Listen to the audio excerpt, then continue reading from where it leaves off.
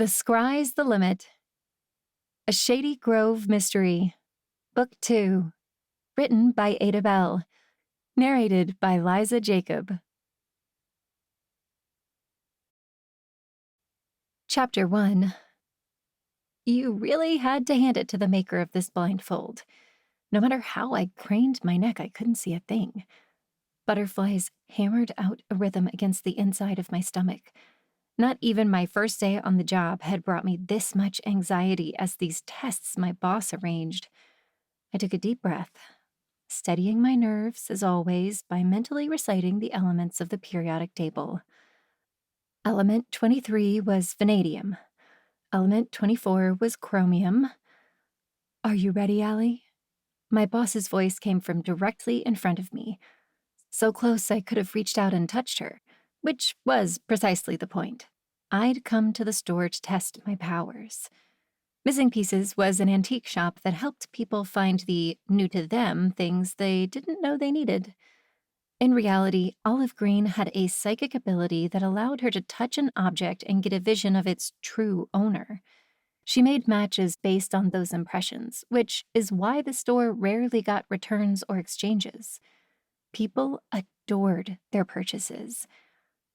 The first time I entered the store, an irresistible sensation pulled me toward a gorgeous opal ring.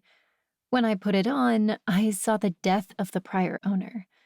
Didn't just see it, I felt the car accident. Considering it had been my first vision ever, and as a biology major, I prided myself on logical thinking, it was safe to say that wasn't my finest moment.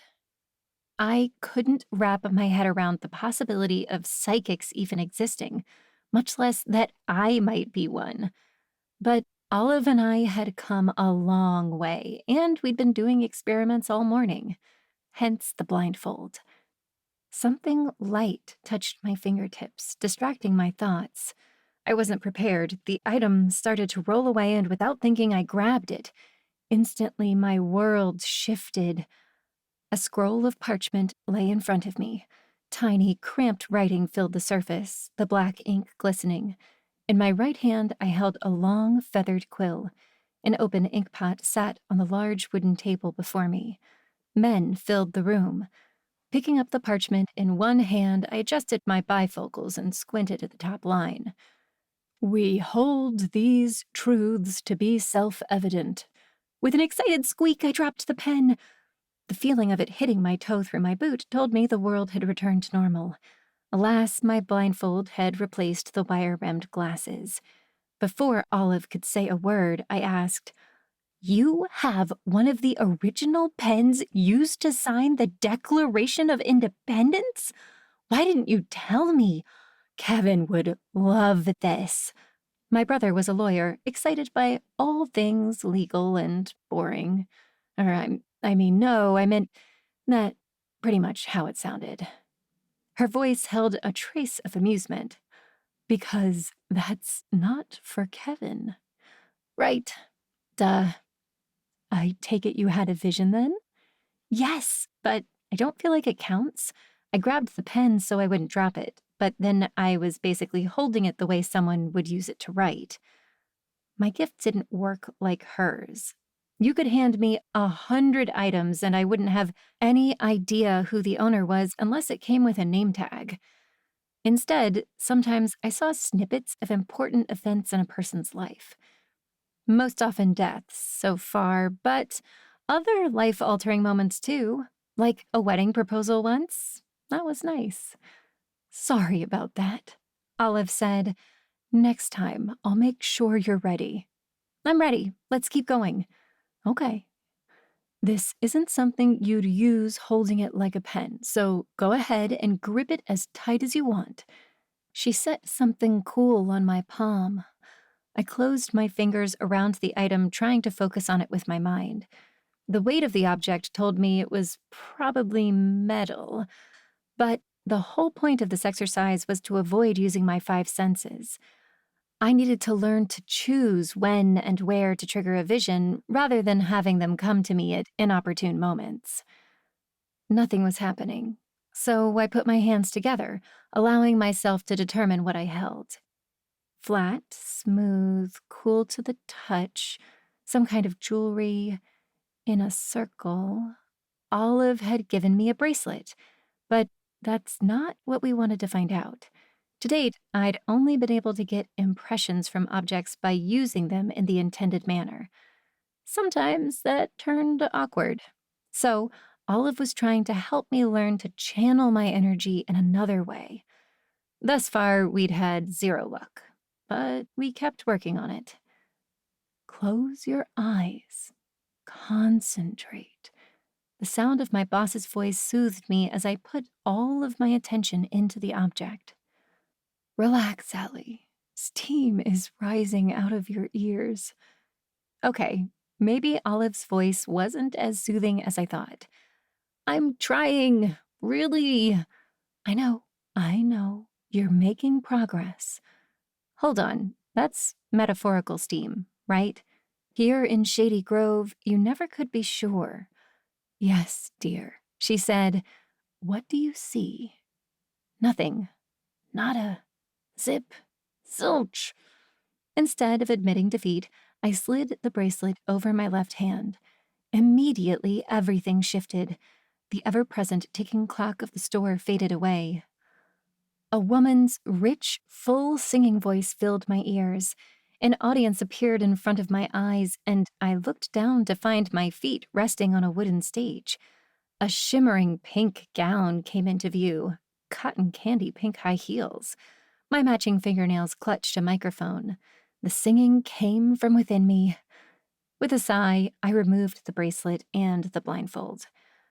I saw someone performing. Great voice, definitely not mine. As my eyes adjusted to the light, Olive's kind face and dark blue eyes swam into focus. As usual, she wore her long, dark hair pulled back into a low bun. Today, she regarded me the same way teachers looked at an insolent pupil. For a moment, I felt about 3 years old. But when she spoke, her voice was kind. The bracelet belonged to a performer. We're making progress. Not really, I grumbled. I had to put the bracelet on before I saw anything. At this rate, I'll never find out who killed Katrina. A little over a year ago, my older brother came home from work to find his wife dead, the house unlocked, and no one in sight but their 2-year-old son.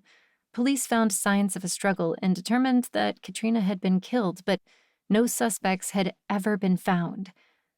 Kevin sold their fancy McMansion outside New York City and moved Kyle north to Shady Grove, where I joined them to help out. To date, my assistance had been limited to providing childcare, but when I discovered my powers, I resolved to find out what happened. Kevin deserved to know the truth. Unfortunately, I wasn't having much luck. This was the 5th object Olive had handed me in the past hour. And while I'd triggered a vision with 2 of them, it was only because I used the objects, albeit one of them unintentionally. Relax. You've only known about your powers for, what, less than a month? When I nodded sheepishly, Olive continued, We'll figure this out, one thing at a time. For now, the good news is you triggered 2 visions without seeing what you were using. That's progress, I promise. I know. Thanks. Something tickled the back of my mind. Oh, have you had any luck finding Katrina's stuff? Olive clucked her tongue sympathetically. I'm sorry, dear. Nothing so far. Before moving, Kevin gave away or donated most of his wife's personal belongings, finding it too painful to see the reminders. It was tough to get a reading when all I had was household items people had been using for over a year, including me. For the past couple of weeks, Olive had been using her contacts to try to find any items my brother pawned or donated before moving here. So far, she'd come up short. It's okay. We always knew it was a long shot. I'll keep searching the house. And I'll keep asking around. Olive gestured at the blindfold on the table between us. Do you want to try again? I shook my head. Thanks, but I've gotta go. Classes start in less than an hour. I can't be late on my first day. That's right. You're going to learn all the things and become a brilliant psychic scientist. I beamed at her. All part of my master plan to save the world. If anyone can do it, you can. The jingling bell over the door interrupted me, and I turned to find a hulking black overcoat topped with a gray scarf and a matching hat. Sunglasses covered the person's eyes, leaving me nothing but a nose from which to guess the newcomer's identity. My boss had no such dilemma. Sam! She rushed toward the door with her arms stretched wide. My heart leapt into my throat. Sam? Here? Olive's son was in his early 20s, one of the best-looking guys I'd ever met, and completely unaware of the effect he had on me. He lived in New York City, was studying to be an accountant, and barely knew I was alive. But once I worked up the nerve to have a conversation with him about anything other than his mother, everything would change. Olive didn't know I had an enormous crush on her son from the moment we'd met. Or maybe she did. Her gifts weren't entirely clear to me. Not that it mattered. Sam and I lived in different parts of the state. Our paths didn't cross much, an annoying fact that made it difficult for me to figure out how to get him to fall in love with me. Hey, Sam, I said as he started peeling off the outerwear. My voice came out in a squeak. So much for acting cool to keep my feelings secret. I didn't know you were coming. Oh, I'm sure I mentioned it, Olive said. Someone accidentally started a fire in his dorm, so he's doing remote classes for a week or so until it's safe to go back. No, she didn't. You don't forget things like getting to spend time with the man you plan to marry. But it wasn't worth arguing with her. A week. 7 days I might get to see Sam before he left town. Element 7 was nitrogen. Highly explosive, just like our chemistry. Going through the elements usually calmed me. Now my thoughts sent my pulse racing even more. Hey, Allie, Sam said. Good to see you. Are you okay? Sorry. Blinking several times, I shook my head. I'm fine. I just realized that if I don't leave now, I'm going to be late for my first day. Why is your first day on Thursday? Sam asked. Snow, I said. He nodded knowingly. Unexpected snow days were just part of life in New York. Only you would be sad about missing a day of school, Olive said. Allie's not the only one. Sam smiled at me, and my stomach flip-flopped. Anyway, enjoy. I'll see you later today. Tomorrow. I've got 4 classes today, then Kyle duty. As I waved goodbye, I resisted the urge to point out all the other things Sam and I had in common. It didn't matter. Until I got my powers under control, I didn't have any business worrying about my personal life. Chapter 2. Unlike pretty much everyone else on the planet, the start of a new semester made me giddy. I loved the excitement of setting up and organizing folders on my hard drive, creating blank documents and files for each class, just waiting to be filled with knowledge. Okay, yes, I was a nerd. Sometimes I thought the universe gave me psychic powers to balance out my total lack of cool. After all, my abilities never materialized until my 21st birthday, by which time my nerd status had solidified like coal getting pressed into diamonds. Science lover? Check. Math aficionado? Check. No dates in about a year? Check. Voluntarily spends all her time with a 3-year-old? Check. Not that having random visions did much to improve my cool factor, especially since hardly anyone knew. For the 47th time, I reviewed my course load in my head. Everything happened in the same building, which helped. First, molecular biology, then physics, organic chemistry, and cellular biology. These were all third-year courses. I'd gotten my associate's degree in California before moving out here. About 15 minutes before class started, I arrived at Maloney College, turning my new-to-me blue Prius into the parking lot by the science building. The 5-year-old car wasn't exactly sexy, but it was environmentally friendly and had plenty of room in the back for Kyle's car seat. The car seat space and safety ratings were crucial since current laws suggested my nephew would need the thing until he got his own license.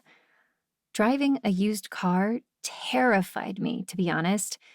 What if I got a vision from the former owner while headed down the Northway going 70 miles an hour?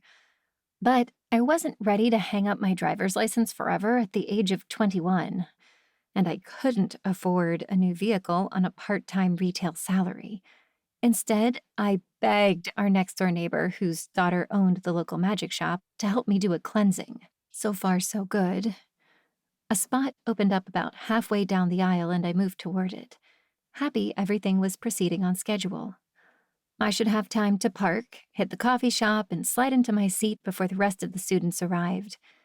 Then, as I swerved left to prepare for my turn, a tiny red blur zipped out of nowhere and screeched around me. I slammed on the brakes, hardly daring to believe my eyes. The car halted, throwing me forward into the steering wheel. There was a car in my spot. A tiny vintage red sports car with license plate QNTIFF. Ugh. For a moment, I sat there, blinking, while I watched a girl, presumably Tiff, with long black braids down her back, exited the car and walked around to the trunk. She smirked at me as she grabbed a bright red backpack, slung it onto her back, and started trotting toward campus. She stole my spot, and she knew it. Ugh, what was wrong with people?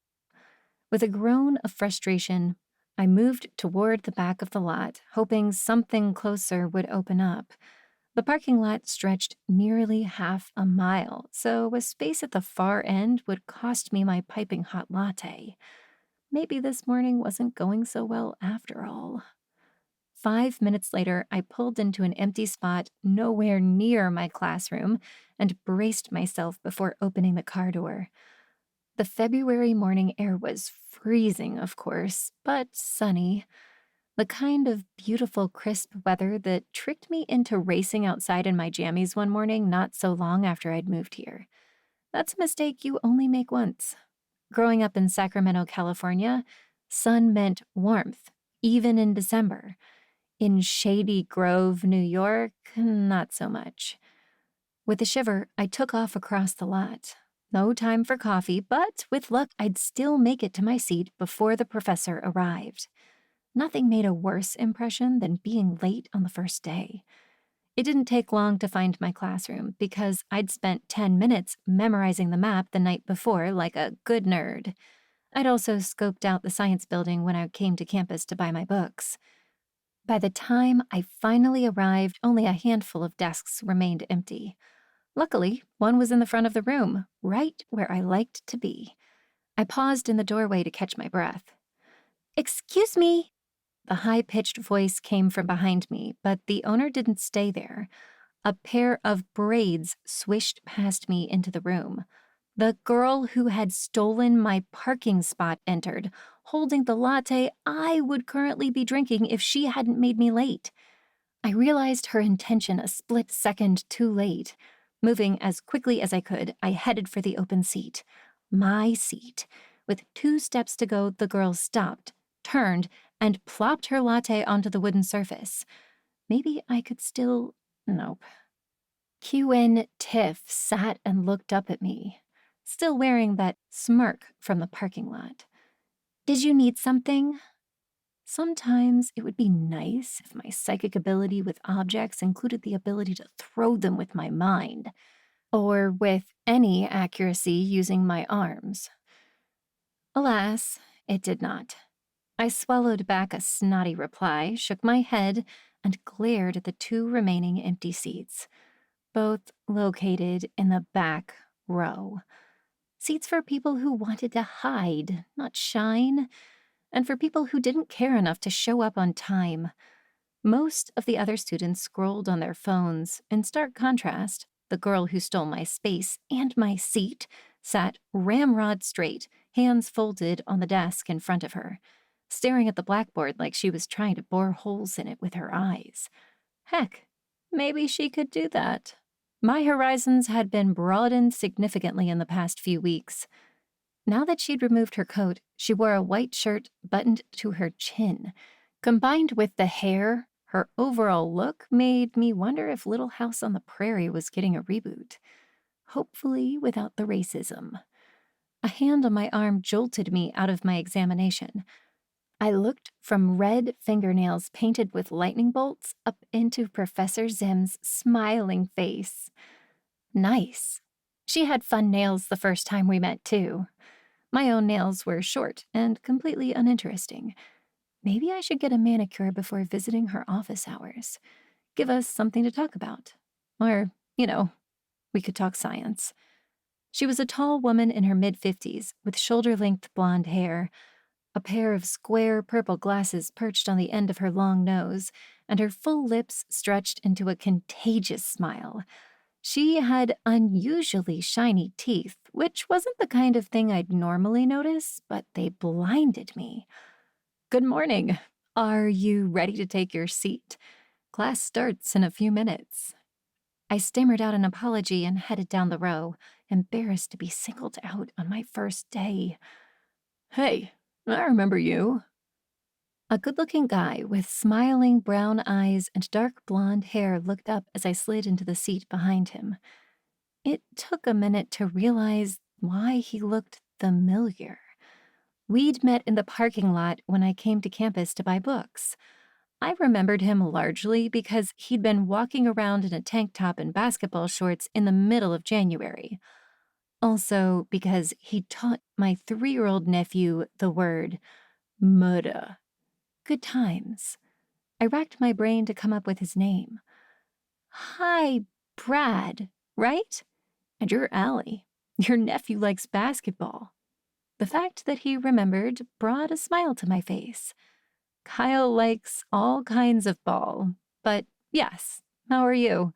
I'm excited about this class. It's not so great." His comment piqued my interest. This wasn't one of the general education requirements, so why sign up if he wasn't interested?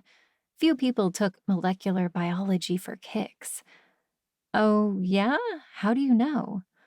"Took it last semester. Sim flunked me." A sympathetic sound escaped me. Oh no, what happened? "No big. I missed a few classes. Apparently that violated her attendance policy." He made air quotes with his hands before flopping back in his chair and crossing his legs, smacking the desk in front of him with one foot. When the guy sitting there turned around, Brad offered a shrug and half a nod.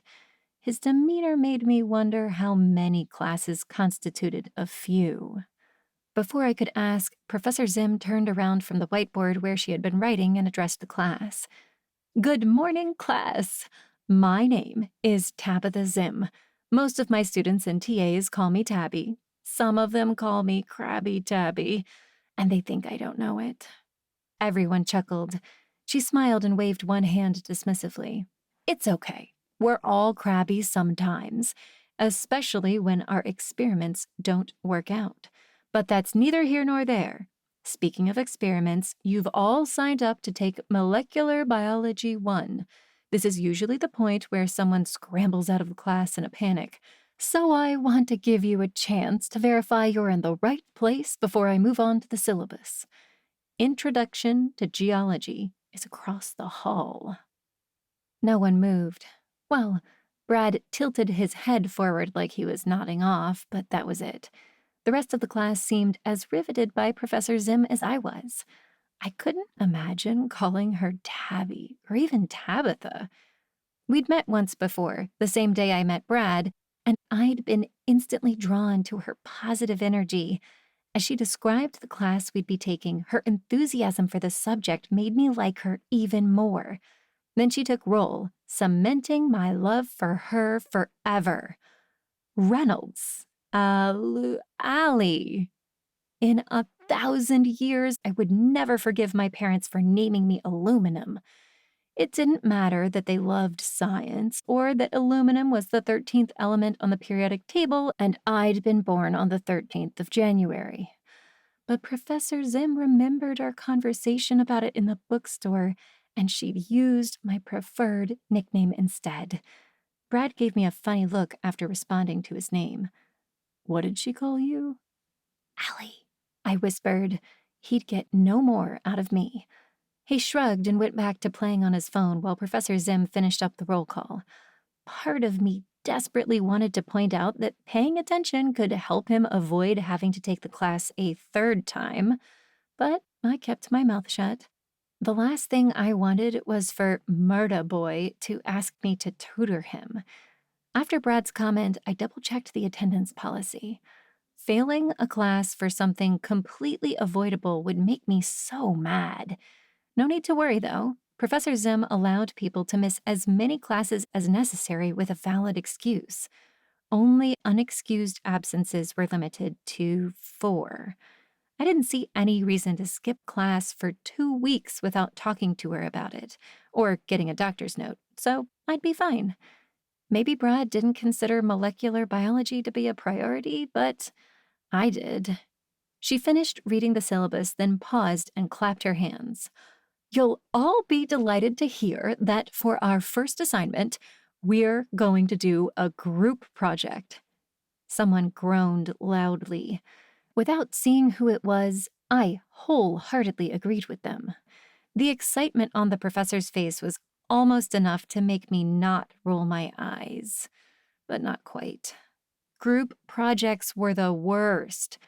The only people who liked them were those who could coast on the work done of their partners, narcissists, and sadistic professors. Maybe I should reevaluate my assessment of her character. "Oh, don't look at me like that. This one will be fun. I promise." As she talked about the project requirements, which involved growing yeast cultures and checking to see if UV light affected the cells, I let my eyes travel around the room without moving my head, trying to get a look at prospective partners without making eye contact. In my peripheral vision, Brad waved to get my attention, but he was one of the last people I wanted to work with. Sure, he seemed nice enough, but he also was the stereotypical jock, and the fact that he'd already failed this class once, combined with his total disdain for the professor, gave me zero confidence in his willingness to work hard. I had no intention of carrying my study partners through this class. Got enough of that in high school, thank you very much. "Now, since this is the first day, I assigned your groups before class to speed things along," Professor Zim said. "You'll be working in teams of 3. When I say your name, raise your hand so the other members of your group can find you." It didn't take long for me to figure out she was going down the roster alphabetically, especially since she'd just finished calling roll. Since R wouldn't come up for a while, I allowed myself to relax until I heard her say, "Tiffany Pratt." Queen Tiff. The horrible girl at the front of the room shot her hand into the air. She looked around the room smugly, as if raising her hand when called required enormous talent. "Oh, no, not her. Anyone but her." As expected, the next name on the list was Allie Reynolds. I lifted my palm in the barest of acknowledgments, and our eyes met. Tiffany gave me a thin smile that told me she was absolutely sizing me up to determine whether I'd let her be the group leader. I glared back at her, not giving anything away. As long as I could avoid anything resembling public speaking, I didn't care what my role was. I'd do whatever it took to help us get a good grade, but she could be the face of the project. I was so busy checking out the first member of my group, I almost didn't hear the next name called. Bradley Stevens. Wonderful. Guess you have to give me your number now, Brad whispered beside me. This time, I didn't even bother to conceal my eye roll. But since he was right, I wrote it on a corner of paper ripped from my planner and handed it to him with my social app information. My phone rang, taking my attention away from Brad's winking. Ugh. I wasn't sure which annoyed me more. Who called people anymore? I didn't recognize the number, but the area code was Shady Grove. Good thing the phone was on silent, but it vibrated so loudly in my bag, everyone turned to look at me. Sorry, I said, averting my eyes. It's okay, Allie, Professor Zim said. You wouldn't be the first person to fake an emergency to get out of a group assignment. Everyone laughed, and she went back to announcing the last two groups. I hit the red button to send the call away. A moment later, it buzzed again with a voicemail. Seriously? Was the call from 1995? When Professor Zim dismissed the class, I got my answer. 3 notifications showed on my screen. A missed call, a voicemail, and a text message. All of a sudden, a chill went down my spine. What if something happened to Kyle? The school's number should be saved in my contacts, but what if they had another line I didn't know about? Trying not to panic, I clicked to open the texts. The first one that popped up was from Brad, sending me his number so we could talk about the assignment. I whisked it away. Then the words on my screen sent a different kind of tremor through me. Allie, it's Mary Town, Katrina's sister. We need to talk. Chapter 3. Mary Town. Katrina's sister had my number. And a local area code? Did that mean she was in town? She'd checked into a hotel or something? As much as I hated to talk on the phone, some rules were meant to be broken. I tapped her number while walking down the hall toward my next class. A beep informed me that the call failed twice. 3 times. Ugh! No bars inside this part of the building for some reason. Stupid technology. 8 minutes until my next class. About 40 feet to get outside. And why was I even pretending to think about this? My hand was pushing the door open before I even finished the thought. Yes, I'd probably wind up in the last row again, but worth it, as long as that Tiffany girl didn't get the last good seat. My call went directly to voicemail. Darn it. Either Mary had the good sense to put her phone on Do Not Disturb when she was busy, or she turned it off. 6 minutes to go. I sent a quick text. Sorry I missed you. I'm in class. Next break at 3. Call me then? She hadn't replied by the time I made it back inside, which meant I unfortunately spent half of physics checking my phone under the desk. This was never going to work. Thankfully, the professor didn't seem to notice my distraction, and he didn't give us a group project, so yay. My phone remained quiet, so I bolted outside at the next opportunity. Nothing.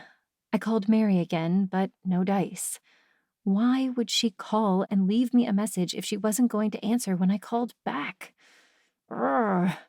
Swallowing a groan of frustration, I forced myself to turn the device off for my last 2 classes.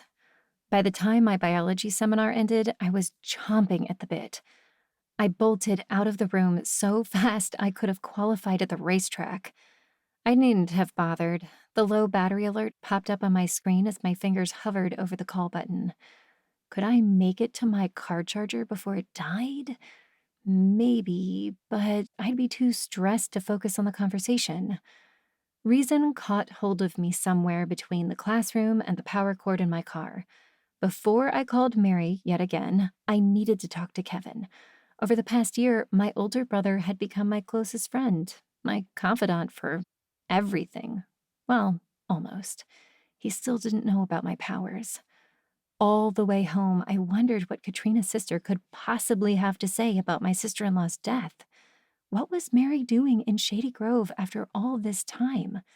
Katrina died more than a year ago, and Mary had barely spoken to me at the funeral. Not that I blamed her. She was one of the bereaved, and I was the other bereaved's kid sister, occupied with a 2-year-old most of the time. With a 9-year age gap between me and Kevin, we hadn't been close, and I'd only met Katrina a couple of times. I waited until dinner was on the table and Kyle dove into his dinosaur nuggets before I broached the subject. It had been my turn to cook. "Hey, Kevin, did you know Mary's in town?"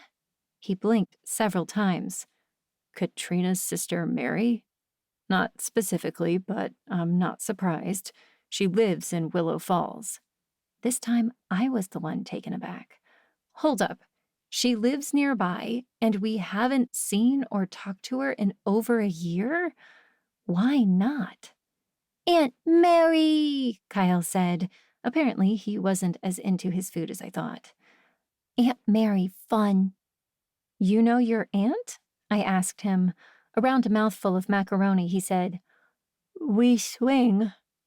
Mary used to take him to the playground when she visited at the old house. I didn't think he'd remember. "So why is she calling me from a Shady Grove number?"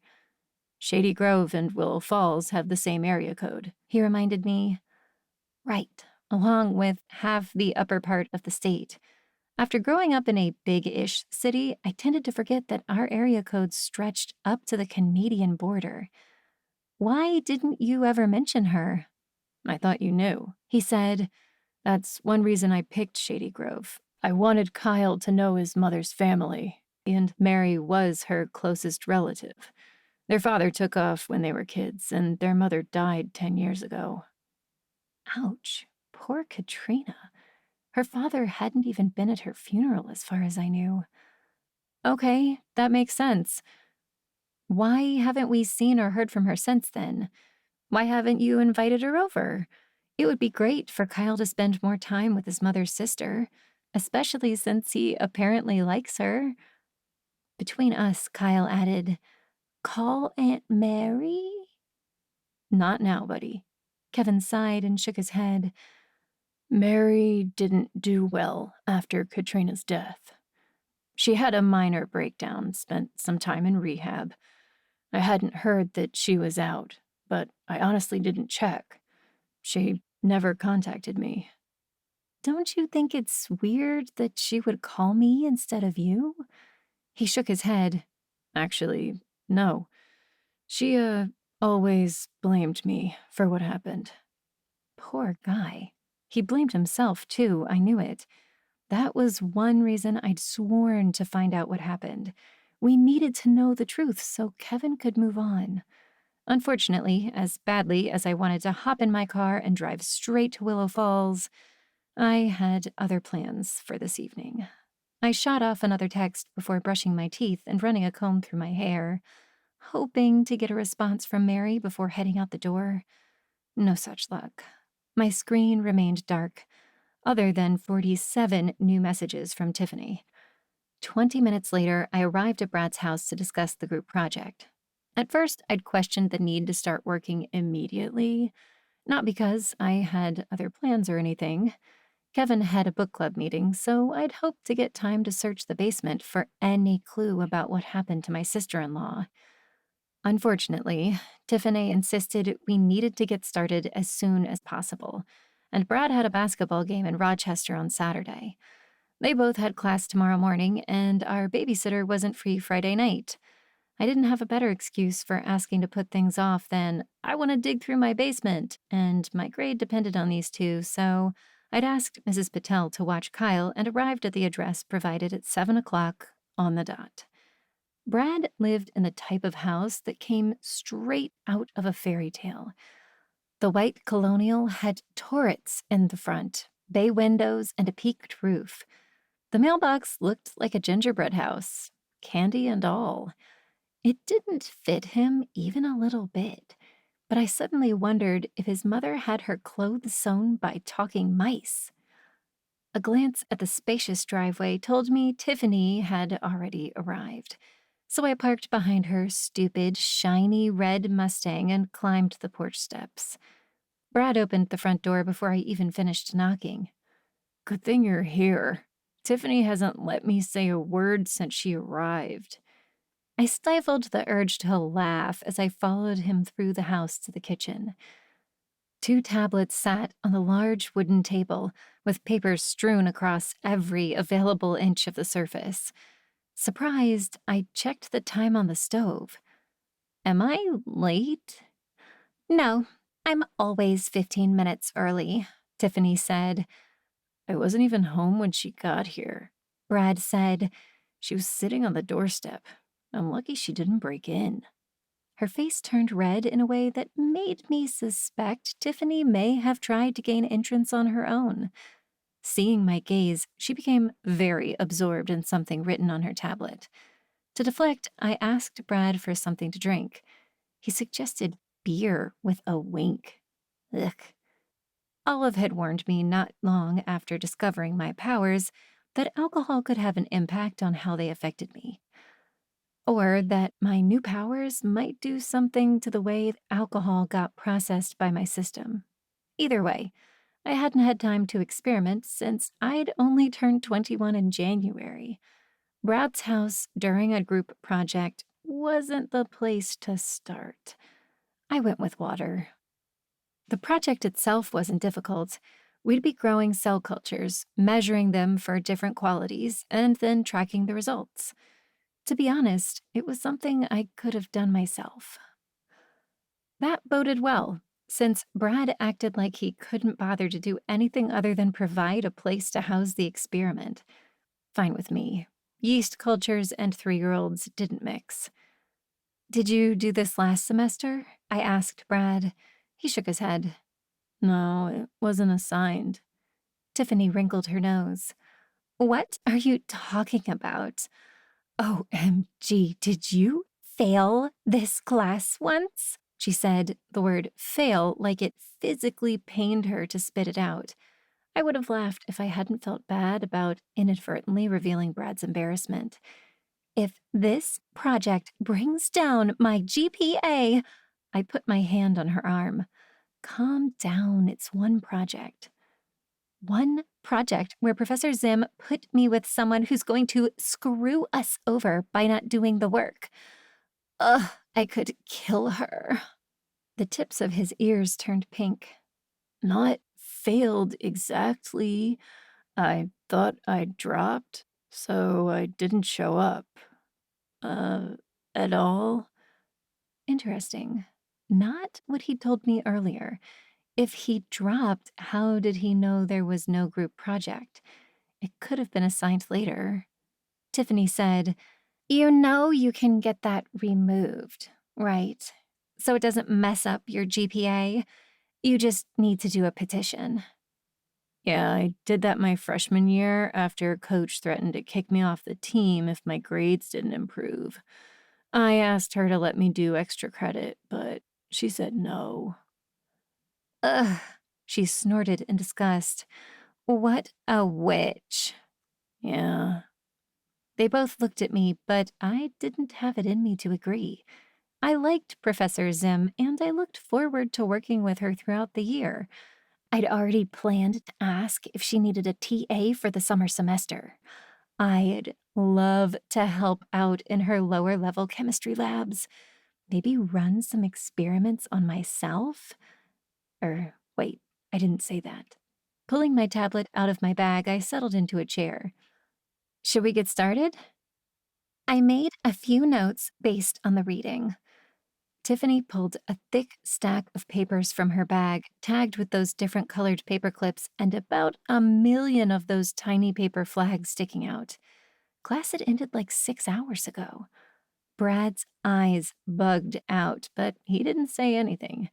My expression probably mirrored his. Tiffany ignored us both and handed out stacks of paper, already chattering about her ideas. The good news was, Tiffany had done an incredibly thorough job of preparing us for this assignment. Better than I'd done myself, as much as I hated to admit it. So good, I suspected that she might have prepared it all before today. This didn't look like something thrown together in a few hours between other classes.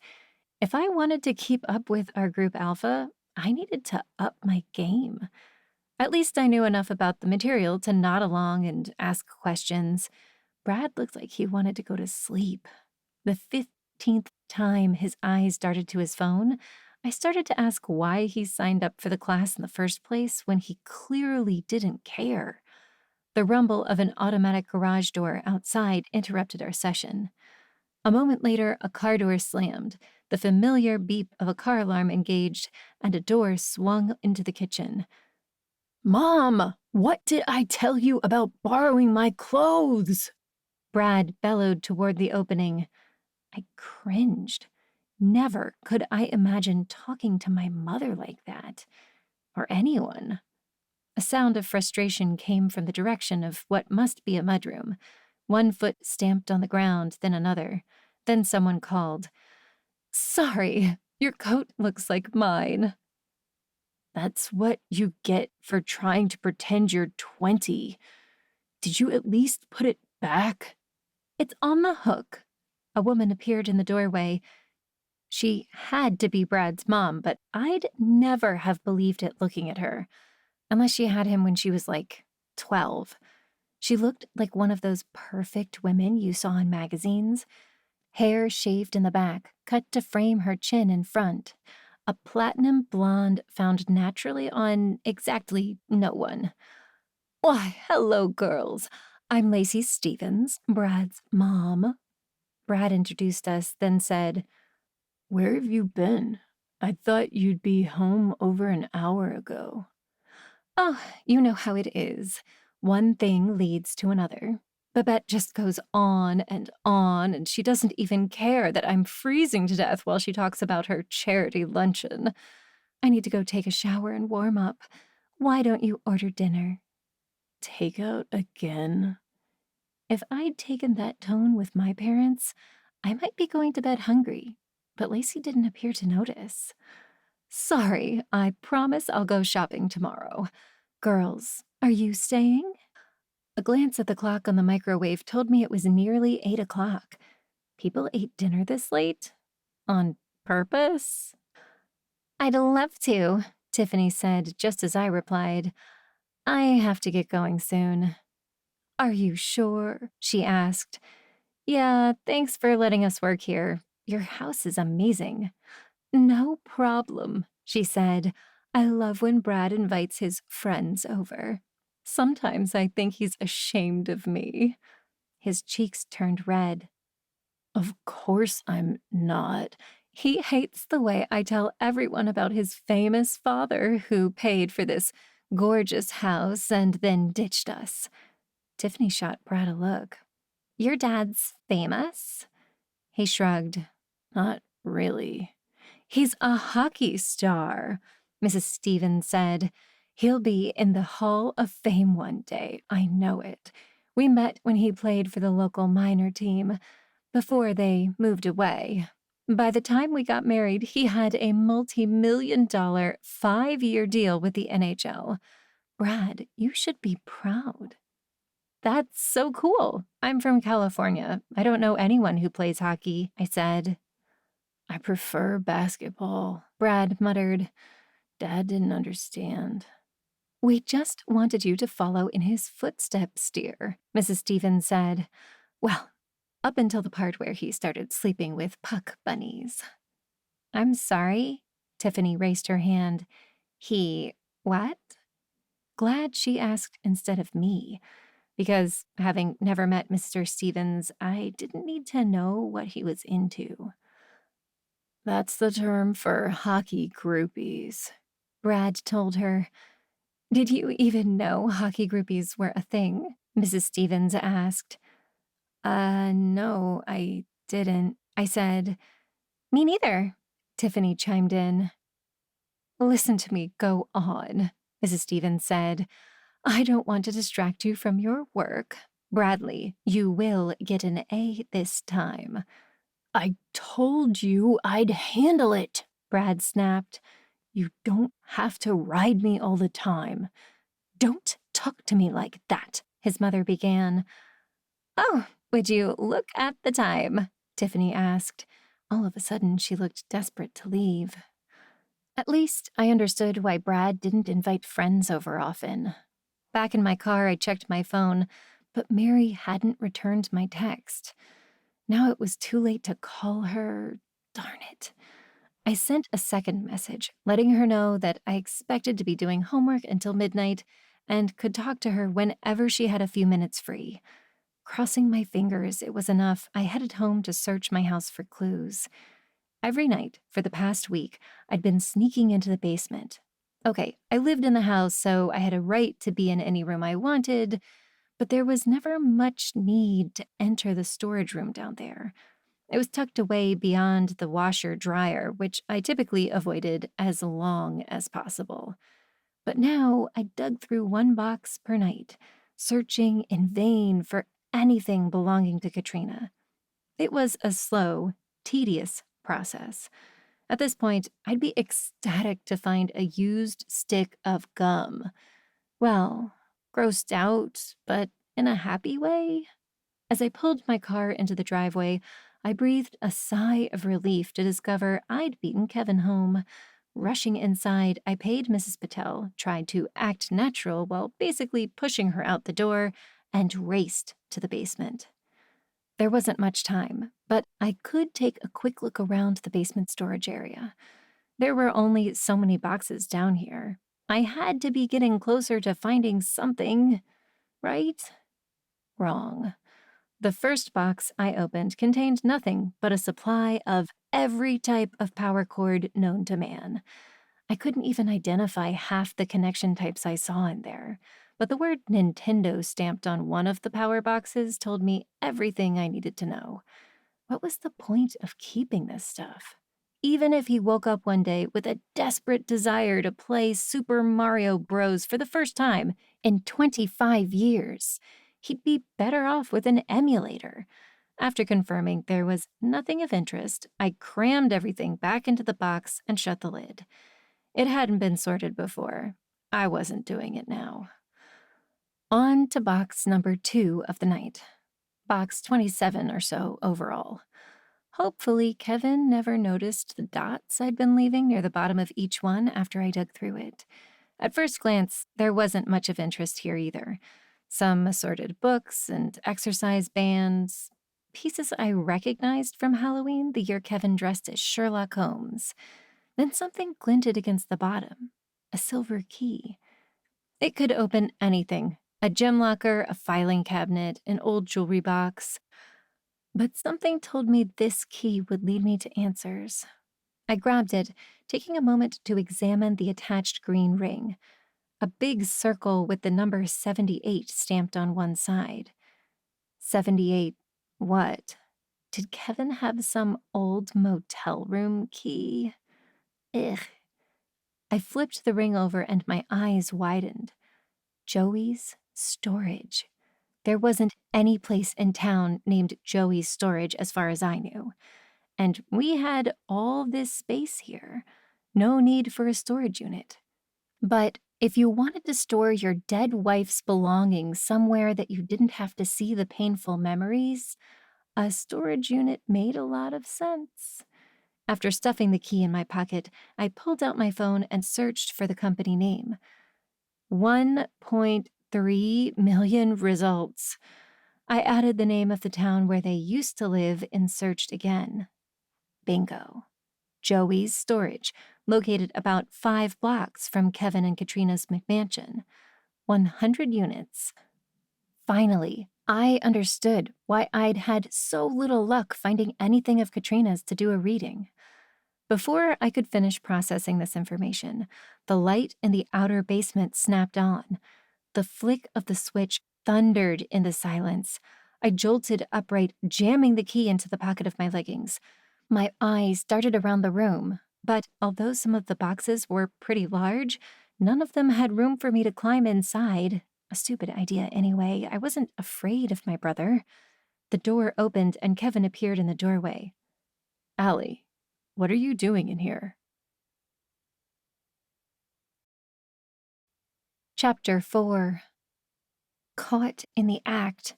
My mind raced as I tried to think of any way to explain why I'd been searching through my brother's private storage area. I'd brought nothing but clothes and books when I moved from California, so it's not like I could pretend to be looking for anything of my own. Not a lot of need for flip-flops in late February here. Old family photos? Element 13 was aluminum, like me. Element 14 was silicone. Good thing I wasn't born a day late. Dusting off my hands, I stood and moved away from the boxes.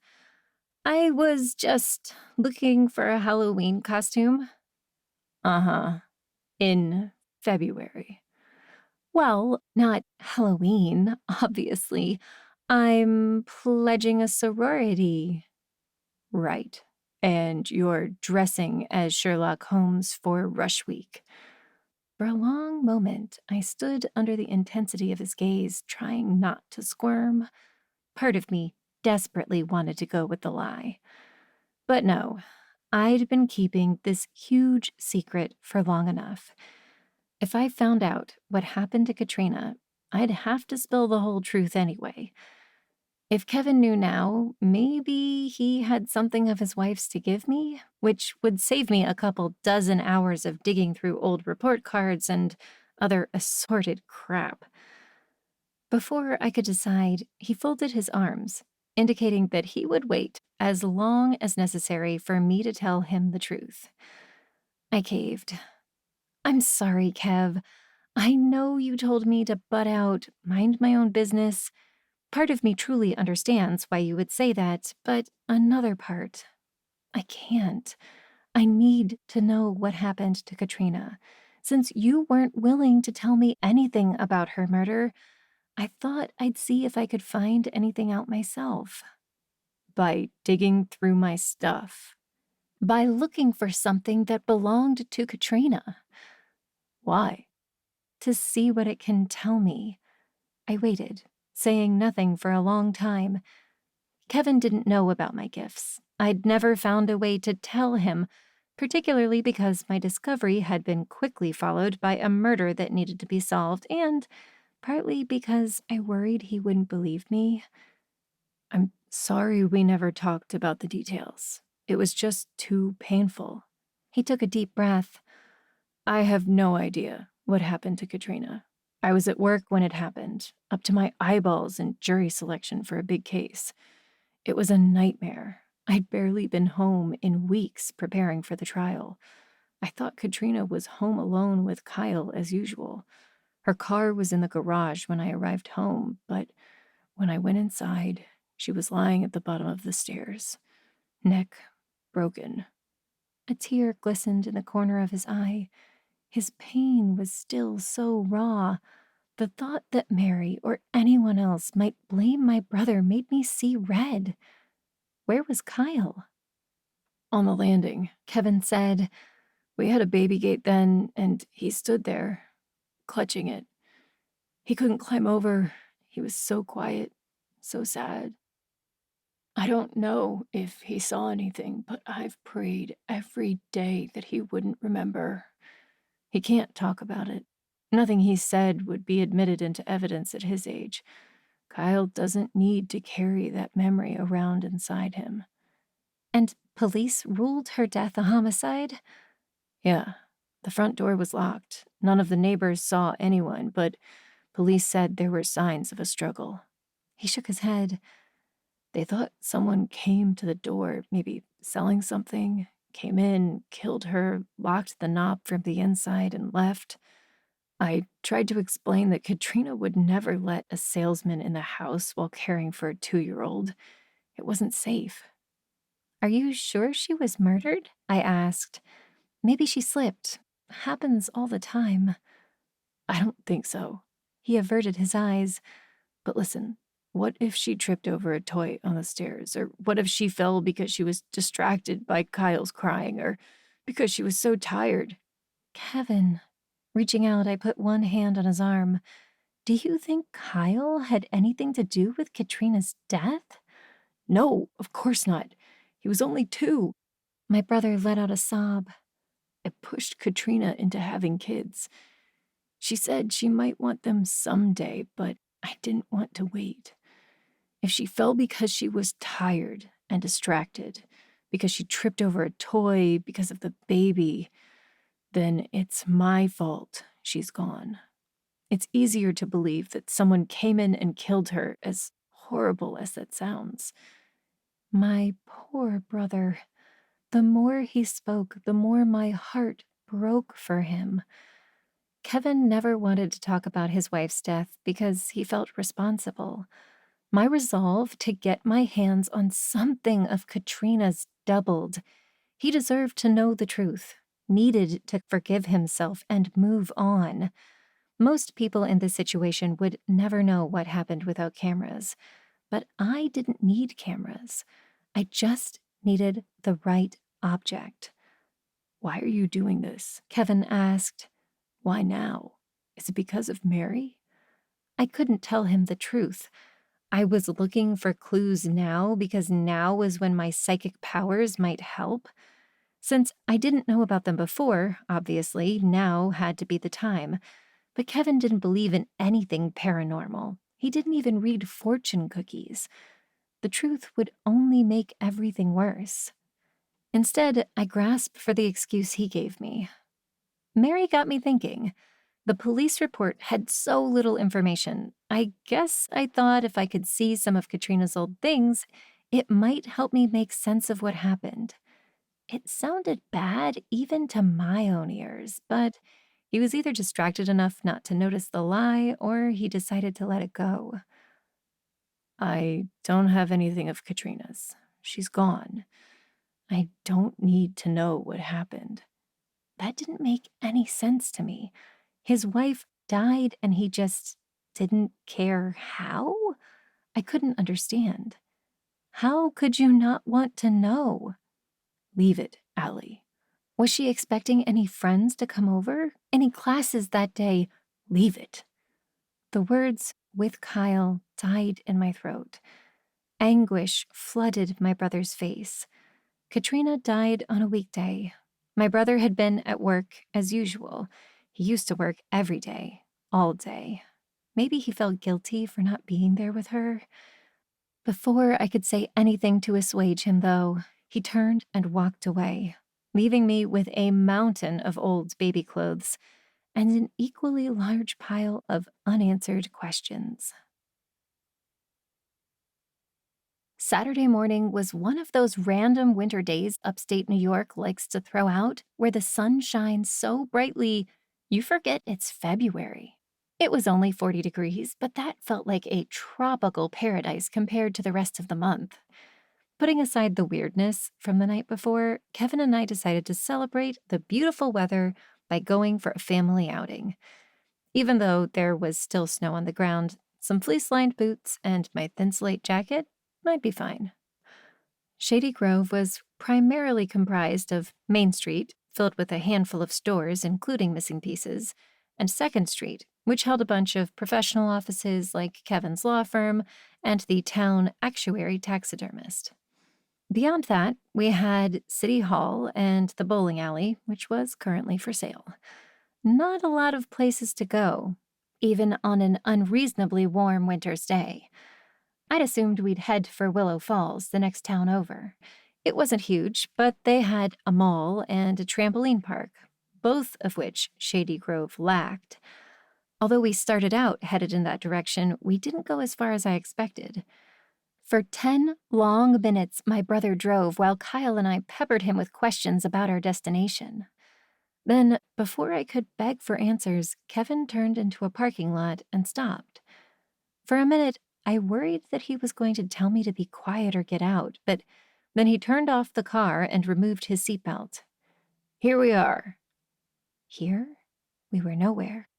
I squinted to read a battered old sign at the edge of the lot. Branches obscured most of the text. "Maloney College Nature Preserve? Are we lost?" Beside me, Kevin chuckled. "No, sister dear. The 3 of us are going on a walk in the woods."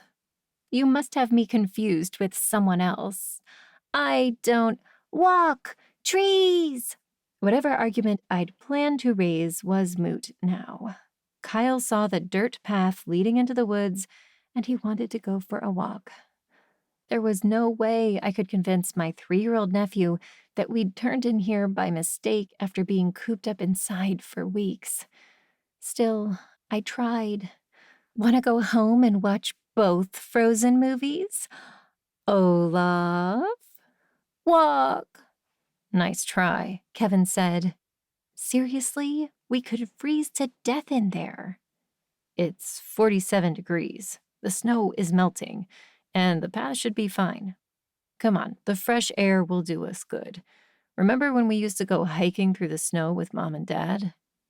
If I recall correctly, we were chopping down Christmas trees. You plan to celebrate St. Patrick's Day in style, or are you looking for a Valentine's Day tree? His face went white, and I immediately regretted speaking without thinking.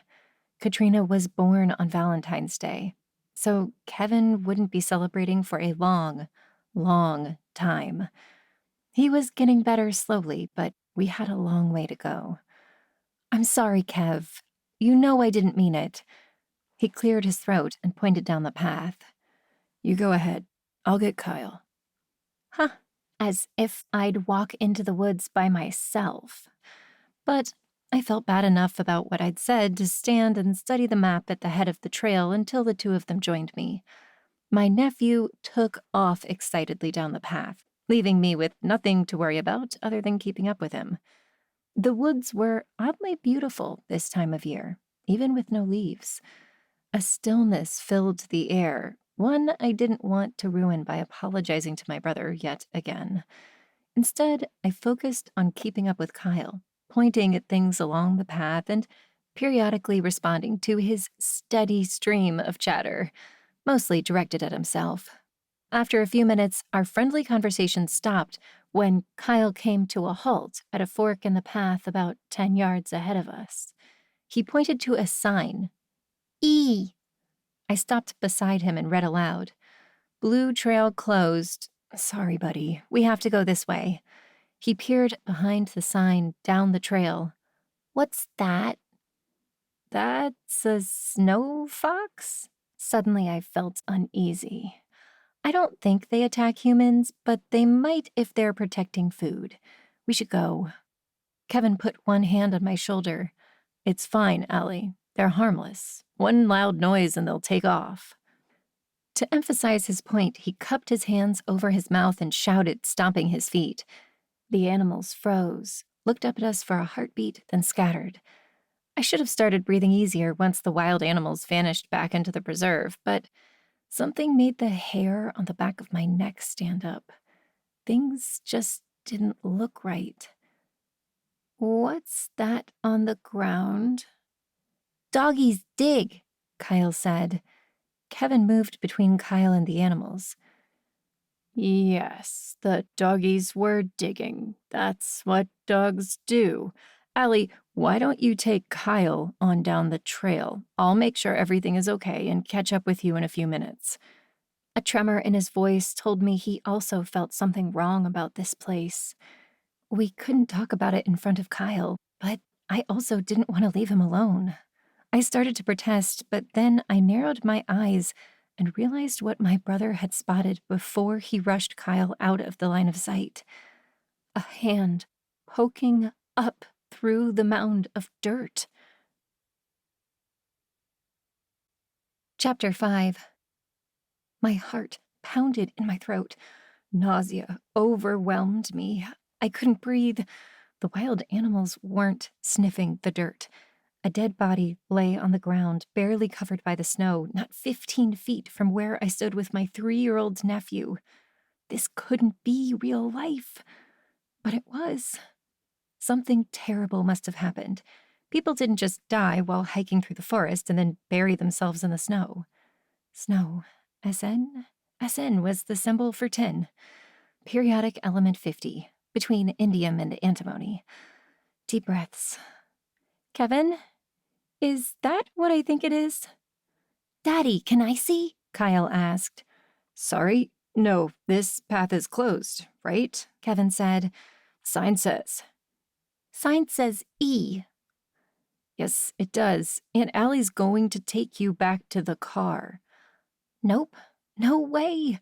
Before I moved to Shady Grove, the town hadn't had a murder in 20 years. This was the second since I'd arrived. I was starting to wonder if I was cursed. Or maybe people were just better at hiding deaths before I got here. As much as I wanted to scream and run and pretend I'd never seen the person lying on the ground, I needed to get a better look, which I couldn't do if I were taking my nephew back to the car. Kevin didn't know about my abilities, and I preferred to keep it that way. However, if I could get close enough to touch the body, I might be able to use my powers. Unfortunately, I couldn't touch anything with Kevin here, especially not in front of Kyle. Why don't you take him back to the car? My phone was already in my hand. I'll call for help and wait. I can't leave you alone in the woods. It may be unseasonably warm, but it still won't take you long to freeze. Come back to the car with me. I'll lead the police in when they arrive. My mouth opened to argue, but then I snapped it shut. Kevin was a seasoned lawyer. He'd find it odd that the person who got nauseated when Kyle skinned his knees desperately wanted to hang out alone in the woods with a dead body in 40-degree weather. There was no good reason one of us needed to sit here and wait for the police. The animals had been scared off, and if they came back, I wasn't going to take them on. Also, my phone didn't have a signal. Waving it in the air did no good. We couldn't call for help here. I followed the two of them back down the path and onto the main trail leading to the parking lot. We should get service there. Halfway to the car, I stopped short. I have to go to the bathroom. Kyle glanced up at me. Potty time? Now? Kevin asked. Daddy, I have to go. I suppressed a smile. It would take Kevin at least 5 minutes to lead Kyle behind a tree and remove his snow pants, while I slunk back into the woods, pretending to look for my own private spot. Kevin sighed. Go, Allie. I'll help Kyle and meet you in the parking lot. Sorry, I said, without a shred of remorse. Before he could respond, I turned and headed back the way we came. Alone, it didn't take nearly as long to navigate as when I'd helped shepherd a 3-year-old. I made it back to the fork in the path in less than 2 minutes. Thankfully, the animals hadn't returned. My footsteps slowed as I neared the body.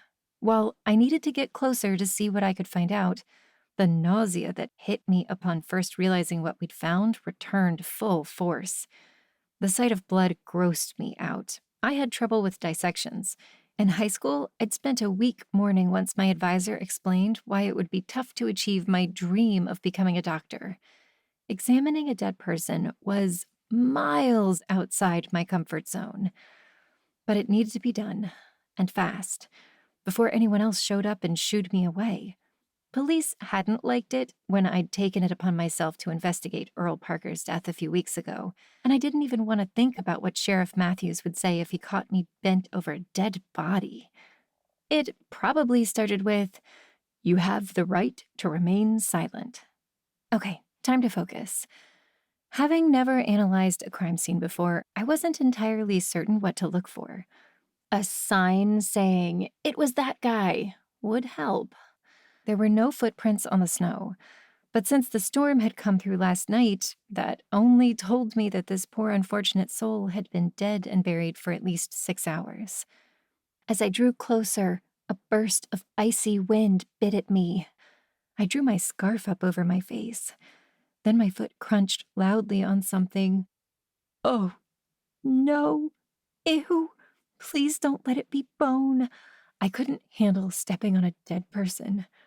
Crouching down, I got as close as I dared. Something wasn't right.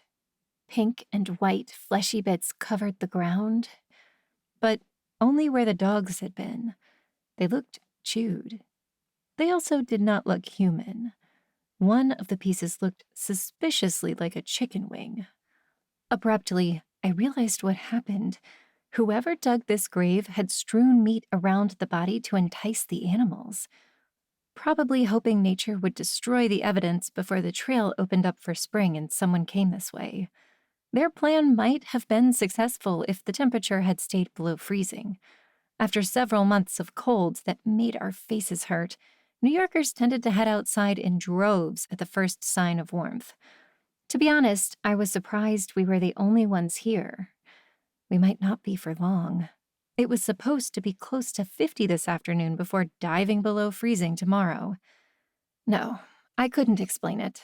The weather here baffled me more than why anyone would bury someone in the nature preserve. The grave was only a few feet long, suggesting the person inside wasn't terribly tall. It couldn't be deep, given the hand poking out. The body wasn't hidden well, barely concealed under a mound of dirt to the left of the path. In upstate New York, the ground froze early in the winter and stayed that way until at least mid-March. It couldn't be easy to dig a hole in frozen dirt, which is probably why the killer hadn't done much. Or maybe they didn't have a shovel? Hard to say. Most people carried snow shovels in their cars this time of year, but those were plastic. I sincerely doubted anyone could dig a grave with one, especially in February. Beyond the body, the path extended through the snow for about 100 yards before turning left and disappearing through the trees. Having never been in this part of the preserve, I didn't know how far back it went. It looked like there was a wooden building off to the side, but there wasn't time to investigate. If I didn't return to the car soon, Kevin would tell Kyle to wait in the car and come looking for me.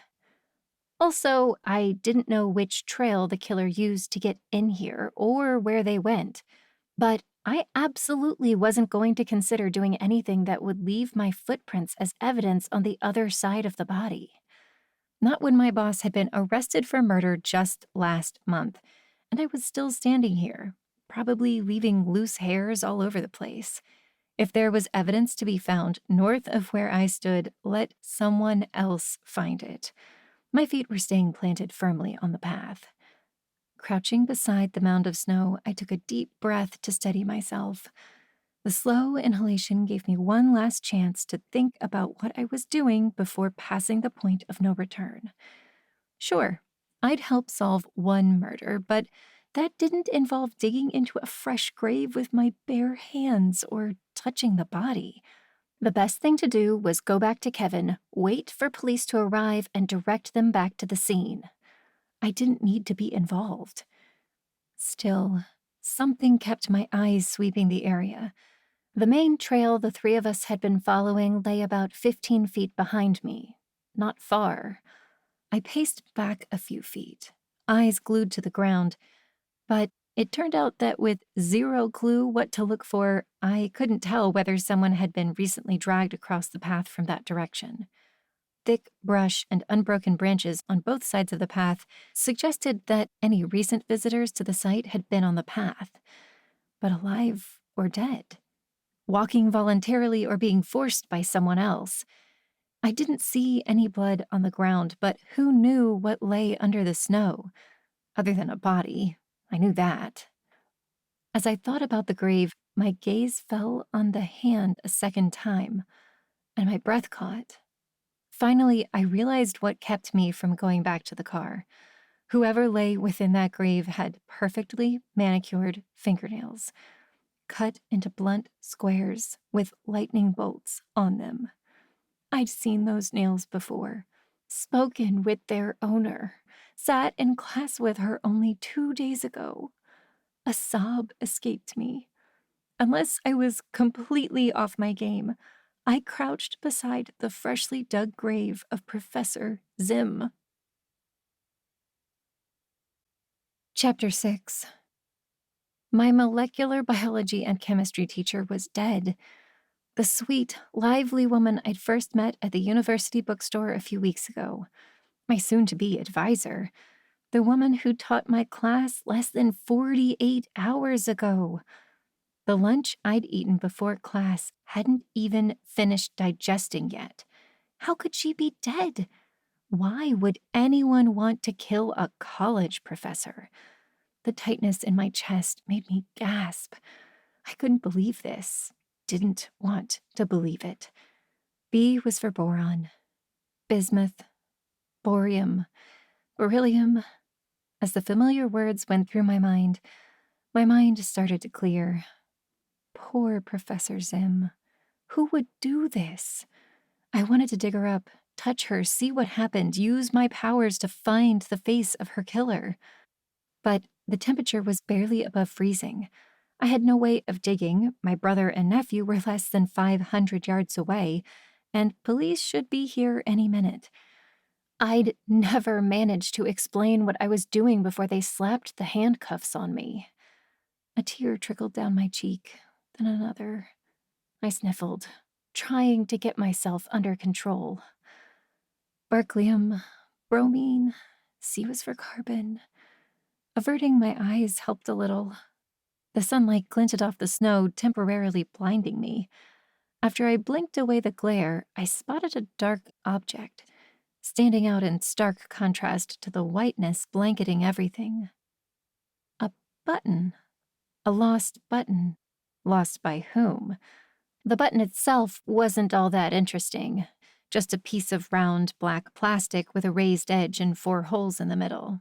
It was heavy, solid, could have been dropped by anyone at any time. Except we were here, in February, with a layer of mostly unbroken frost on the ground and a shallow grave. That button hadn't been dropped by just anyone. It had to belong to either the victim or the killer. Wait, the button! It could tell me something. Given that it lay on top of the snow, it probably hadn't come from Professor Zim. The only other person who could have left it was the killer. And while I couldn't see who owned an item like Olive, I could see what happened while the owner was wearing it. The button sat on the snow, tempting me. I should leave it. Tampering with a crime scene was illegal, and this must be one. Yet there must be hundreds of thousands of black buttons in the world. Police couldn't possibly trace this particular one back to the owner. Olive could. I cursed the uselessness of my powers.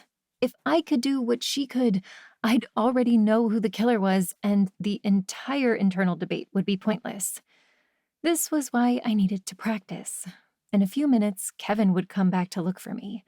I needed to know what this button could tell me, fast. If only I didn't have to use it.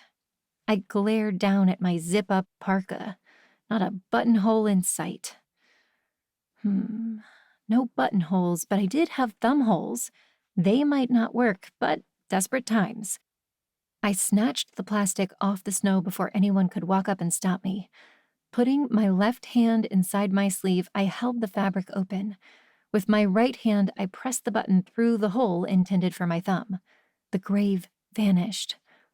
I stood alone in the clearing, shivering, not from the cold, shaking.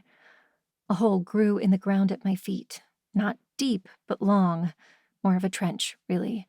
The blade of a shovel entered the ground, lifted dirt, moved it aside. Once, again, the wooden handle dug into my palms. Inside the hole lay a big lump, already mostly covered. Don't think about the lump. Try as I might, I couldn't see anything about the person wearing the coat. No sense of height, weight, size, gender. The hands manipulating the shovel never came into view. I didn't even hear any heavy breathing. Then I fluttered to the ground. "Allie, are you there?" A voice in the distance jarred me out of my vision. The police had arrived. They couldn't see me yet, but as soon as they made a left turn, I'd pop into their line of sight. Before I could reason myself out of it, I stuffed the button into my pocket. Seconds later, someone crashed into sight at the fork of the path. No going back now. I'd take it to Olive to find the owner, and then call in an anonymous tip or something.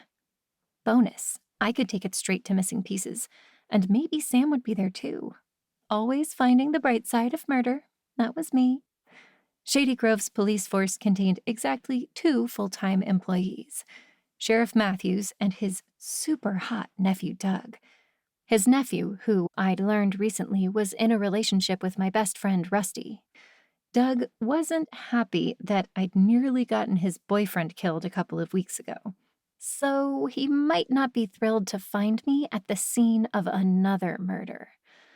Especially one I planned to investigate whether he liked it or not. As expected, Doug moved into view first. He was a tall, lean black man with a face that made him look barely old enough to drink. His nightstick and pepper spray, not to mention his muscles, made me feel a lot better about being alone in the woods at a murder scene, though. It didn't escape my notice that his coat had shiny black buttons like the one currently burning a hole in my pocket. None appeared to be missing, unless he'd lost one of those random buttons sewn inside as a spare. Not that I thought Doug would kill my professor, just trying to be more observant. Doug sighed when he got within normal speaking distance of me. There you are. You're not messing with my crime scene, are you?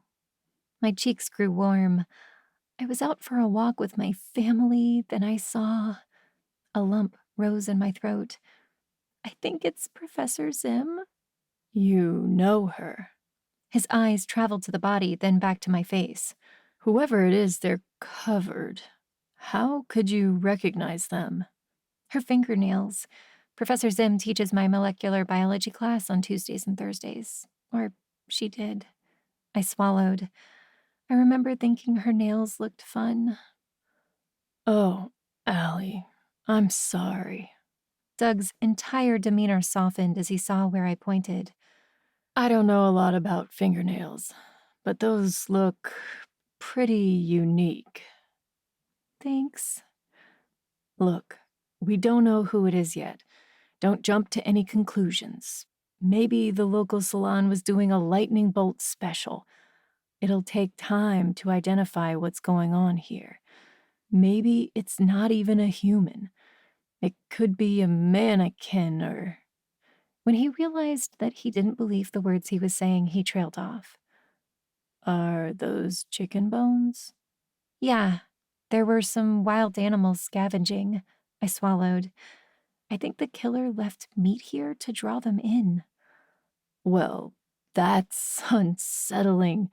But listen, Pete and I... He gestured to the man behind him, who had paused several feet away to tap on his phone. Are waiting for backup. You should go. Pete? The man I'd barely noticed stepped forward, putting his phone away. He was stocky, with a salt and pepper goatee and wire-rimmed glasses. I'm the medical examiner for Shady Grove and Willow Falls, here to oversee the excavation. Excavation? Medical examiner. Professor Zim. My head swam. Allie, Doug said softly, do you want me to walk you back to the car? I did, actually. I didn't want to be alone, but I also didn't want a police escort while I smuggled evidence out of a murder scene. Partially because I didn't know what Rusty told him about my powers, but also because I didn't want him to guess I was hiding something. That raised the question of how I would turn in the button later. But one thing at a time. Maybe I could pretend it fell inside my boot and I didn't notice until I got home. That would work if Doug lost his brain on the way back to the station. No, I'm okay. You stay here. Thanks. I rushed down the trail before he could reply. Kyle and Kevin must be in the car by now. My brother would be mad if I didn't show up soon. As I turned onto the main path, Doug appeared behind me. Allie, stop.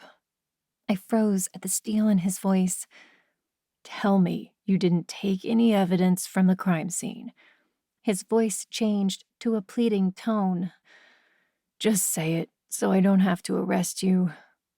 I didn't want to lie to Doug. I also didn't want to try to outrun him in a snowy forest. Instead, I dropped my hands to my sides. How did you know? Intuition, guesswork, a bit of policing skills.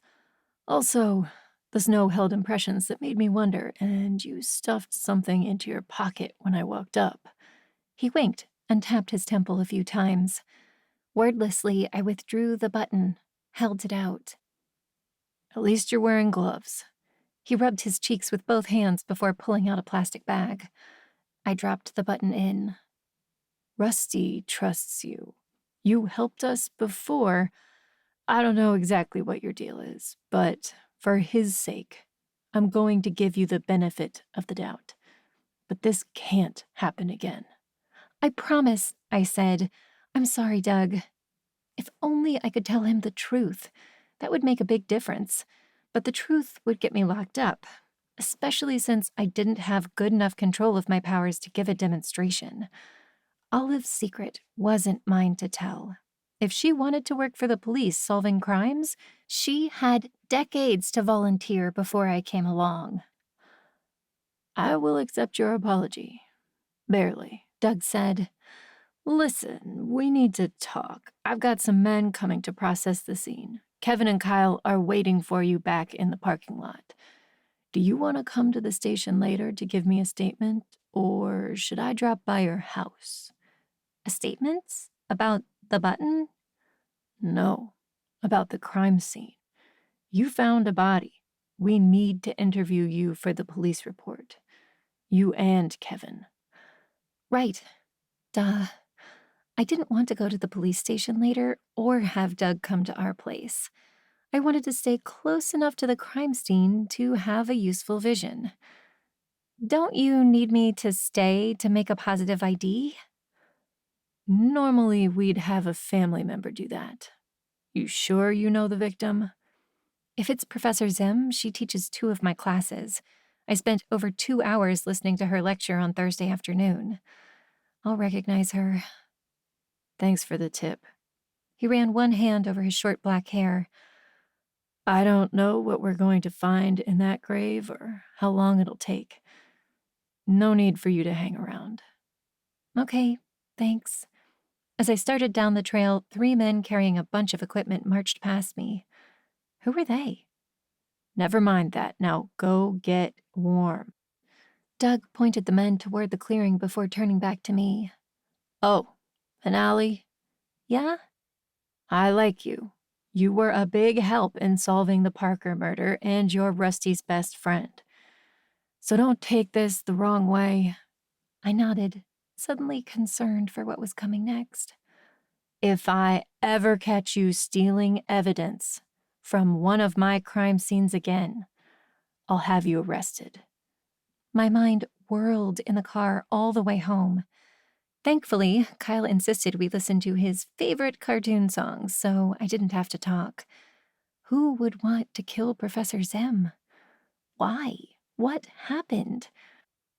According to the giant map posted at the entrance, the nature preserve included 5 major intersecting paths, all with different entry points. There were several parking lots, including one that connected the preserve to Maloney's campus, with 2 dorms on either side of the lot and university buildings at the end. Cars came and went all day, every day. The killer could have come from anywhere, could have gone anywhere when they left. Or, for all I knew, they could still be in there. The preserve was massive. This time of year, with no one out for a hike, a person could hide for a while without anyone stumbling across them. Maybe in that shack I'd spotted? Or any one of 1,000 other places. I needed to figure out how to get that button back.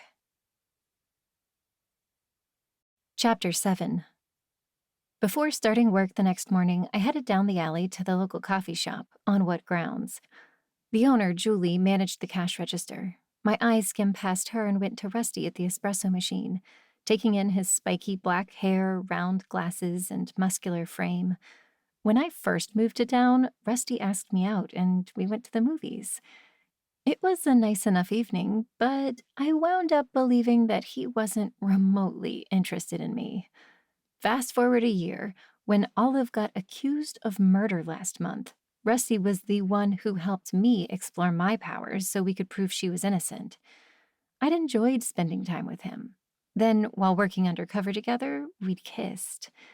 It had been nice, and followed by absolutely zero reason to believe it had been anything other than an act, especially after he'd told me he'd started dating Doug.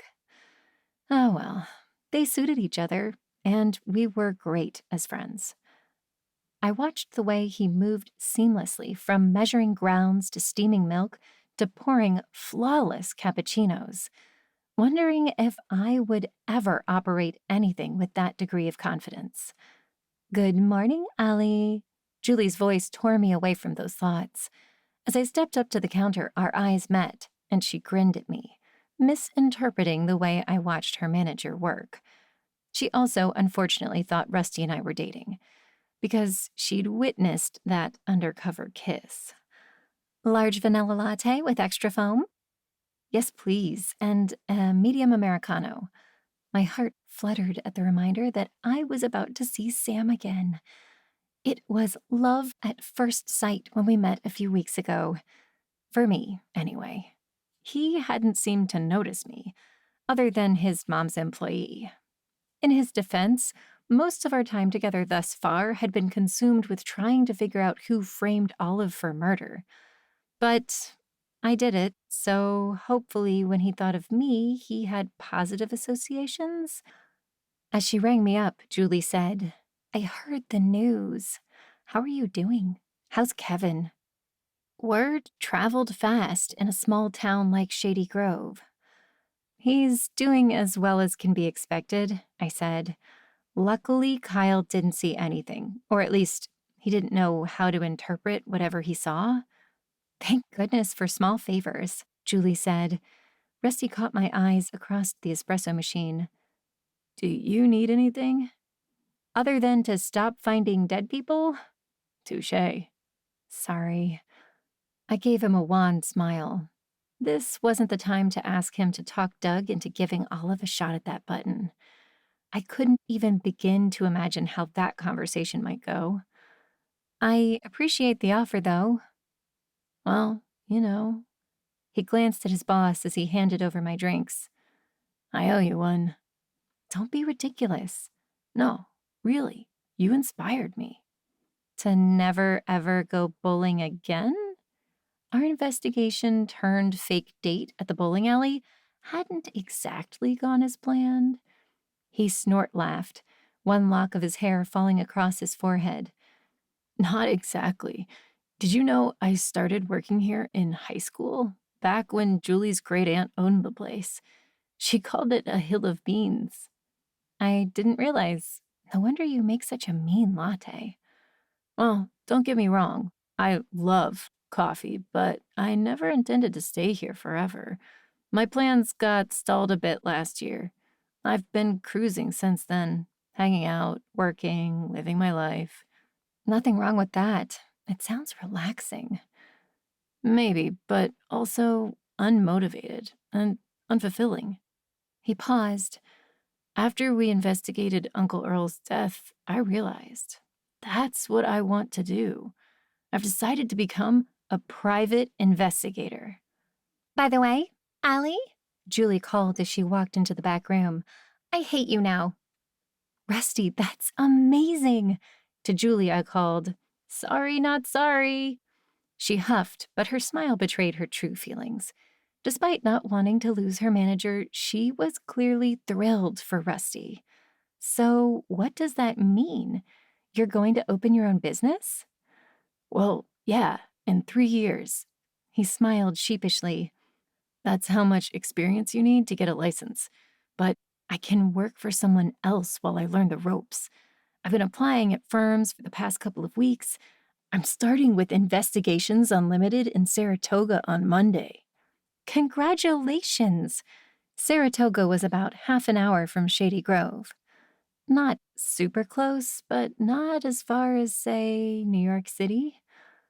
But how could you work at a place with such an uncatchy name? In Shady Grove, local ordinance required the cutesy, pun-filled names for every business on Main Street to preserve the quirky nature of the town. A lot of stores within town limits followed suit, but Saratoga apparently didn't get the memo. He stuck his tongue out at me. My heart will go on, I'm sure. With a glance at the doorway to make sure Julie hadn't returned, I lowered my voice. What does Doug think about this? He's thrilled, but also he says if I get myself killed, he'll blame you. That sounded like something Doug would say. Speaking of getting yourself killed, now there's an ominous segue if I ever heard one. Valid, I said. Does Doug ever talk to you about his cases? Or, I don't know, leave paperwork lying around? Just how terrible do you think he is at his job? Sorry. Guiltily, I moved my gaze to the floor. Now that we've established that I am 100% Team Doug and I would never tell you anything to jeopardize our relationship or an ongoing case. He lowered his voice. What do you want to know? Did Professor Zim die in the woods, or did the murderer take her to that spot after? I was thinking that if we knew where she was killed, I might be able to read some objects at the scene, get some information. Good point. Also, you found her pretty far from the main road, he said. If they're looking for someone who can carry a body for half a mile, that dramatically reduces their suspect list. Professor Zim may have been about average size, but she had to weigh over 100 pounds. An excellent point. I beamed at him. We're a good team. Not good enough, I'm afraid. I can't answer those questions. He turned back to the espresso machine and started foaming the milk. How thoroughly have you hiked the preserve? Julie asked. I jumped, not having noticed her re-entering the room. Really, if I wanted to play detective, I needed to work on my powers of observation. Not at all, just the one trail Kevin and I followed. Red, I think, and the body was on the blue trail, which is closed. My great-aunt and I used to hike it all the time when I would visit her as a kid. She pulled out her phone and tapped a few times before turning the screen toward me. Look, some of those trails are pretty wide. Not the one you were on, but yellow and blue. A person with an SUV could drive most of the preserve. The blue trail crossed the red one not far from where Kevin and I had been. Anyone who drove in wouldn't have to drag or carry a body nearly as far as I originally thought. What I can tell you, Rusty said, is that rumor has it she was shot. Does that mean it was planned? I asked. Not necessarily, Julie said. Sometimes I forgot she used to be a lawyer. It just means that whoever did it had access to a gun. But the fact that she was buried in the middle of nowhere after being shot made it seem like this wasn't just a botched robbery. They went to a lot of effort to stop her from being found. Why? Good question, Rusty said. Maybe someone knew they were with her, I suggested. My phone beeped with a text, interrupting our brainstorming. I jumped when the time flashed across the screen. Listen, I'm so excited for your new job, Rusty, but I've got to run to work. Sam's waiting for me to open. Go on, then. Rusty handed over the coffees, leaning forward to whisper, Give Sam a big hug and kiss for me. My face flamed. Rusty knew all about my crush on Sam, but Julie didn't for obvious reasons. I'll tell him you said hi. Oh, and Julie? I hesitated, not sure how to finish that sentence. Don't worry, she said. I won't tell anyone that you two are again butting into police matters that are none of your business. Thanks. When I arrived at Missing Pieces, Sam sat behind the counter by the cash register, glaring at his laptop screen. The expression on his face was menacing enough to send even the most determined antique seekers away. I hope you haven't been doing that long, I said. You'll scare our customers. When Sam saw me, his face transformed into a smile. Hey, Allie. Hey, what's wrong? Is someone on the internet spouting fake science again? Our mutual love of numbers and facts was one of the things that drew me to Sam. Well, that and the way his eyes crinkled in the corners when he smiled. He shook his head. I'm trying to get a jump on my mom's business taxes for the year, but their filing system, and I use that term loosely, is making me cross-eyed. Oh, man, I remember the time I tried to help with the numbers. Emphasis on tried. I don't envy you, my friend. Look at this. I held my hands up. Let me stop you right there. I brought you coffee. Thanks. Remind me to tell Mom to give you a raise. It was on the tip of my tongue to tell him that if he wanted to thank me, he could take me to a movie. But I couldn't. For one thing, he lived 3 hours away. For another, if he knew I liked him, he might reject me, and then I'd have to stop thinking up names for our future children. Mary, Grace, Krista, Albert, William. With each birth, I'd remind my parents there were better ways to honor science than by saddling your children with names like Kelvin and aluminum. If only they'd named me after the first woman to travel into space. It occurred to me that I'd been dreamily staring at Sam for so long, he might start thinking about getting a restraining order. I cleared my throat and set both takeout cups on the counter. I'll be right back. Just need to take my coat off. As I hung my jacket next to Sam's black overcoat, I again thought of the button I'd found beside Professor Zim's body. Did every male in New York wear the same overcoat? Closer examination told me this coat was slightly different, in that the buttons themselves were embossed with the manufacturer's logo. Fancy, but I also knew he got the coat here secondhand. Since Sam hadn't been a suspect, that wasn't terribly helpful, but at least I knew if I stood 2 inches away from every man in Shady Grove or Willow Falls, I might know if their buttons could eliminate them as a suspect. Let's call that Plan B. There had to be a better way. Silently, I cursed myself for letting Doug see me pocket the button.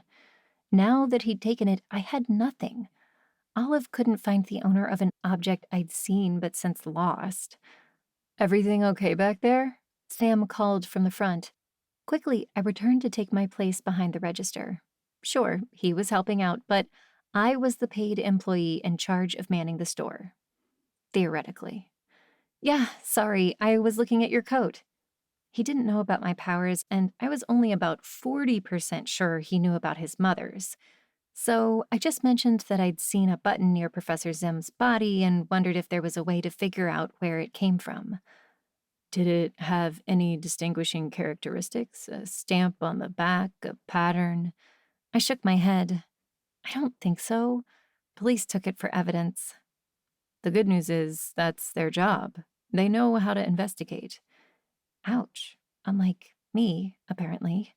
I reminded myself that Sam didn't know I wanted to find out what happened, but he must have seen something on my face. Leaning over, he squeezed my hand. A tiny thrill went through me. "I'm sorry. I know finding a body must be stressful, and I know how helpful you were when Mom got accused of killing Earl. I just meant it's not your problem. You don't have to worry about it. Police will find the murderer." "Thanks." I squeezed back, leaving my hand in his while sipping my coffee with the other hand. It felt natural, right even. You know, if you could get the button back from the police, Mom could tell you who it belongs to. I choked on my coffee, sputtering a huge mouthful onto the front of Sam's light blue sweatshirt. Luckily, my beverage was going to kill me, so I didn't have to die of embarrassment. Tears streamed down my cheeks. He patted my back helpfully while I tried to get control of myself. As soon as I could breathe, he unzipped his hoodie and slipped it off. Trying not to notice how well his gray t-shirt clung to his frame, I offered to go soak it in the bathroom sink. He waved me off. "I'm sorry. I should have warned you." "That might have been nice," I said. "You know?" He chuckled. "Of course I know. She's my mother." "I thought it was a big secret." "Maybe to the rest of Shady Grove, but not to me," he said. My cheeks grew warm. When he said it like that, it sounded hopelessly naive to think Olive had kept her powers hidden from the people closest to her. But she told me you had no idea. "She worries that I would see her differently. She doesn't want to know, but come on. I worked in the store when I was in high school, every summer during college." He paused. "You're not surprised to hear that she's psychic?" "No," I admitted. I've known since the day I met her. Not knowing what else to say, I didn't elaborate. I mean, okay, he was fine with Olive's powers, but he'd grown up with them. Also, she wasn't looking to date him. He might not want me around his stuff if he knew. Which, oh no. What if I had visions of Sam with his ex-girlfriends when I touched something of his? What if we got close and I saw private memories? Bile rose in my throat at the thought. Somehow, I'd never considered those possibilities. Now I was terrified.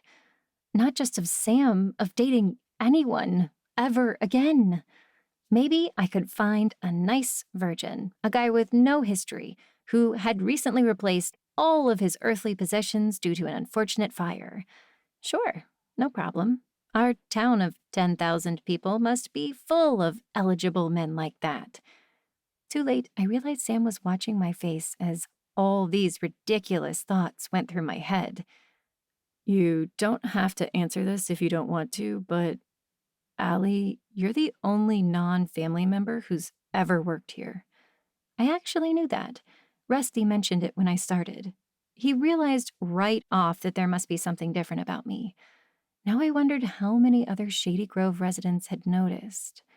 Maybe my powers weren't as secret as I'd thought either. My brown eyes met his blue ones. His gaze was open, friendly, not a trace of judgment.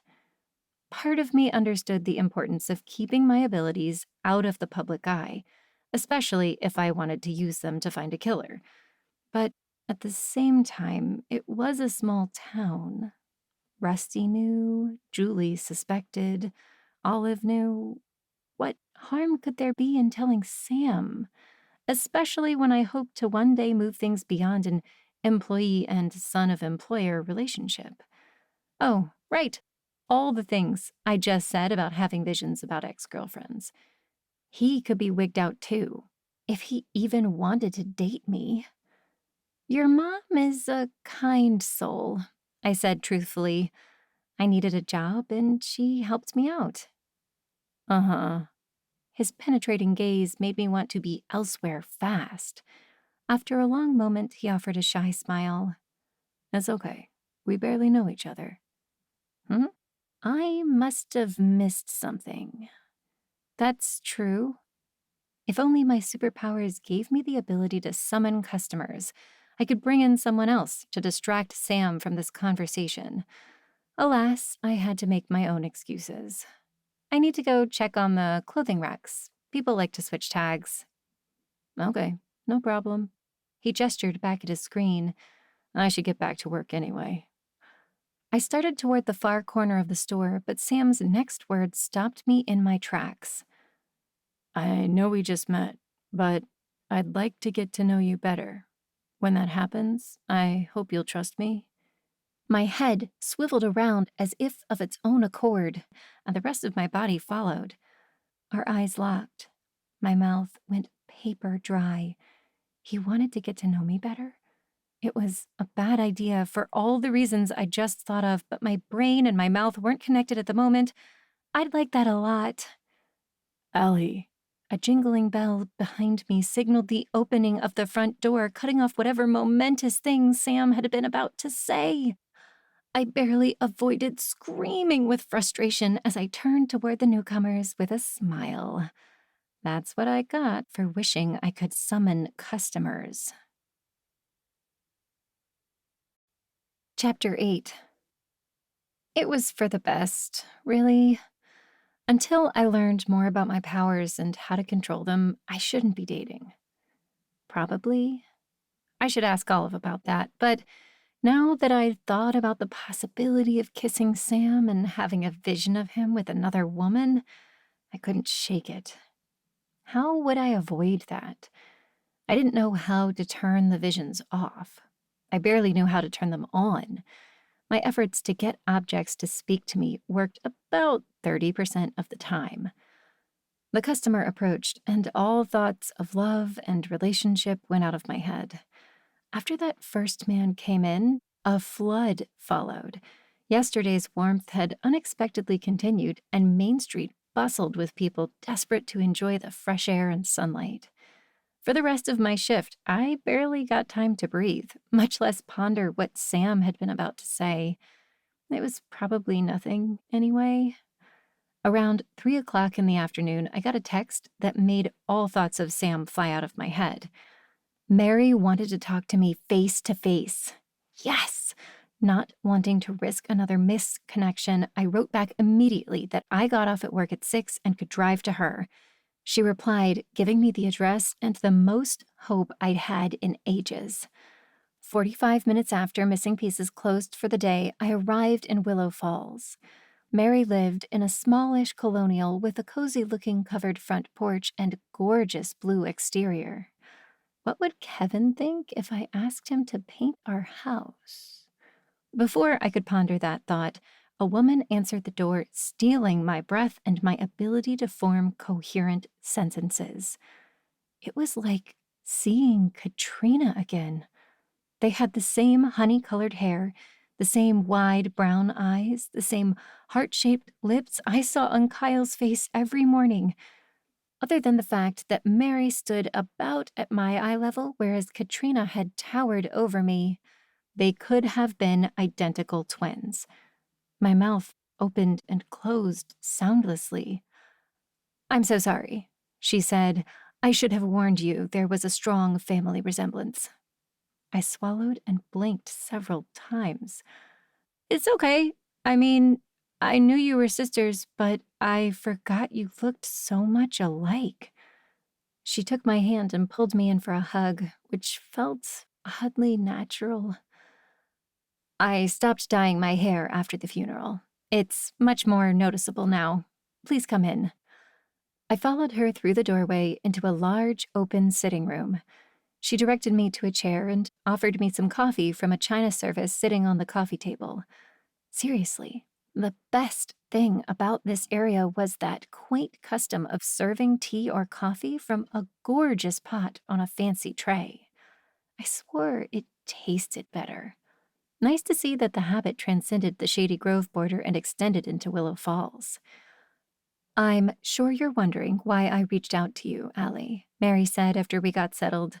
When I nodded, she continued, "My sister's death hit me hard. We were best friends, less than 2 years apart, and we did everything together. Played together, worked our first summer jobs together, even dated brothers at one point. When I graduated high school, I applied to the same college Katrina went to. She got me into her sorority." "I'm so sorry for your loss," I said sincerely.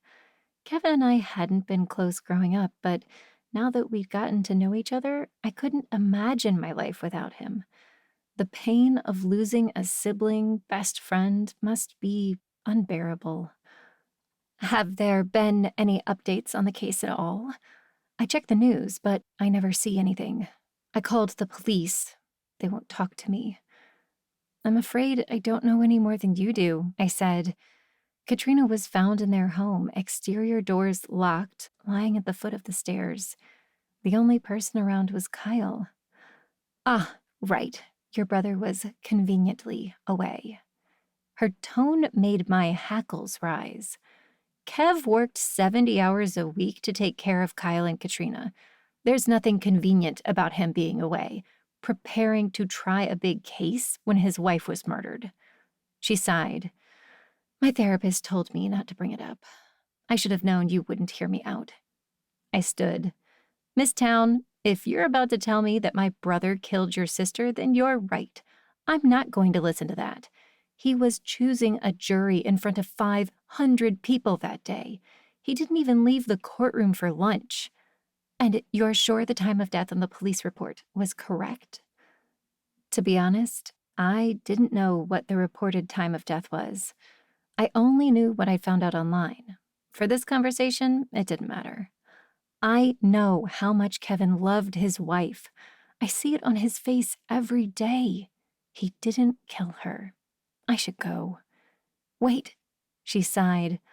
"I'm sorry. Please don't go. It's so nice to see family." Although I didn't want to hear another thing she had to say, a tiny voice inside me suggested that Mary might have something belonging to Katrina, and if she did, she could help me find out who the killer actually was, thus convincing her of my brother's innocence. Not that I could tell her that, but I could stay a bit longer. Crossing my arms, I turned. You're not the only one hurt by Katrina's death. Kevin gave up everything and moved to be near you, her closest relative. It must have broken his heart all over again when you accused him and cut off contact. Her face turned red. I was distraught. I get it. She probably wasn't going to give me a better opening, especially since I wanted to get out of here before I decked her for the things she was saying about my brother. Did you have anything of hers? Pictures of her when she was a child or anything? I'd love to show them to Kyle when he's older. She nodded and moved to the bookcase, pulling out a well-worn leather album that probably started as red but had turned pink in areas. Here, family photos. Yes! I settled on the couch next to her and reached for the book without hesitation. I'd never gotten a reading from a photo, but that didn't mean I couldn't. How hard could it be? Very, it turned out. I examined photos, touched a couple, squinted, even closed my eyes a couple of times. Didn't see a thing other than the physical pictures. Page after page, I looked at images of two smiling, happy girls, often with their parents. The book covered from when Mary was about 2 years old until her high school graduation, hitting all the major milestones. By the time we got to the end, I didn't try to contain my tears. For her loss, and Kevin's and Kyle's, and the life Katrina would never know. Thank you so much. I blew my nose before continuing. I can't ask you to give me this album. It's too valuable, but could I make copies of some of the pictures? Of course. Take it with you and bring it back whenever you want. She hesitated, putting one finger to her lips. There is one more thing. Yeah? As much as I wanted to think we'd bonded over the last 20 minutes or so, I still didn't trust Mary. If she started hurling more accusations at Kevin, I was out. I have something belonging to Katrina. Something I hope you will give to Kyle for me. Yes! The word leapt out of me so forcefully I wished I could take it back. Sounding overly eager was never a good thing. She shot me a curious look. It's just a token, an heirloom. Our family tree dates back to the Puritans, you know. I want our nephew to understand his heritage. Inside, I danced around, punching the air and screaming with joy. An antique passed down through the ages to Katrina? This was exactly what I'd been hoping for. Finally, something that might lead me to her murderer. Answers were so close I could taste them. Of course, I'm sorry. I've just been looking for something of his mother's for so long. I'm just excited. Not knowing what else to say, I kept babbling. When I have too much caffeine, I tend to yell out inappropriately. You know, people talk about it all the time.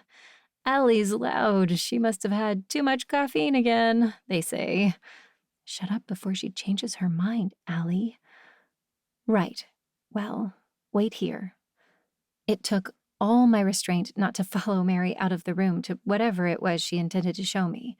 A family Bible, family ring, a piece of Plymouth Rock. To my surprise, when she returned, Mary carried a perfectly Kyle-sized rocking horse. She set it on the floor and wobbled it back and forth. I shouldn't admit this, but I took it from the house after Katrina's funeral. I know. I was so upset, and I thought I should get it back to give to my children someday. Kyle would never miss it at his age, and I doubt Kevin remembered Katrina had it. Since I'd never heard of a missing rocking horse, I couldn't comment on that. Why are you giving it to me now? Step 9, make amends. Kevin had said she'd been in rehab. Now everything fell into place. She needed to return the rocking horse even if she didn't believe that Kevin was innocent because it belonged to Kyle. I thanked her sincerely, promised to talk to Kevin about allowing her to see her nephew in the not-too-distant future, and hurried outside to test the horse. It took everything in me not to let out peals of joyous laughter. Something belonging to Katrina. Finally! She'd played on it as a child. She'd gifted it to her son. It was in the house when she died. Behind my car, out of view of the house, I set the horse on the ground and gingerly rocked it back and forth. Nothing happened. Come on, I muttered. Please don't make me use a child's toy in public. The horse was made of wood, and it looked fairly sturdy, but it was meant to hold a 40-pound child, not an adult. The thing would crumple like an accordion under my weight. I had to do something, though.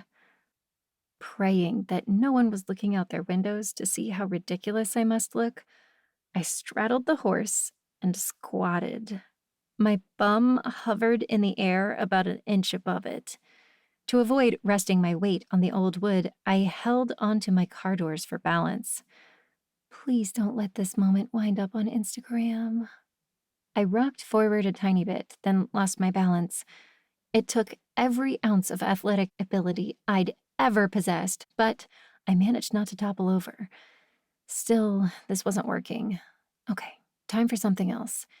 This time I knelt on the pavement, one knee on either side of the horse, and grasped the handles like a child would. Smiling broadly, I rocked forward, then back. Forward, then back. The world fell away as it did at the start of a vision. Emptiness. A white wall. The buzz of nothingness. With effort, I shook the vision away. I felt nothing. I saw nothing. I heard nothing. Nothing at all. Not a child's peal of laughter, not the love of a parent watching their son or daughter using the rocking horse, not the joyous glow of a grandparent passing the toy down to the next generation. The horse didn't give me a single flash of anything, despite, according to Mary, being hundreds of years old and having been in her family for generations. It was nothing but a blank slate, like a veil drawn over my vision. Chapter 9. The next morning, Sam covered for me at the store so I could attend the service for Professor Zim. As much as I hated to ask him, Olive spent Mondays volunteering at the LGBT+ Youth Center in Albany, and I needed to go. He must have sensed something when we spoke because he agreed immediately, no questions asked. Or maybe he could tell how important it was because I called instead of texting. Either way, sympathy filled Sam's voice when he assured me he'd be fine at the store for a few hours, and he'd see me whenever I made it. Told me to take the whole day off if necessary. I didn't want to be here, to mingle with Professor Zim's friends and family, to meet her husband. Funerals were weird and terrible. Sure, in my 21 years on this planet, I hadn't been to many, and the last one I attended was for my sister-in-law, so you could say I was biased. But funerals were weird and terrible. Still, I wanted to pay my respects. Her death made me sad, and being around other sad people might give me some comfort. Also, okay, I was a total jerk because I needed information about who killed her. Wandering around upstate New York in February, looking for someone in an overcoat with black buttons wasn't going to help. I didn't even know if the coat belonged to a man or woman. I still didn't know if Professor Zim was killed in the nature preserve or somewhere else. If she walked there or was driven. Was there one crime scene or two? One killer or 20? Did she have any enemies? To my surprise, the church was packed. There had to be at least 200 people here, many of them not much older than me. I thought I saw her research assistant on the far side, and more than one face looked familiar from campus. She must have been a beloved professor. I sniffled at the thought. She deserved so much better than to get dumped in the nature preserve and covered with raw chicken. Near the front of the church, a man who must be Professor Zim's husband stood talking to the priest. He just had that look about him, the wretched despair of someone who lost their spouse. I knew it well. My brother wore the same expression for nearly 9 months after Katrina died. He kept twisting the gold ring on his left hand as he spoke to people, as if it brought him comfort. There was no way I'd approach Mr. Zim to start a conversation now, and my phone told me the service would start in a few minutes, so I turned it off and slid into a seat at the end of the back row. From here, I had a great view of the backs of the heads of everyone who'd ever attended Maloney College, most likely. Plus, half the residents of Shady Grove. I spotted Thelma, the town gossip and former soap opera star, sobbing violently near the front of the church. Thelma loved nothing so much as being in the spotlight. To my surprise, Tiffany sat a few rows ahead of me, off to one side between a guy and a girl I recognized from our class. Knowing my classmates also wanted to say goodbye made me smile. Brad hadn't put in an appearance, which wasn't surprising in the least. He didn't seem the sort to mourn a professor's passing. Several people got up and spoke, telling stories loaded with inside jokes that meant nothing to me. I nodded along, chuckled where appropriate, and eyed everyone while looking for clues. This was where the ability to read auras might come in handy. No one seemed to be acting out of character for a funeral, but I didn't know any of these people well enough to judge.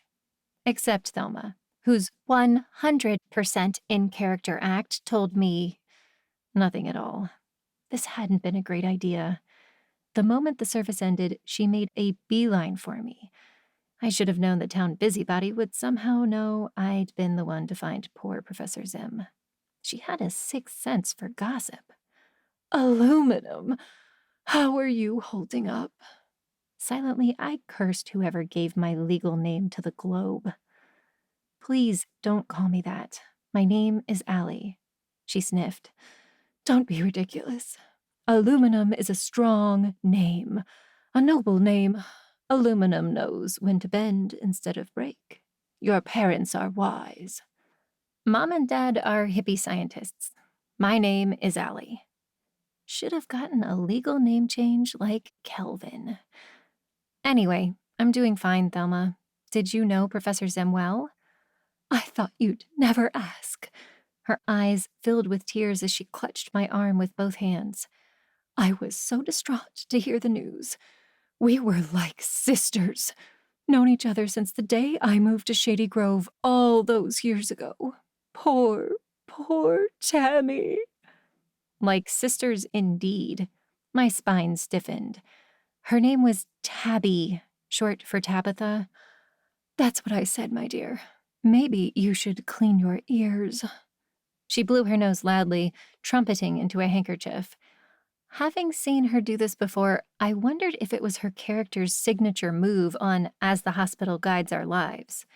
Wisely, I changed the subject. Her husband looks so sad. I feel terrible for him. Oh, he's putting on a great show. I stifled a laugh. That was rich coming from her. What do you mean? Mark my words, it's always the husband. He never loved poor Tammy the way she loved him. If Thelma couldn't even remember her soul sister's first name, she probably didn't know much about Professor Zim's relationship with her husband. Ignoring her comments, I asked, Do you know if they had kids?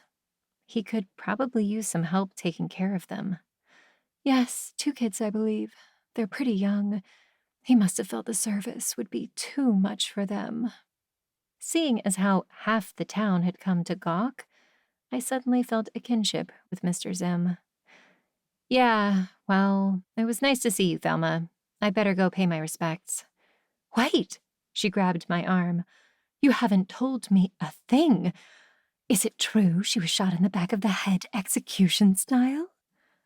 With extreme effort, I avoided rolling my eyes at the insensitivity of the question. not to mention the excited way she asked.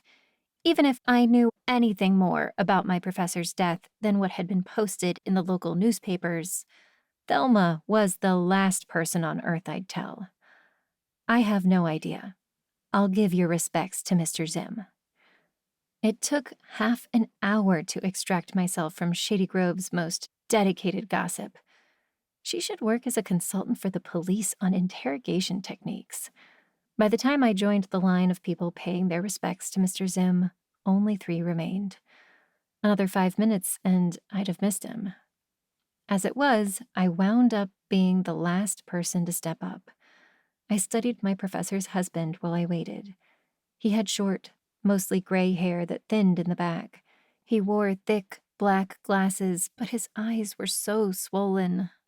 I could barely see the irises. Deep lines showed on almost every inch of his face, and I wondered how many of them had been there a week ago. When I reached him, I only gave my first name, omitting the fact that I'd been the one to find his wife. If he remembered my name from the paper, so be it. I'm so sorry for your loss. I'd only met Professor Zim a few times, but I was excited to take her classes. Tabby loved to teach. She had such a brilliant mind. She could have done anything. I kept saying, if you put your mind to it, you could cure cancer. He sighed, shaking his head. But she loved you kids, and now we'll never know what she could have accomplished. We loved her too. Not just me. Look at how many former students came today. And she was great with my nephew when we met at the bookstore. Although I knew the answer, I asked, "Did you two have kids?" He nodded. 6 and 4. I thought this would all be too much for them. They're with my mother, who can't handle big crowds. She drove out from Boston to stay with us, to help out. Mentally, I filed that information away. I know you don't know me, but I've been taking care of my nephew for the past year. He's 3. If you need someone to watch the kids for a bit, give you some time alone, I'm happy to help. Thank you. He paused. What was your name again? Allie. Why don't I give you my number? He nodded absently and pulled out his phone. He tapped on the screen. I'll just text you. What is it? Although I rattled off the number twice, he couldn't quite seem to get it. From the faraway look in his eye, it was clear Mr. Zim wasn't listening to me. He gazed at the picture of Professor Zim on the altar. The pain in his face, so raw. I felt like an intruder. Why don't you give me your phone and I'll input my number for you? And, if I conjured a vision telling me where he was when his wife died, cool. He abruptly pulled himself together. What? No, I'm sorry. I've got it. He read the number back to me, this time correct. At least I tried. My phone beeped with a text a moment later. Hold on. Allie? I nodded. That's right. You're the one who found my wife's body. I'd been hoping he wouldn't make that connection, but it was a pretty big ask of the universe, considering how distraught he was. I'm so sorry. Don't be. At least she wasn't out there long. His voice cracked. If you hadn't found her, it might have been weeks before someone else used that trail. My children and I would have been left wondering. Thank you. You're welcome, was 100% the weirdest thing I could say here. Instead, I summoned my inner society lady from streaming old British TV shows. I'm glad Kevin and I were in the right place at the right time. We wouldn't want your family to suffer any more than necessary. Tell me, did you see anything unusual at the crime scene? Other than the dead lady? Although I realized that Mr. Zim must be distraught about the loss of his wife, his question rubbed me the wrong way, almost like he was fishing for information. I'm sorry, but we left as soon as we realized what we'd found. We didn't want Kyle to see. Not entirely accurate, but true enough. A long beat passed, then he nodded in understanding. Of course. Well, I'll let you know if I need a sitter. It was nice to meet you, Allie. Right, my pretext for coming to talk to him, and my way into his house to find out what happened. Great. Again, I'm sorry for your loss. As I walked out of the church, I felt his intense gaze boring into my back. Something was not right with that guy. I'd bet money he was hiding something. Thelma's words came back to ring in my ears. It's always the husband. Chapter 10. The next morning, I overslept for the first time in as long as I could remember. I blinked at the clock repeatedly when I woke up, as if not understanding the significance of seeing an 8 as the first numeral when lying horizontally. After a second, I bolted upright and raced down the stairs. Kev? Kyle? The two Reynolds men waited in the kitchen, sharing a plate of toast. They both turned to stare at the doorway. My nephew's face lit up. Allie! Good morning, I sagged with relief. Kevin, is everything okay? Why didn't you wake me up? It's been a stressful few days, Kevin said. I figured you could sleep in for once. I'll take Kyle to school and you can relax until your first class. I don't have any appointments until 10 this morning. Are you sure? I can run up to shower. As I spoke, my stomach growled. I'm sure. Eat. Aunt Allie? Kyle looked up at me with his sweet face that always made me want to smile and tussle his curls. So I did. What's up, buddy? You sad. I don't want sad. I get you pleasant. Oh, sweetie, you didn't have to do that. Ignoring me, Kyle pushed back from the table and ran for the living room. I caught my brother's eye and whispered, "Where did he get me a present?" In his toy box, Kevin whispered out of the side of his mouth. Go with it. I smiled and smeared some Nutella on a piece of toast while waiting patiently for my nephew to bring me a couple of blocks or something. Heavenly. When Kyle returned, I wasn't disappointed. Here, Kyle said, this is my lucky truck. He handed me a tiny version of a bulldozer, a 3-inch long vehicle that fit into the palm of my hand. Your lucky truck? Don't you need this? No, truck's strong. Allie need truck. My heart shifted at his words. It was an unbelievably thoughtful and touching gift from a 3-year-old. Kevin would probably tell me Kyle didn't know what he was saying, but I preferred to think he did. I bestowed my brightest smile on my nephew, hoping he didn't see the tears prickling my eyelids. Thank you, sweetie. I'll carry it around with me all day, and this will make me stronger. Dozer strong. Dozer strong. We fist bumped before he climbed back into his chair and devoted his attention to the plate in front of him. I slathered more Nutella on another slice of toast and munched it while pondering everything that had happened over the past few days. A week ago, my entire focus had been on finding out what happened to my sister-in-law. Unfortunately, that got derailed not only by Professor Zim's death, but the fact that Katrina seemed to have been purged entirely from this house. Finding the key to the storage locker explained a lot.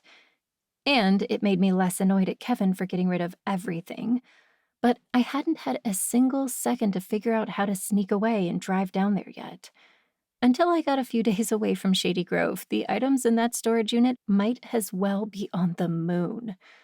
Then Katrina's sister gave me a rocking horse that belonged to her. Perfect. Until I tried to get a reading.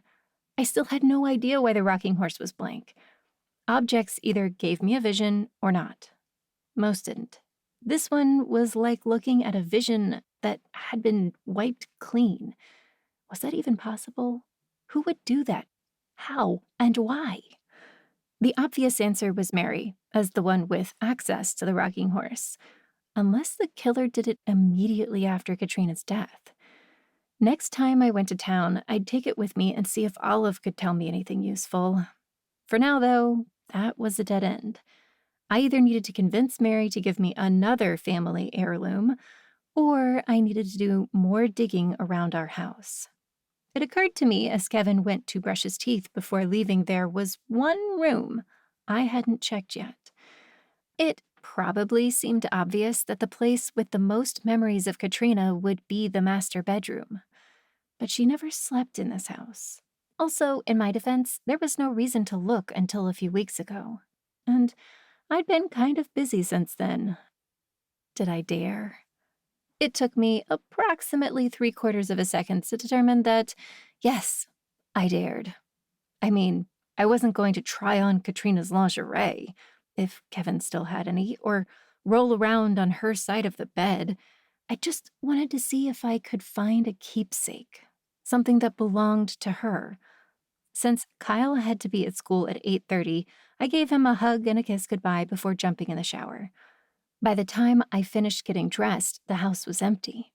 As soon as I verified they were absolutely gone, I made a beeline for Kevin's room. The room clearly lacked a feminine touch, with black leather curtains covering the giant windows and a black walnut king-sized bed dominating the room.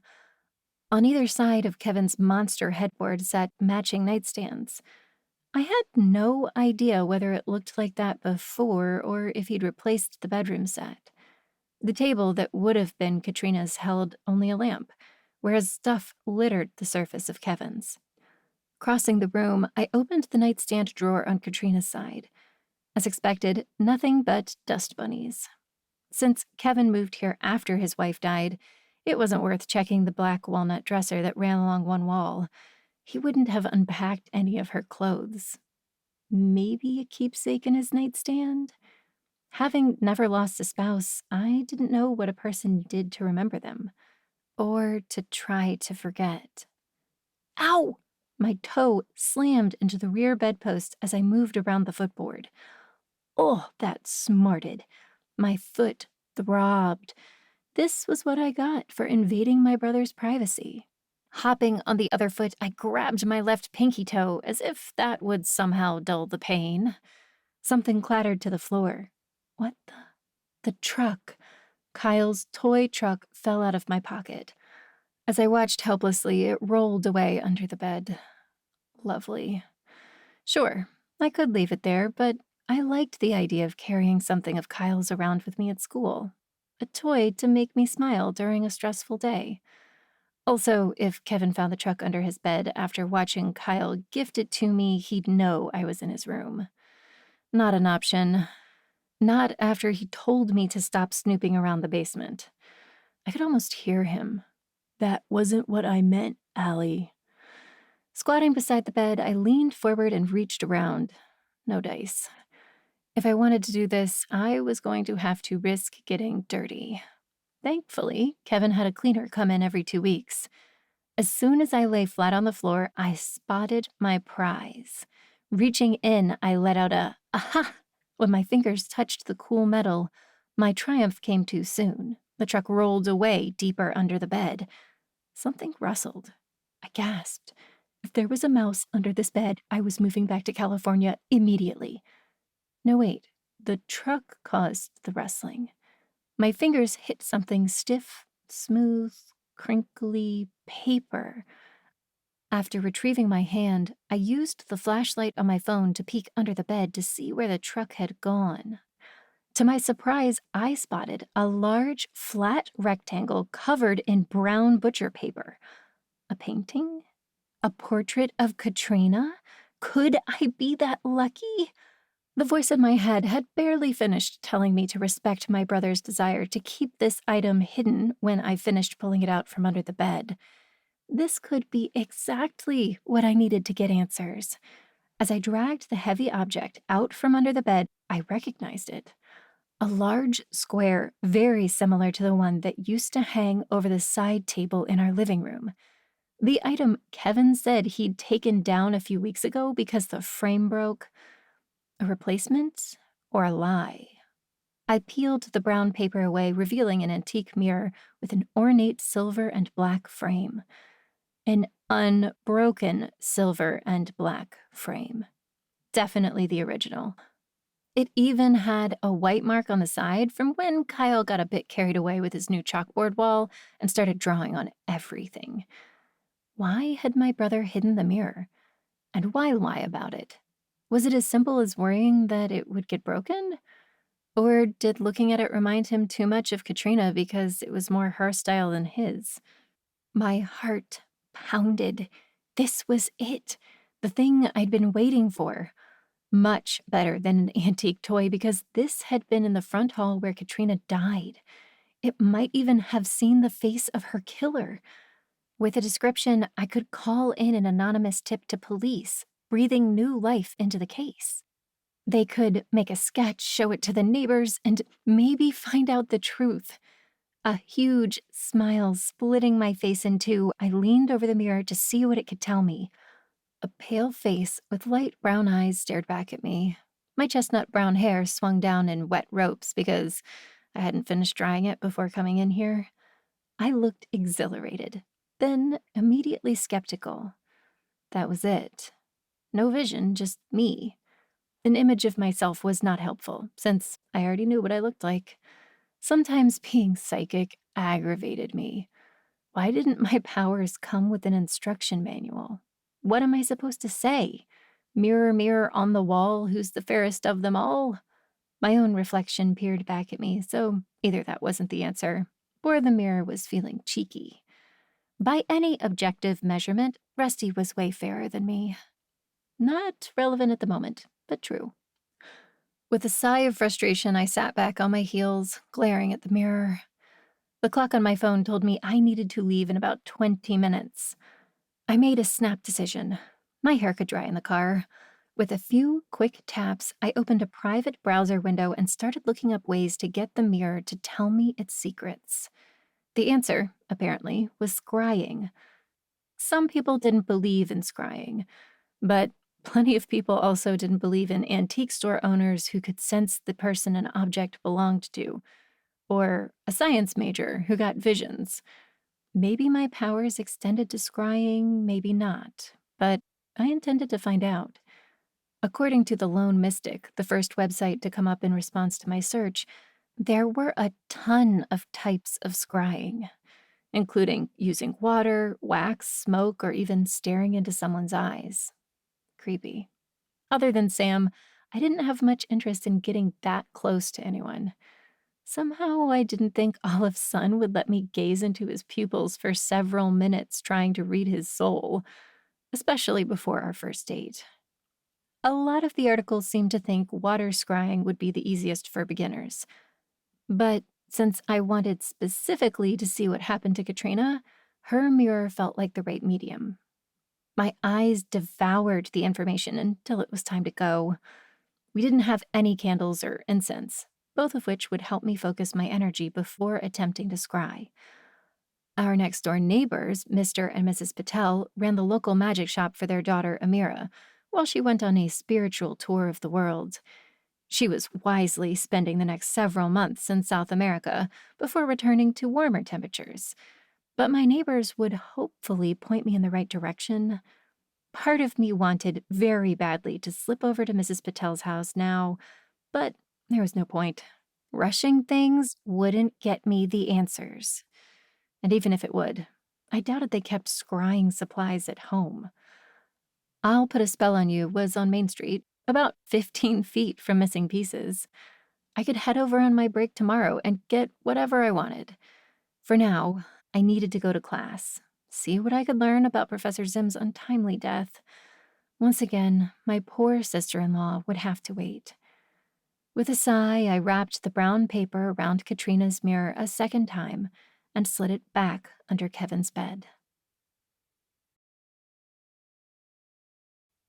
Chapter 11. It felt weird to show up on campus on Tuesday like nothing happened. But for one thing, I had other courses and a strong desire to pass them all. Although Professor Zim taught half my classes, my other professors appeared to be alive and well. More importantly, showing up as usual and watching the other students might give me some important information. Since science majors had a lot of overlapping requirements, the same faces showed up in several times throughout my day. Someone might know something.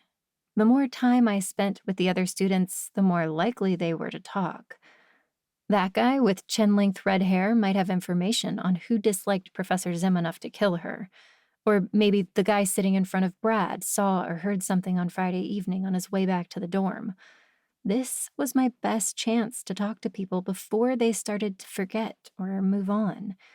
I'd wanted to chat with Tiffany and her friends immediately after yesterday's service, but then Hurricane Thelma hit, and by the time I'd extricated myself from her path, they'd left.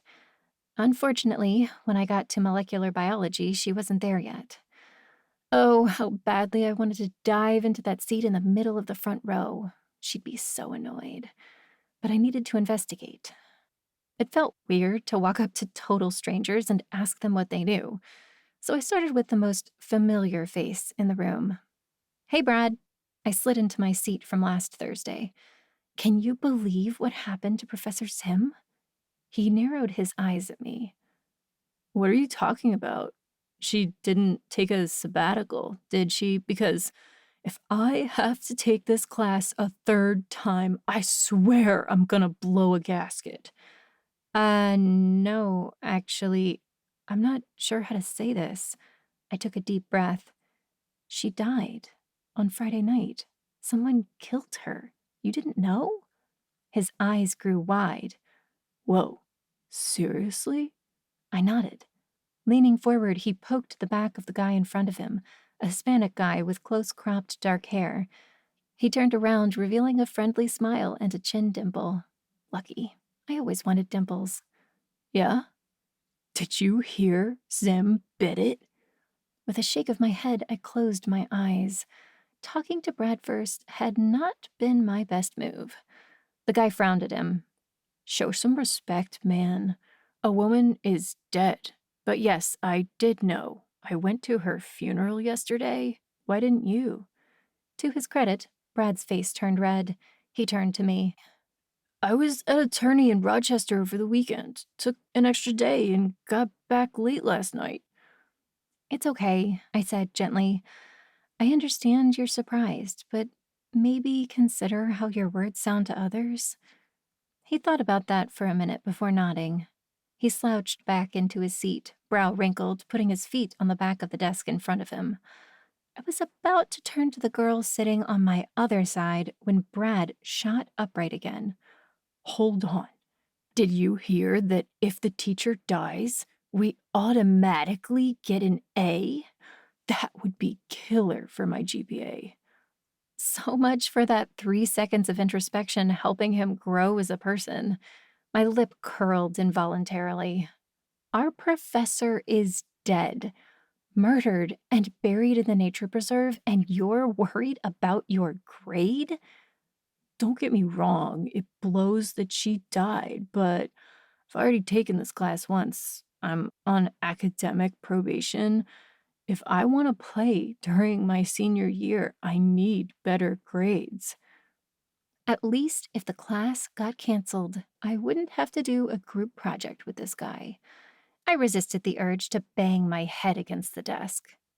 I needed to get away from him. Not knowing what else to do, I faked a sneeze into my elbow. Gesundheit, Brad said. Thanks. I faked a second sneeze, then pushed back from the desk. I'll just go get a tissue. no need. He dug into the pocket of his coat and handed me a pack of facial tissue. I always carry some this time of year. Thanks. I took one out, pretended to blow my nose, and then offered the still mostly full tissues back. He pulled something out of his coat, then fanned several additional packets. Keep it. Look, I've got all these. You keep packets of tissues in your pockets to give out to people in need? Aren't you a good Samaritan? His face turned red. Well, no, my dad told me it was a good way to start conversations with the female fans. Of course he did. I started to roll my eyes, but then my eyes went to the arm of his coat. Heavy wool, as you'd expect in the middle of February. Big, shiny black buttons. Black buttons with raised edges and 4 holes in the middle, just like the one I found by Professor Zim's body. Yes, it appeared to be a popular button, but Brad not only showed zero sorrow at the thought of a woman dying, his mind went immediately to ways her death could benefit him. He also resented her for failing him. Those things set him apart from everyone else. He'd claimed not to have heard, but was that true? "Good morning, class." A short, stocky man who reminded me of an older Jackie Chan spoke quickly as he strode into the room, forcing me to move my attention off Brad. Since I'd already been thinking about buttons, my gaze went immediately to this newcomer's coat. Camel wool, knee-length, so sparkling clean it might be brand new. The buttons matched the fabric. "My name is Professor Ng, and I'll be taking over for Professor Zim. I'm sorry that I have to be here." He set his briefcase on the desk, revealing a thick bandage wrapped around one hand. Then he turned and leaned against the wood. "As some of you may know, Professor Zim passed away tragically on Friday night. Her loss will be greatly felt by everyone on campus. We understand how upsetting this must be. If anyone wants to chat, I'll put the information for myself and the school counselors on the whiteboard. Meanwhile, this class will be canceled all week to give you time to process and grieve." Tiffany raised her hand. I hadn't seen her come in, but somehow this didn't surprise me. "Professor Ng, if we're okay, can we stay? I don't want to fall behind." He did a double take. No. Class has been canceled. You won't fall behind because everyone has the week off." "But I already did the reading." "I'm sorry. What is your name?" "Tiffany. Tiffany Pratt." When she spelled her name, I rolled my eyes. "Right. Thanks, Tiffin A," he said. "Out of respect for Professor Zim, we're all taking the week off from molecular biology. Before you ask, yes, her molecular chemistry class is also canceled. If anyone has an issue, contact me privately. Next week. For now, class is dismissed. I'll stay for about 10 minutes." As everyone else filed out, I hung back to talk to Brad. If he was a murderer, this was a terrible idea. Then again, there wasn't much he could do to me in public in broad daylight. It's not like he knew I'd been at the crime scene. As soon as he stood, I grabbed my stuff and followed him. "That's a nice coat." "You like it? Thanks." "Yeah, I was thinking about getting my brother one for his birthday in August. Do you like it?" He shrugged. "A coat's a coat. It's warm, though. Fits pretty good." "How are the buttons?" Kevin's always complaining that the ones on his coat get loose and fall off easily. Brad ran one hand through his hair. "To be honest, I've never thought about the buttons. They work, I guess. That's all I need." "You've never lost one?" "No." His eyes narrowed as he looked at me. Then he broke into a wide smile. "You know, if you want to hang out, you don't need to make up questions about buttons. It's okay to admit you like me. That tissue trick works every time." I stifled a groan. Here I thought my detective skills were improving, but clearly I still needed to work on my cover stories. Really, I need a gift. "You're cute, Allie. I'm flattered. But I'm not looking for anything serious right now. Need to focus on the b-ball, you know." The only good thing about this conversation is that as I avoided Brad's eyes, I was able to examine his coat. Every button appeared to be in place. Since I sincerely doubted he knew how to sew, he probably didn't own the one I'd found. The more I looked, it probably wasn't even that similar. Just me thinking I spotted a clue and getting excited. Without the actual button to compare, there was no way to know. Forcing myself to put on a brave face, I looked back at Brad, who waited for an answer. "I understand. I hope we can still be friends." "Sure thing, and hey, if you ever want to Netflix and chill, let me know." I swallowed back the bile rising in my throat. "Thanks, but it's not my thing." He shrugged. "Your loss." Right. I'd super miss getting to spend more time with that ego. That's what I got for getting caught stealing the best evidence of who committed the crime. If only Doug hadn't taken that button. Olive could find the killer in about 2 seconds.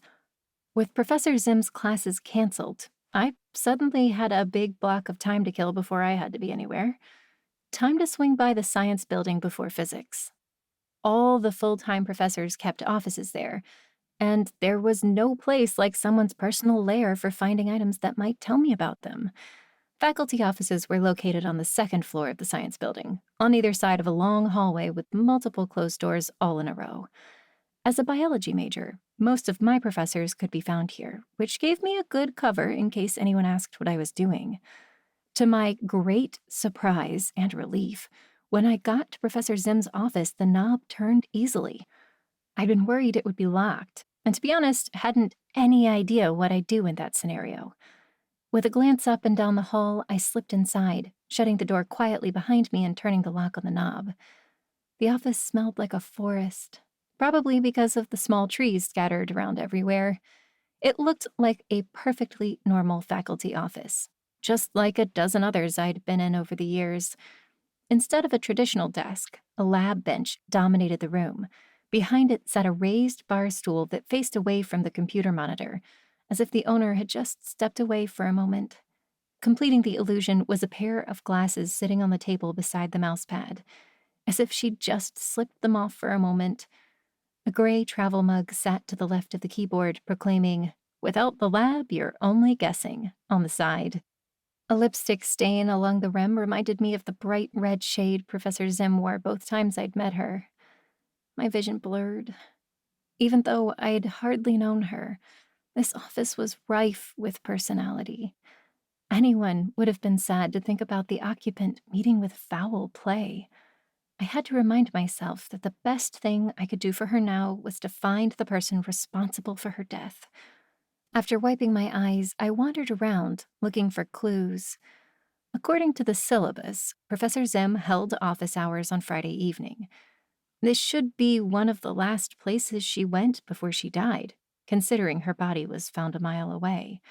She couldn't have been killed here, though. Everything was pristine, practically gleaming. Nothing out of place. Maybe her calendar would tell me something? Sure, if this was 1950. Like the rest of the world, Professor Zim probably kept her appointments on her phone. She did have a calendar. 365 days of cat shaming. Frozen on February 6. A brown and black tabby wore a sign that said, "I snuck into the closet and rustled around like a mouse the day after the exterminator left." Hold on. February 6th was Saturday. Professor Zim disappeared Friday night. Was she working in her office after midnight? That was a weird time to hold office hours. Or was she the type to rip off the page before she left for the day? If so, why only rip off Friday and not Saturday, Sunday, too? She presumably wouldn't be back until Monday. Not knowing what to make of that, I took a picture with my phone but didn't touch it. Then I sat down at the computer to see if I could find out anything. It was, of course, locked. The password wasn't anything I could think of. Tabitha, science, biology, Albert Einstein. What a waste of time.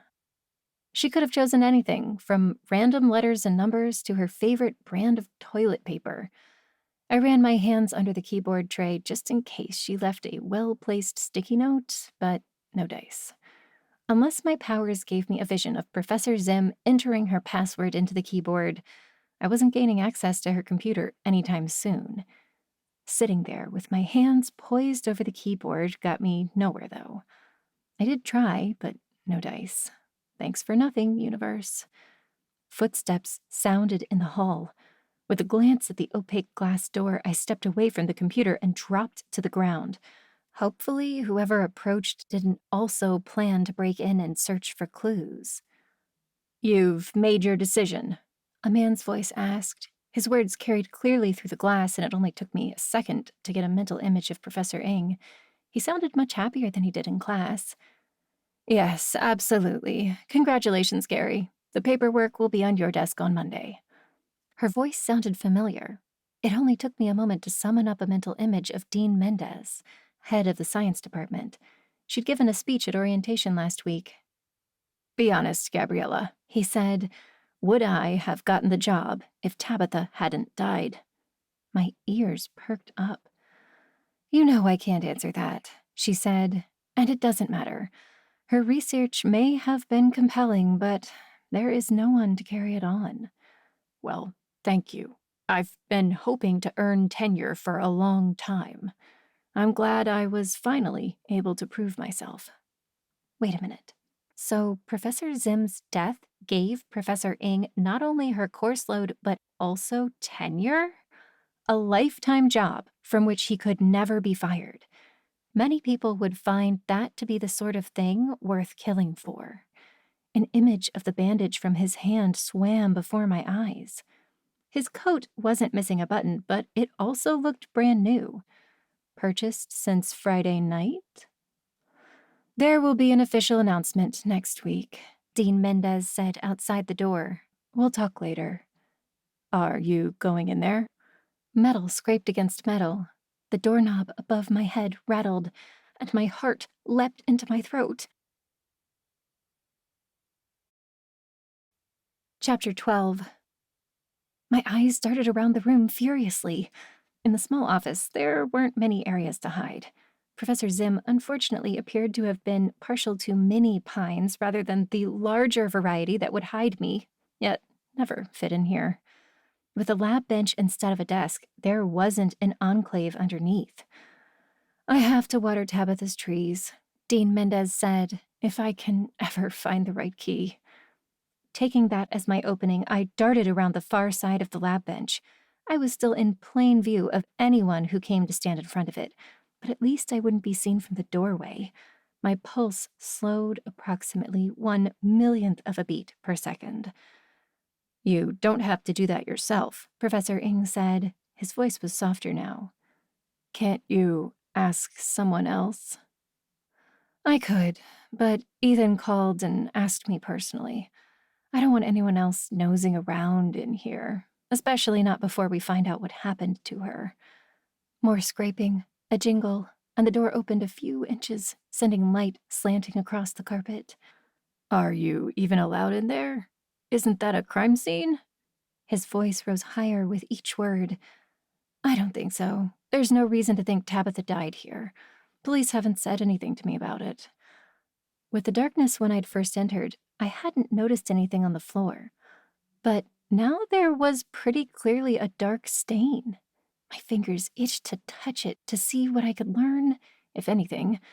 But that would never happen. If the dean caught me crawling around the floor, I'd be lucky not to get expelled. A phone beeped out in the hall. Dean Mendez sighed. Not again. What's wrong? The Pratt girl is harassing my assistant. She insists that she must be allowed to make up the classes we canceled. Kids today. Professor Ing snorted. One of them asked me to change his grade from last semester under the circumstances. Insisted Professor Zim promised to do it on Friday morning. Sure she did. I could hear the eye roll in her voice. 2 sets of footsteps moved down the hall and their voices trailed away, but I'd heard enough. Brad told Professor Ing that Professor Zim was about to change his grade. When we'd last talked about it Thursday, she'd adamantly refused. Now I wondered, did she agree on Friday and die before she got the chance to do it? Or did she get killed because she wouldn't make the change? Before anyone else could come in, I dove for the stain on the carpet and put my fingers to it. Come on, I muttered. I ran my hand across the fabric, trying to slow my breathing and focus. With effort, I shut out everything in the world around me, channeling all my energy into the stain beneath my fingertips. A clatter, a thud. A travel mug hit the ground, popping the lid off. Dark liquid sloshed out all over the ground. A coffee stain. I didn't know whether to be relieved that it wasn't blood. Professor Zim could have spilled coffee at any time. My vision didn't come with a timestamp. From the flash I saw, the mug appeared to match the one currently sitting on her desk, but I didn't know if she had 1 travel mug or 100. With a sigh, I pulled out my phone and snapped a picture of the stain. Probably nothing, but Better to get the evidence now in case I needed it. Maybe someone else could tell me if she always carried the same mug. I was officially grasping at straws. Or coffee stirrers. A few minutes later, I snuck out of the science building, holding the door as it eased shut behind me. It wasn't until it clicked silently into place that I managed to breathe normally. Time to get out of here. Kyle was waiting for me. I promised we could build a pillow fort before bed. I was halfway to the parking lot when I spotted Tiffany entering the student center coffee shop. Without stopping to think, I changed course and followed her. Tiffany had been pissed when she found out we were doing group projects, especially when she'd realized that Brad was going to be responsible for 33% of her grade. With only the project and one final, that gave him a lot of power to wreck things for her. Tiffany was absolutely the kind of person who would do anything to get an A. Would she kill for it? She'd also seemed way more concerned about her grade than a dead human being, although that appeared to be going around. Given the way things were at our first project session, 100% it would have been no surprise if Tiffany had killed Brad. Maybe our professor was an easier target. Probably not if she knew our classes would get canceled the following week, though. She missed 2 opportunities to learn. Possibly more. I'd heard that a couple of other teachers canceled their lectures too so they could mourn. With all these thoughts running through my head, I jumped into the line behind her. I made a show of pretending to study the menu board for a minute before I noticed her. "Tiffany?" She spun around. "Oh, it's you. It's good to see you too." Her face softened. "Sorry. I've been on edge all weekend. The whole thing with Professor Zim got to me." "Yeah, it was terrible. I've walked that trail, you know? It could have been me." I declined to mention that I'd been the one to find and initially identify the body. She shuddered. "I've been having nightmares all week." "Me too. We might have to take the class over." My sympathy for Tiffany was quickly evaporating. "How could anyone do this to us? All the other classes are full, and now I might have to take summer school to stay on track for early graduation." "Yeah," I said slowly. "That's the worst part of someone murdering our professor. Not the fact that she was a human being with kids and a family who will miss her. Not that her life ended too quickly. Our grades." I spun around and started for the door. I'd never wanted coffee in the first place, and the thought of continuing to listen to Tiffany's narcissistic rants made my stomach hurt. After about 3 steps, though, she stopped me. "Allie, wait. I'm sorry." I tilted my head and waited, but didn't say anything. "You must think I'm a terrible person. I hate to say it, but you're doing a pretty good impression of one. Don't go. Let me buy you a coffee, and we'll chat." If she wanted to talk about the project, I'd drop my vanilla latte in her lap. But she seemed sincere, and if I got close enough to put my hands on something that belonged to her, I might find out whether she did it. We waited quietly until it was time to place our orders, partially because I couldn't think of anything else to say, and partially because I needed to figure out how to provoke a vision. Not all items carried impressions. Other than the coffee stain, every vision I'd had involved either an item of great importance to the owner or an extremely important event, like a death. The coffee stain may have been brought on by my extreme stress, or possibly that of Professor Zim. I'd have to ask. Would Tiffany's backpack carry any impressions? She was certainly a devoted, if obsessive, student. Once we had our drinks, I made my way to a table with 3 chairs and dropped into one, setting my backpack on the seat beside me. To my great delight, Tiffany set her bag on top of mine. Excellent. Now I just needed to distract her enough to accidentally walk out with the wrong bag. She cradled her cup in her hands, staring at the surface for so long I wondered if she saw fortunes in the patterns on the foam. I was about to ask when she met my eyes. "I get it. You're trying to find out who killed Professor Zim." I swallowed, hating that she found me so transparent. That's ridiculous. Why would I do that? She shrugged. I don't know, but it makes sense. You were talking to Brad after class. Then you went into the science building. You followed me into the coffee shop to question me. Plus, it's only natural for the person who found the body to be curious about what happened. My mouth fell open. Maybe she was psychic too. How did you know? My dad's a cop. He told me one of my professors was killed and a girl in my class found the body. It could have been anyone. True, but when I said, poor girl, he said, that's not the worst part. Her parents named her Aluminum. My cheeks burned. I was born on the 13th. It's the 13th element. She laughed. Good thing you weren't born 2 days earlier, huh, Sodium? It was an obvious joke, but only because I made it all the time. The fact that Tiffany parroted one of my favorite quips made me like her much better. At least I like Allie. A long sip of latte steadied my nerves. It was hot, burning a little as it went down my throat, but I relished the familiar sensation. So, your dad's a cop. Yeah. So, before you go thinking I had anything to do with Professor Zim's death, realize that I would have hidden the body much better than dropping it on a path and waiting for snow. This conversation got dark fast. Look, let me give you some advice, she said. Drop it. Why? Don't you want to know what happened? Sure, but leave it to the professionals. You don't know what you're doing. If the wrong person finds out you're hunting a killer, you could get hurt. Didn't I know it? I debated mentioning that I'd helped solve a murder only a few weeks ago before realizing the difficulty in explaining how I'd done it. If the average person didn't believe in psychics, the average science major would start avoiding me for even suggesting the possibility they might exist. A week ago, I'd have wanted Tiffany to avoid me. Now I wasn't so sure.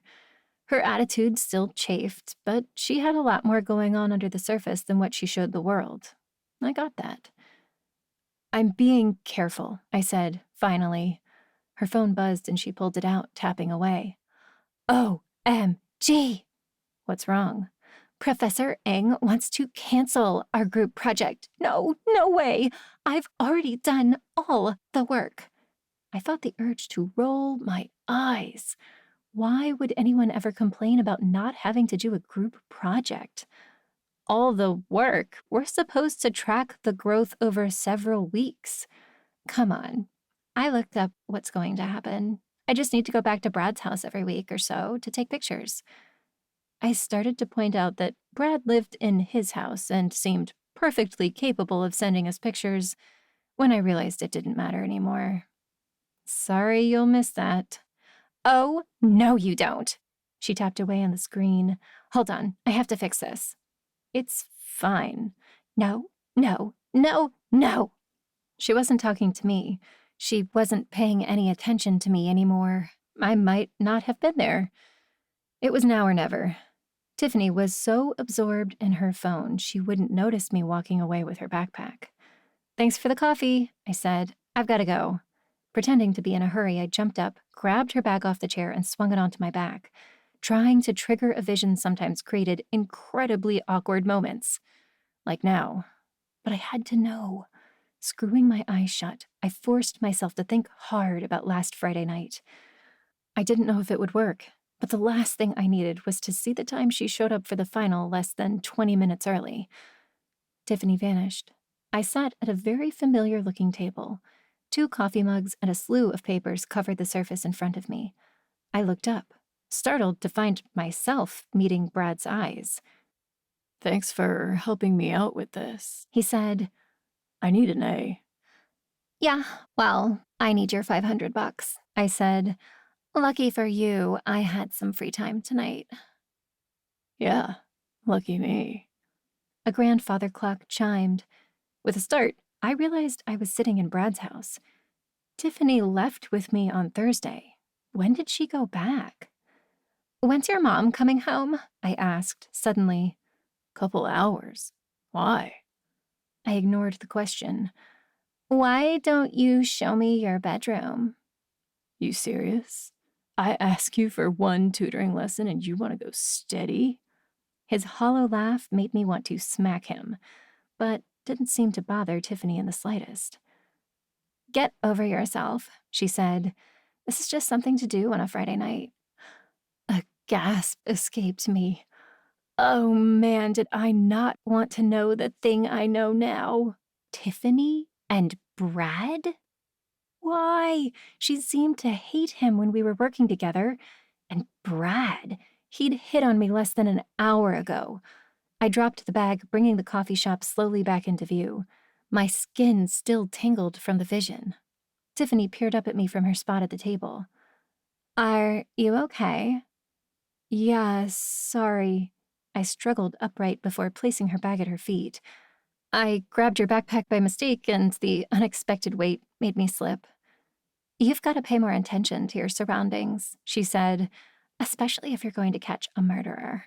That's one thing my dad always taught me. Constant vigilance. Thanks for the tip. I'll see you later. After that vision, I couldn't leave the coffee shop fast enough. But at least I knew Tiffany wasn't a killer. She wasn't anywhere near the nature preserve at the time of Professor Zim's death. Chapter 13. Once I got home, I spent the whole evening trying to get a vision from that stupid wooden horse. I wanted to learn to scry, but the weirdness of the horse made cracking it a priority. It felt like looking at it through the back of a one-way mirror. I could see it, but my powers slid right over the surface. The internet wasn't much help, but it's not like I'd been doing this long enough to know where to look.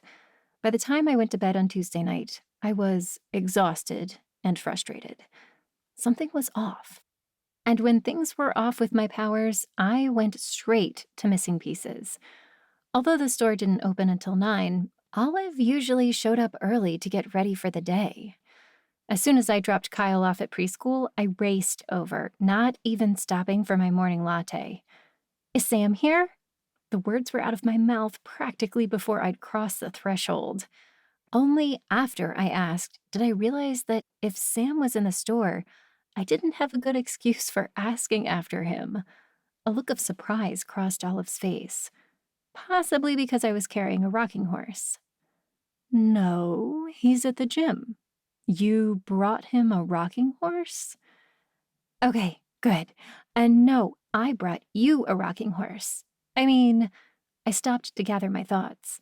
In my excitement, my mind was racing all over the place. Allie, you're almost an hour early. Is everything okay? Honestly, I'm not sure. I set the toy on the bistro table near the register. I met Katrina's sister yesterday, and she gave me this rocking horse that belonged to the family for generations. I'm desperate to see what it can tell me. You. Us. That's wonderful. Olive clapped her hands together. Did you have a vision? Actually, I suppose you would have opened with that. So, that's why you were asking if Sam was here. What happened? I tried. I'm guessing it didn't work. My powers wouldn't be needed if you'd seen Katrina's death. Instead of confirming her guess, I asked, is it possible to have a cold in my powers? It was weird. Weird how? My vision was blank. Like I saw and felt nothing. A vision of blankness. Is that a thing? If you had it, it must be a thing, she said. But the question is, why would that happen? Am I being blocked? According to Mary, the rocking horse was in the house when Katrina died. She owned it, and that was an important event. I sighed. I thought I would see her death. This is so annoying. Even if the killer's face wasn't there, I should have gotten something. Olive tisked. I understand that. You must be disappointed. I am, but there's more. With a family heirloom, something that's been passed down for generations, you'd expect to get something off it, even if it wasn't an item that had meaning to Katrina herself. A parent, a grandparent. No one in the entire town line cared about this thing at all, yet they keep on passing it to their kids? I don't buy it. I sighed heavily as I reached out and pushed on the nose, letting it rock back and forth. Anyway, I thought you could confirm if it really belonged to the towns. Maybe Mary was messing with me, or maybe she wanted a gift for Kyle and she thought I'd be more likely to give it to him if she produced something meaningful. Why go to all that trouble? Olive asked. Couldn't she just show up and give Kyle a present? I shrugged. She thinks Kevin killed her sister. For all I know, this rocking horse is a nanny cam and she just wants to get a view inside our house. She let out a chuckle. In that case, she'd probably use something easier to plant a camera in. It would take about 30 seconds to search this for a bug. A tiny bug? I sighed. Fine. I'm worried if I put my full weight on the horse and rock, I'll break it. But I did everything else, even straddled and hovered, which had to look ridiculous. It wouldn't give me anything. Olive came around the counter and peered at the horse. She examined it carefully, walking in a circle around the table. She scrutinized the faded pinkish saddle, the matching bridle, the features of its face. After a long moment, Olive reached out and touched the wood. She screamed. Chapter 14. My blood curdled. Olive, what's wrong? Instead of answering, she shuddered. Her eyes rolled back in her head. Racing forward, I yanked her hand off that rocking horse, desperate to break the connection. Are you okay? She didn't answer. She fainted. Olive! With a speed I didn't know I could manage, I dropped her hand and leapt forward, barely catching her before she hit the ground. Help! Maria! Sam! Anyone! The store was deserted at this hour, but if I got lucky, maybe Olive's wife wouldn't have left for work yet. Still, holding Olive upright, I glanced at the clock on the wall. It was even earlier than I thought. Screaming would only help if people happened to be close enough to hear. Given our distance from the door and the thickness of these old walls, I didn't love my odds. Carefully, I lowered Olive to the floor. My first instinct should have been to call 911, but what would I tell them? She'd been attacked psychically by a child's rocking horse? She was breathing. Her pulse felt regular. Just, she'd fallen unconscious for no medical reason. After a moment's consideration, I called the coffee shop next door. On what grounds? This is Rusty. How can I help you? Oh, thank goodness you're there. Can you come over? I need your help. When I'd first discovered my powers, Rusty had helped me experiment. He'd been with me when I solved the murder Olive had been accused of committing. Now when I told him she'd passed out, he hung up on me. The thing with knowing you can count on someone is you don't even worry when they appear to be abandoning you. Instead of getting upset, I sat on the floor, cradling Olive's head in my lap while I waited. Less than 30 seconds later, the back door flew open. Rusty still wore his green apron and name tag. He must have dashed across the alley connecting our stores. When he saw us, he raced across the room and fell to his knees.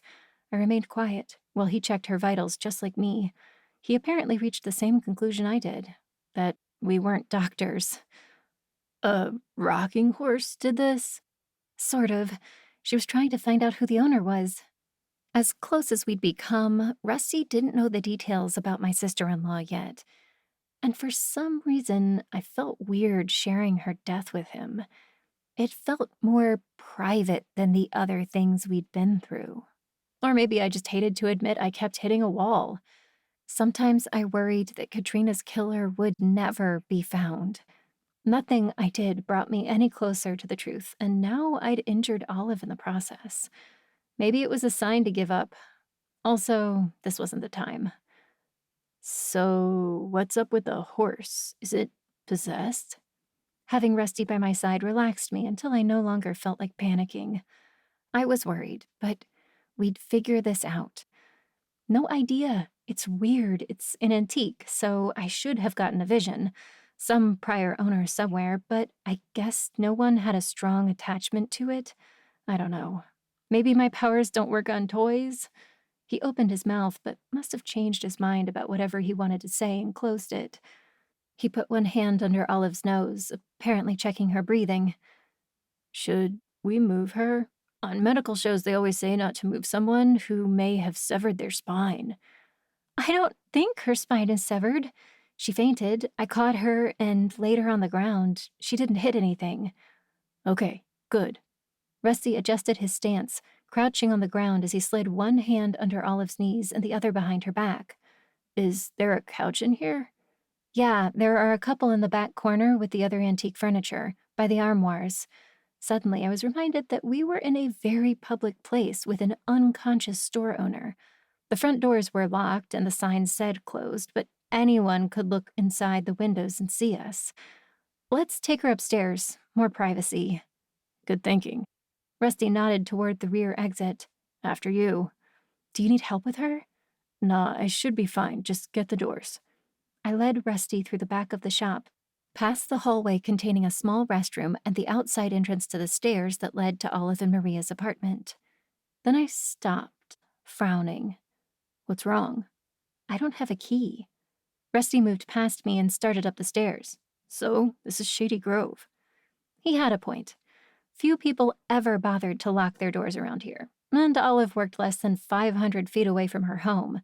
She went back to her apartment at least once a day to get something.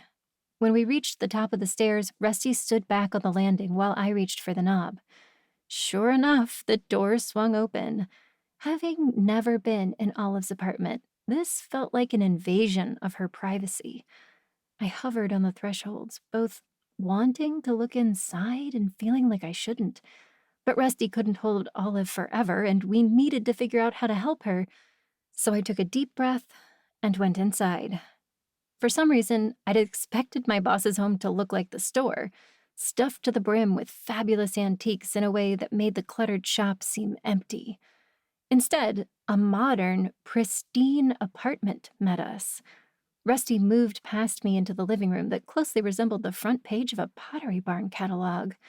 He didn't ask where the bedroom was, probably feeling like me that it would be too much of an intrusion. Instead, he laid Olive gently, almost reverently, on the couch, using a pillow to cushion her head. I removed her shoes and picked up a plush throw to cover her. Her chest still rose and fell, but her face remained the color of homemade Play-Doh. One of us should get Maria, Rusty said, breaking into my thoughts. Do you want to go or should I? If Maria was teaching a class, she wouldn't answer the phone, but she needed to know what happened. It made more sense for me to go since Rusty didn't see Olive's collapse. Yet I didn't want to leave my boss, even with Rusty to watch over her. I wanted to stay and hold her hand and make sure everything would be okay. Later. Now I needed to be strong.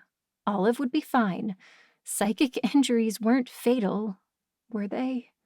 It occurred to me that I didn't know, and I started to worry again. What if the horse attacked her brain? What if she never woke up? What if she couldn't talk or remember any of us? What if... Rusty reached out and touched my arm. Hey, look at me. Wordlessly, I obeyed. Look at me. Concentrate on my face. I could do that. You're panicking. Whatever you're thinking, stop. Take a deep breath. He breathed in and out with me for a minute, counting slowly. Then he said, Getting upset won't help Olive. Right now, she's our number one focus. You're right. I'm sorry. Don't apologize. Just stay with me. Do you want me to find Maria? No. I'll go. My lips trembled at the words. I wanted to be strong. We needed to tell Olive's family. I didn't want to call Sam until we found Maria, and he'd be back soon. I could do this. Unfortunately, my bravado didn't make it out the door. I took exactly 2 steps toward the stairway, then burst into tears. Oh, Allie, I'm sorry. Before I could move, Rusty's arms encircled me. I wept into his shoulder, letting loose all of my fears. He stroked my hair. murmuring soothing sounds that I didn't even understand. It didn't matter. They did their job, permeating my brain and helping me feel less stressed. Or maybe that was the smell of coffee on his clothes. I felt more at peace with every breath I took. After what felt like forever, I took a long breath. "Thank you," I mumbled into his shoulder. "No problem. Whatever you need, I'm here for you." Footsteps on the stairs alerted me to the fact that we hadn't closed the door behind us. I started to pull away, but whoever was there made it up to the landing in seconds. Sam's voice rang out from the doorway. "Mom, what happened?" I spun around as his eyes landed on me and Rusty. "What are you two doing in our apartment?" Chapter 15. Oh no, this was absolutely not what I needed. Sure, Sam had never shown any interest in me, despite my hopes. Still, the last thing I needed was for him to think I was involved with someone else, especially not my gay best friend. "Sam!" I pulled away from Rusty and pasted a smile on my face. "I'm so glad you're here. I was just about to go get Maria." "What happened?" Sam asked again. Not waiting for a reply, he rushed past me to the couch and dropped to his knees. "Mom! Mom! Wake up! Have you guys called 911? Why didn't you call me?" No, we had not, and all of a sudden I didn't have a reasonable explanation. Paramedics presumably couldn't help with mystical problems. I'd be more likely to get useful assistance from Mr. Patel at "I'll put a spell on you," none of which I could tell Sam. "We were just about to do that," Rusty said. "We wanted to make her comfortable first." "She fainted," I said. "How did you know she was hurt?" "I didn't. I finished my workout and came back to shower," Sam said. "Did she have a heart attack? A stroke? How could you move her? You might have severed her spine." I resisted the urge to roll my eyes. "She didn't fall or hurt her back. She fainted." "Thanks, Dr. Reynolds," Sam said. "I'll take care of her from here. You two should just go." A wave of shame hit me. The only thing worse than Sam thinking I was involved with someone else was him thinking I cared so little for his mother that I'd get caught up in a romantic moment while she might be dying. None of us knew what happened to her. Yet there I was, failing to get her medical attention. If I wasn't going to call an ambulance right away, I should have called Maria or Sam first. The longer I thought about it, the less it made sense to bring Rusty into this, especially from Sam's perspective. "It's not what you think," I said. "I was upset after watching your mom collapse. Rusty was comforting me. We were about to go get help." Behind us, Olive moaned. Relief rushed through me. All three of us turned, just as her eyes fluttered open. She looked from me to Sam to Rusty and back again. "Why do I feel like Dorothy at the end of The Wizard of Oz?" "Are you okay?" I asked. "Mom, what happened?" Sam said at the same time. She thought for a minute. "I think I'm okay. I've got one heck of a headache, but otherwise I'm fine." "We should go to the hospital," Sam said. "Can you move?" No, that won't be necessary," she said. "I overexerted myself. Forgot to eat today."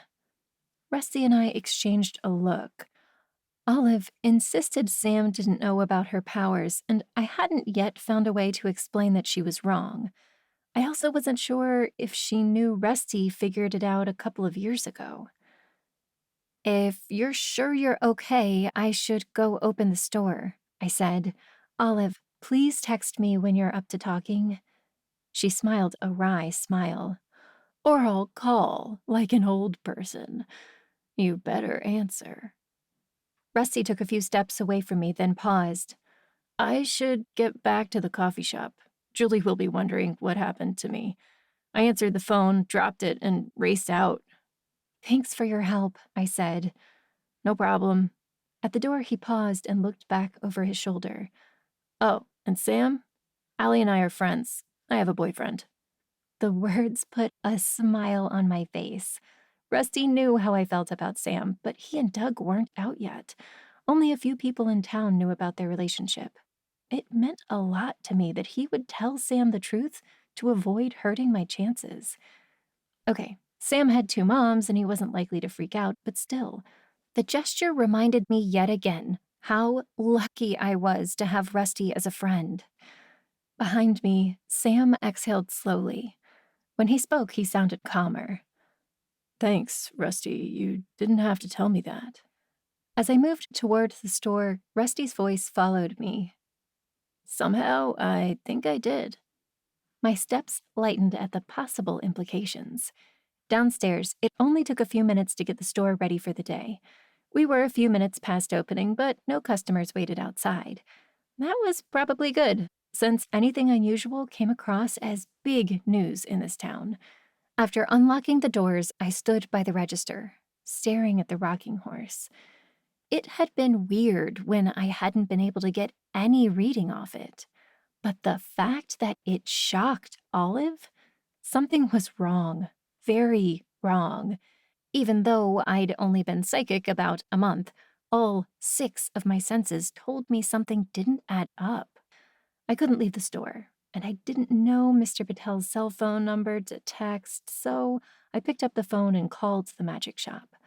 A woman's voice answered on the second ring. "I've put a spell on you. This is Amira." "Amira?" The excitement in my voice sprang forth. "I didn't know you were back in town. I'm so glad to hear your voice." "Who is this?" "Oh, sorry, Allie Reynolds. I moved next door to your parents a couple of weeks before you left, I think." "Allie, how nice to hear from you." "Yeah, after a year traveling around the world, I realized I couldn't outrun my broken heart. So I came back, more or less intact." The magic shop's owner had taken a long sabbatical after a bad breakup. Since she left, her father had been running the store by appointment only. But he was the first to admit that he didn't have the same magical knowledge she did. He also owned a busy and popular restaurant in Willow Falls, so neither he nor his wife had the time to devote to keeping the store open full-time. "Listen, I was going to get some advice from your dad, but honestly, you're a better person to ask." With a glance toward the back door, I lowered my voice in case Sam returned. What could make an object shock someone?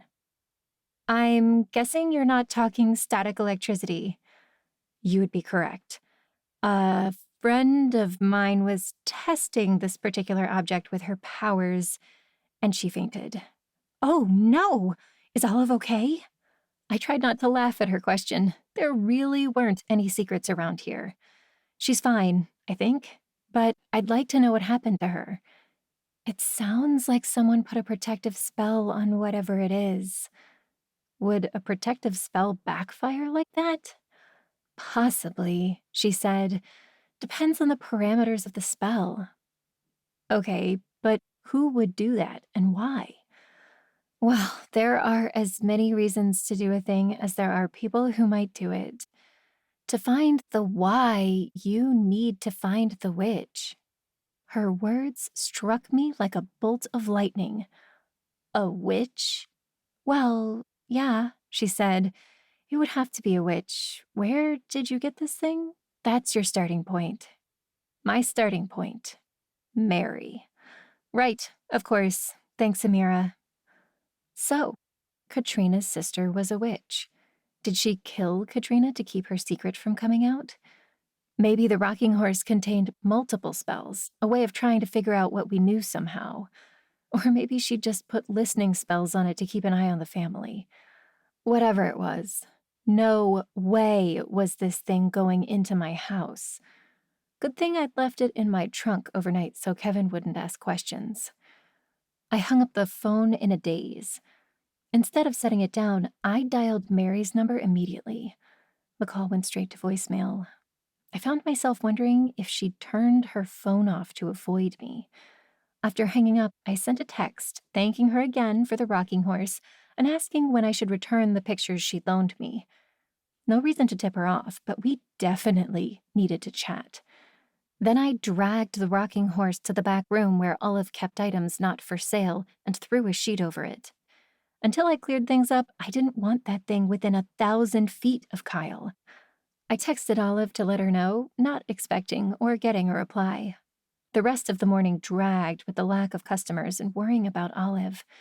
Sam didn't return to the shop, and I didn't think I should go up to the apartment to talk to Olive with him there. I did text Maria to make sure she knew what happened. She replied that she'd gone up through the back while I was on the phone. Sam was trying to insist on taking Olive to a doctor, so I left her alone. Normally, this empty space would be a great opportunity to work on homework.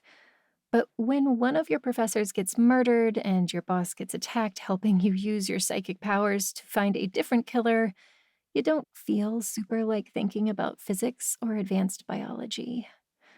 To keep my mind occupied, I decided to see what I could find out about my suspects.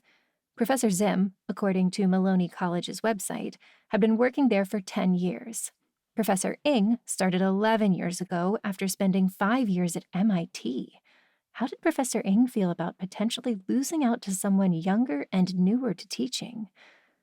Some people posted every thought and reaction on social media for the world to see, but Professor Ing, unfortunately, wasn't one of them. From his pages, I gleaned that he enjoyed kayaking and gardening. Not a huge surprise that the botany professor liked to spend time outside.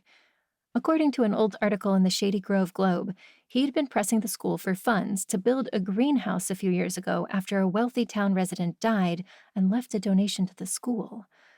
The article didn't give much detail, but a follow-up posted the next month showed that Dean Mendez spent the money on new equipment for the biology lab.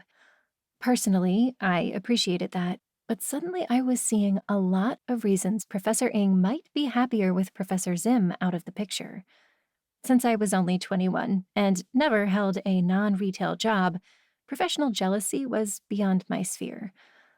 Would getting overlooked for a grant make someone mad enough to kill? That was 3 years ago, before I even moved to town.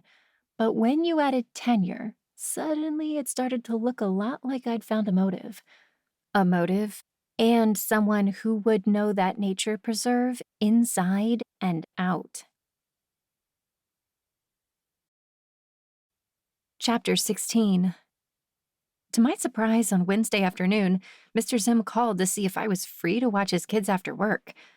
I hesitated. Yes, 100% I wanted to babysit if it meant going through their house and finding out who killed Professor Zim. However, I also desperately wanted to rush home and practice scrying. This was the closest I'd ever been to finding Katrina's killer. Eventually, I let Mr. Zim know I'd be there. This could be my only chance to get into the Zim house. If I said no, he might never ask again. Katrina had been dead for over a year. She wasn't going anywhere. Her story could wait. Finding Professor Zim's killer couldn't. I didn't want to attend a school with a murderer running around, nor did I want my classmates in danger. Not even Tiffany, or probably not. Also, I worked in an antique store. Sam was still upstairs with Olive, probably working there for the rest of the day. I didn't think he'd want to talk to me anytime soon. A sad thought. But yet another reminder that starting a relationship at the moment wasn't a great idea. After a late morning rush of customers that lasted through the lunch hour, the store emptied out around 2 o'clock. From experience, things usually didn't pick up until people finished work for the day and headed home. I could easily spend a couple of hours without many customers. Time to scry. Missing Pieces sold dozens of mirrors, all sizes and shapes. A full-sized mirror by the dressing area appealed to me because it stood on large wooden feet. But it was too far from the front door. The bells over the door would jingle if anyone came in, but I might not hear, depending on my level of concentration.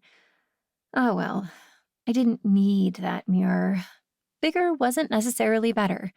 We had a large selection of hanging wall mirrors, but most were too high up on the wall or too heavy for me to move on my own. Finally, I decided on a large silver hand mirror, a bit battered due to its age, but with a gorgeous ivy pattern etched on the back. The weight in my hand comforted me. Scrying was a tricky business.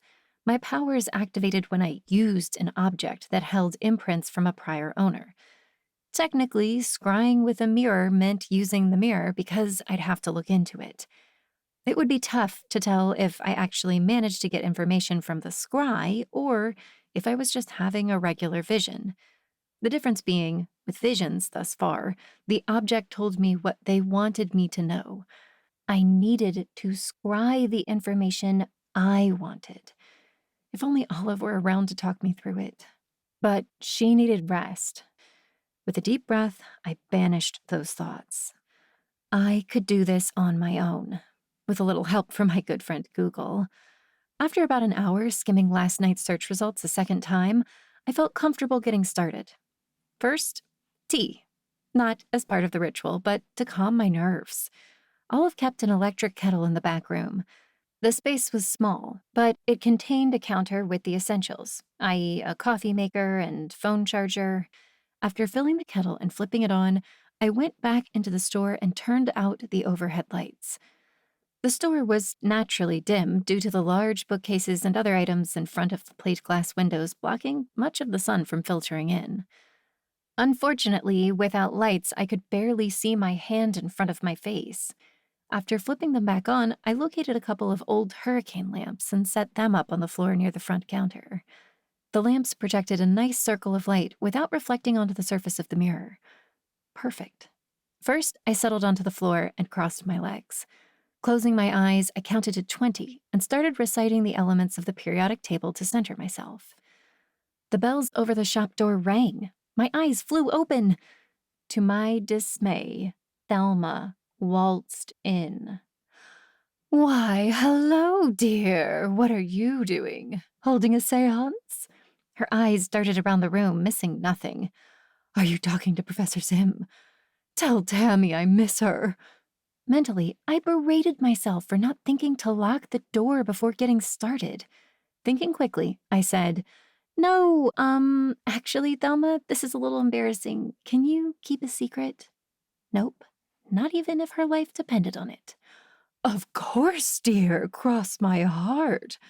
Well, it's just that the guy who sold me this mirror said that if I looked into it in a dark room, I'd see the face of my true love. I bit my lip. Her ears perked up at the potential to gain a bit of gossip. "I thought you were dating that boy at the coffee shop." "No, we're just good friends. That's why I got this mirror. So far, though, I only see myself. Do you think I'm destined to be alone forever?" Thelma rolled her eyes. "Oh, Allie, don't tell me you got suckered by that mumbo-jumbo. I expected better of you, dear girl." I feigned embarrassment while thanking myself for having the foresight to turn the lights out. The harder it was to see my terrible acting job, the better. "I know, well, I've been lonely." I heaved a too heavy sigh before pulling myself up and pasting on a bright smile. "Anyway, how can I help you, Thelma?" "After seeing you at the funeral, I came in to see how you were doing." Translation, she wanted dirt. "Thank you, but I'm fine. My heart goes out to Professor Zim and her family." She waited expectantly, but I refused to give her anything resembling gossip. "Can I help you find something?" When Thelma realized she wasn't going to get the dirt she sought, she vanished quicker than a stack of pancakes on Kyle's plate. Back to the mirror. At least, the kettle boiled now. I'd almost forgotten about it. Tea. Calming breaths. Incense. Low lights. Mirror. Remembering my lessons with Olive, I did some deep breathing to clear my mind. Then gazed into the mirror, trying to let my eyes unfocus. To my surprise, something flickered across the surface. This time, footsteps at the rear entrance drew me away from my task. Too late, I realized I didn't have any good excuse for what I was doing. "Allie, why are all the lights out?" Never did I think I'd be so disappointed to see Sam. Well, never before he walked in on me and Rusty and got upset. While part of my heart got excited at the notion that he did not like seeing me hug Rusty, and what that might mean, his words stung. Too late, I realized about 15 seconds had passed since he asked the question. The power blew? That's weird. Everything is working upstairs. Did you check the fuse box? Immediately, I realized my mistake. Sam wasn't a random customer or the town busybody. As the owner's son and the guy here to help, if we lost power, he'd take it upon himself to fix it. Oh, sorry, no, it's fine. I was just testing something. He tilted his head at me but didn't push. His decision to ignore the obvious lie only made me like him more. How's your mom? I asked. Did you need me to go get anything for her? Mom insists she's doing fine. Won't tell me what happens, but I've learned not to push. To my surprise, he shuffled his feet and looked at the ground. Look, Allie, I owe you an apology. When I saw Mom up there, it scared me. It scared me too. That's why Rusty was comforting me. He's my best friend. I know, He said.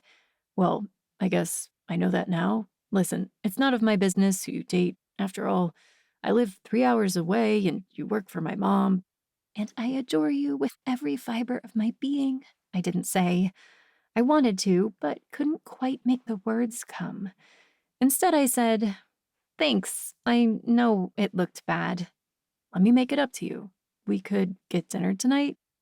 Was that a hopeful note I heard in his voice? Nah, he was just probably one of those super nice people who couldn't stand knowing he'd hurt someone's feelings. But it wasn't like I'd turn him down just because it wasn't a date. The more time we spent together, sans unconscious parent or murder accusations, the better. Yes! The word ripped from my throat as if my heart spoke all by itself. I sighed when I remembered I wasn't available. I mean, I'd love to, but I can't. I'm babysitting. Can I take a rain check? Sure thing. Are you free tomorrow? For you? Yes. I didn't say. It wasn't a date. He said he wanted to talk about stuff. Probably store stuff. Or why his mom passed out in my arms. Not romantic stuff. Besides, he lived 3 hours away, as he pointed out. Dating with my powers could be weird, even though I hadn't been on a date in over a year, and that barely counted since it was Rusty just figuring out that he wasn't attracted to women.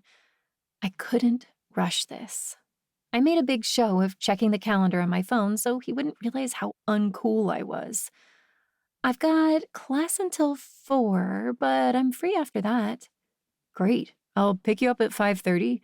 Text me your address. Sounds good. I smiled brightly, hoping I looked casual. It'll be fun. Then I guess it's a date. He grinned broadly at me, making my heart flip-flop before turning and heading back up to the family apartment.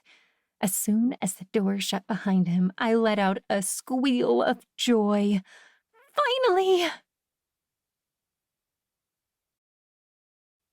Chapter 17. The rest of the day was far less exciting.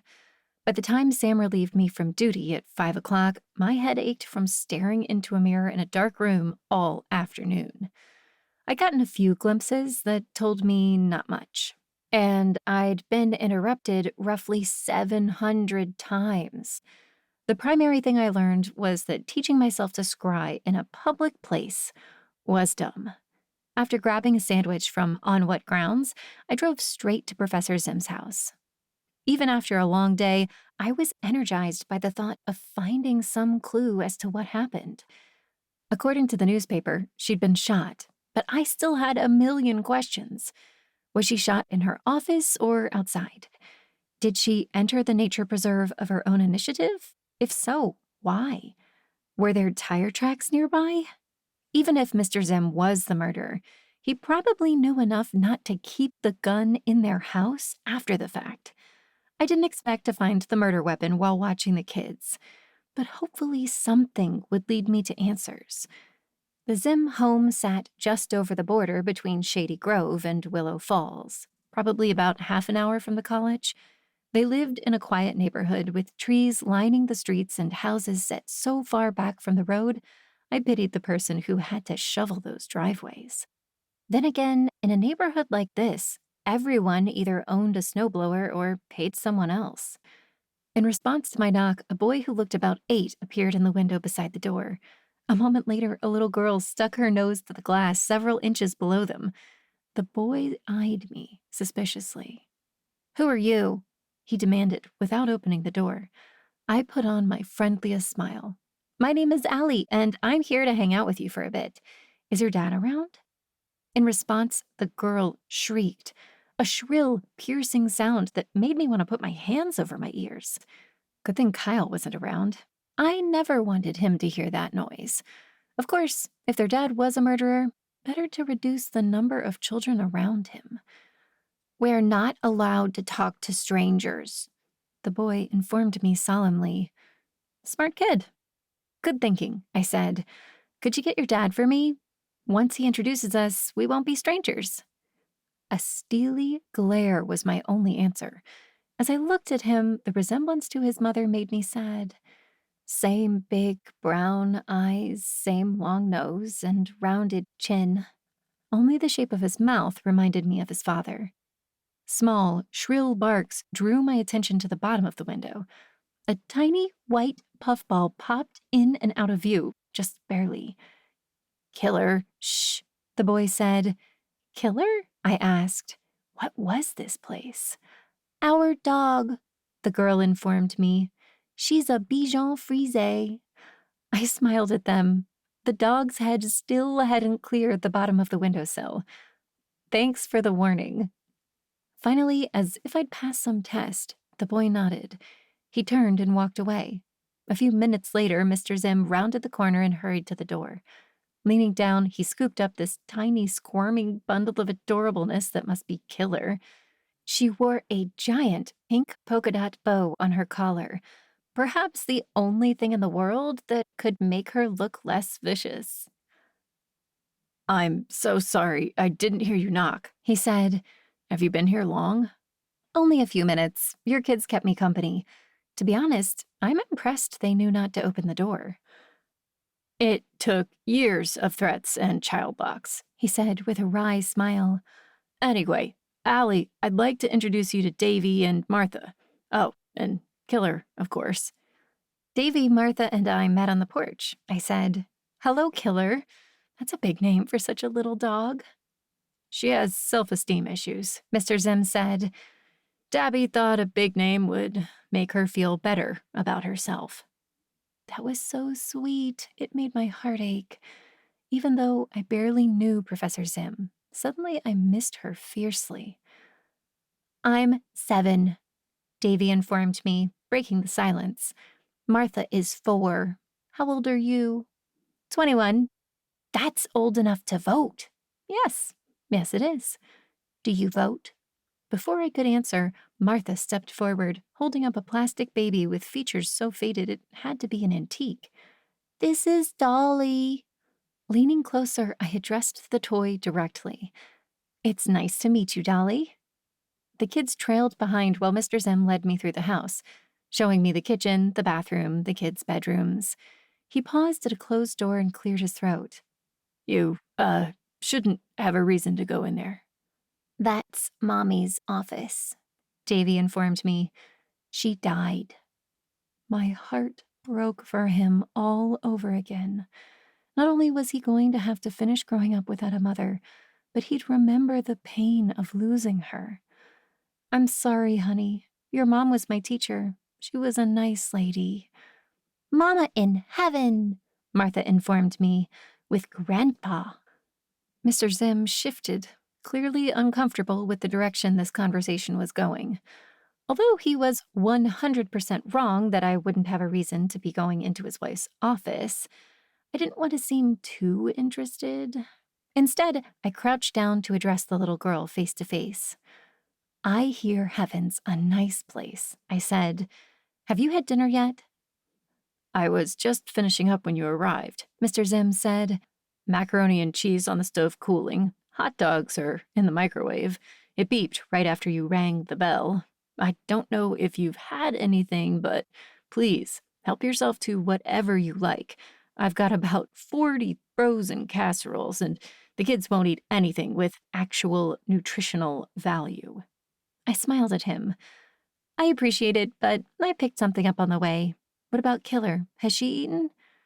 "Killer eats raw," Mr. Zim explained. "You don't need to worry about it." "Raw? You mean like raw meat? Like chicken wings?" I didn't say it, but if they had a chest full of frozen meat at their disposal, that could explain the bones strewn around Professor Zim's body. Mr. Zim misinterpreted my concerned look. "Yeah, but again, I fed her, and we don't give her live chickens or anything. Frozen food from the butcher. It's perfectly humane." "Right," I nodded, forcing myself to swallow my concerns. If he was the killer, he couldn't know I was on to him. "Thanks. What time is bedtime?" 10 minutes later, he was on his way with a backward glance over his shoulder that made me realize how much he hated leaving the kids alone. It surprised me how badly I didn't want Professor Zim's husband to be the one who killed her. As the kids were finishing dinner, my phone beeped with a text. My heart skipped a beat. Was it Sam, solidifying plans for our date? Just taking a moment to let me know he couldn't stop thinking about me? But no, it was his mother. "Olive, look at you. You've got me texting." "Me. Does that mean you've been kidnapped?" Olive. "Ha ha." "Me. Seriously, are you okay?" 3 dots indicating that she was composing an answer, then vanished, then returned. That made me more nervous. My boss didn't text. She called, for the most part. It was annoying. The fact that she'd texted me for the first time on the day she got knocked out by a magical spell made me worry. At a minimum, she had something to say that couldn't wait until tomorrow, and she didn't want Sam to overhear. I glanced at Davy, where he was now loading the plate he'd used into the bottom of the dishwasher. Martha still sat in her chair, feeding a hot dog to Dolly. Killer waited patiently on the floor, eyes glued to the girl's hand. Finally, my phone buzzed. "Olive, maybe it's nothing, but ever since I woke up, I haven't felt like myself. I went downstairs and picked up the quill. It didn't tell me anything." I blinked at my screen several times. Nothing?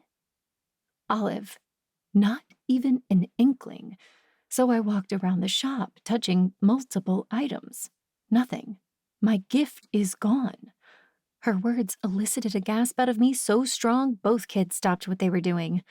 "I'm okay," I said. The dog startled me." "Killer wouldn't hurt a fly," Martha said. "He only likes dead meat." Yes, dead meat of the sort found strewn all around their mother's body. Was it a coincidence that the Zim family and the murderer both had easy access to raw meat? Olive's problem called, but I wondered if the kids could tell me anything useful. "Yeah, your dad mentioned that. He said you didn't feed her, but I bet you help him sometimes, right?" "No, only Daddy has a key to the freezer." Interesting. Why lock the freezer? What else was in there? Regretfully, I texted Olive that I would call her on the way home and put my phone away. At the moment, Professor Zim needed me more. The remainder of the evening was not nearly as eventful. Probably a mixed blessing when hanging out with children. Davy showed me a card game he played with his dad while Martha colored beside us. We tried to interest her in the game, but she preferred to draw. When the time came, they went to bed so seamlessly, I wondered if Mr. Zim had magic too. After all, Kyle was pretty great, but we rarely got through bedtime without him asking for 7 glasses of water and 15 hugs first, then 4 trips to the potty. I breathed a sigh of relief once Davy's bedroom door shut behind me. Martha was already in bed. Their father wasn't due back for at least an hour. Plenty of time to look through Professor Zim's office for clues. For 10 minutes, I waited, needing to be 100% sure the kids were asleep before making my move. The last thing I wanted was for one of them to catch me going through their mom's stuff. Finally, when the soft sounds of slow breathing filtered through both doors, I tiptoed down the hall, saying a silent prayer that the office wouldn't be locked. It wasn't. The handle turned silently, and the door swung open. I didn't feel a switch beside the door, but light from the street lamps filtered in through the open window. Not much, but enough to navigate around the furniture. In stark contrast to our office at the university, chaos reigned inside this room. Papers, post-it notes, pens, and other stuff covered every square inch of the desk. Overflowing bookcases lined one wall, with some books haphazardly pulled out and left open. Every drawer in the desk had been pulled open. What the heck was going on? I stood in the center of the room, turning slowly for a long time before it hit me. Of course, evidence. Police would have taken Professor Zim's computer for evidence, along with any papers or anything else that might give some clue who had killed her. I should have known. Even though she probably didn't die here, police would have wanted to investigate the home. They must have created this mess when they searched, and Mr. Zim hadn't cleaned up yet. Maybe the officers hadn't gotten a chance to go through her on-campus office when I broke in. That would explain the difference. Not quite willing to give up, I wheeled the desk chair back to its usual spot, taking careful note of exactly how I'd found it. Then I sat, facing the desk, pretending to be sifting through a pile of papers. Nothing happened. My gifts weren't well-defined, and I still only had a very basic handle on how to get them working. The good news was, from this vantage point, I spotted a bookcase behind the door that I hadn't seen in the low light. Police apparently hadn't been interested in biology, because the shelf overflowed with old textbooks on topics ranging from genetics to cell adhesion and more. Also one on rebuilding a 1957 Chevrolet? That wasn't sciencey at all. Not that a woman couldn't have varied interests, but it seemed out of place on the second shelf, stuck at the end of a row of books authored by Professor Zim herself. Curious, I pulled it out with one finger, noting that the book seemed oddly light for something with a 3-inch spine.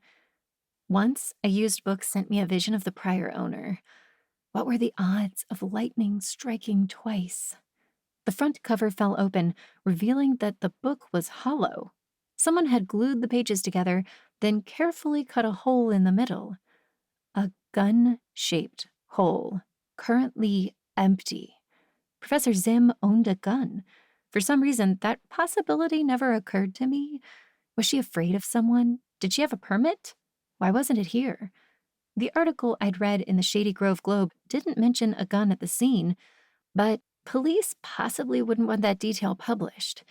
I didn't even know if her purse had been found with her. Had it been Professor Zim's own gun that killed her?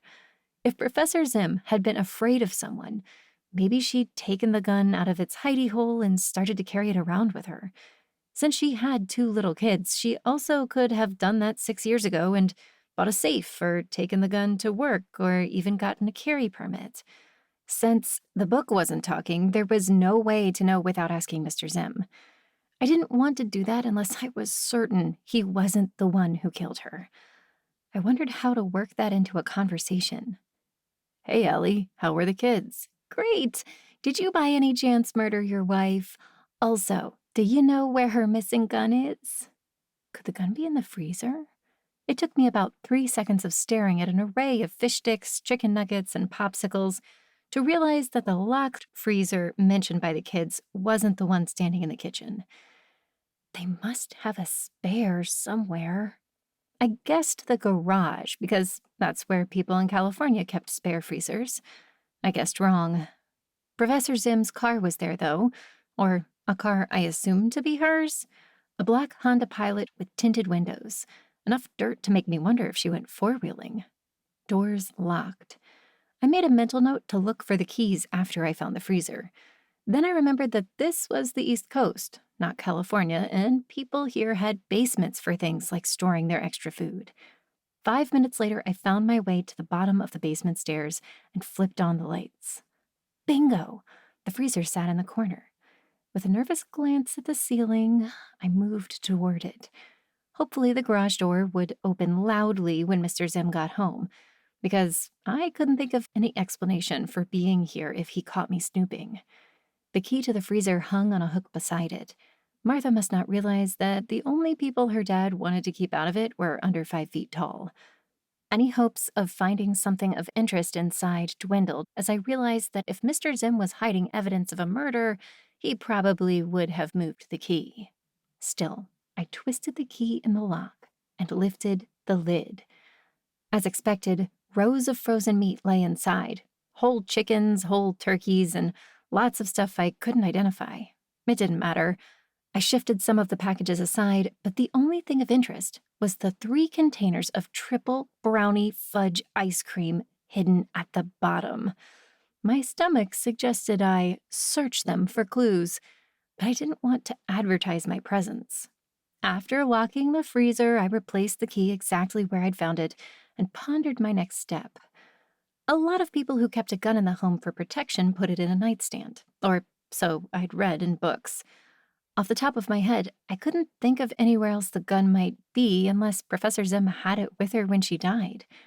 Unfortunately, there was no way around the fact that I was going to have to invade the Zim's privacy a little bit more. Time to search the master bedroom. Back on the top floor, I found the room easily. There were only 4 doors, and I'd already been in both kids' bedrooms and the bathroom. A massive 4-poster bed sat in the middle of the room, probably king-sized.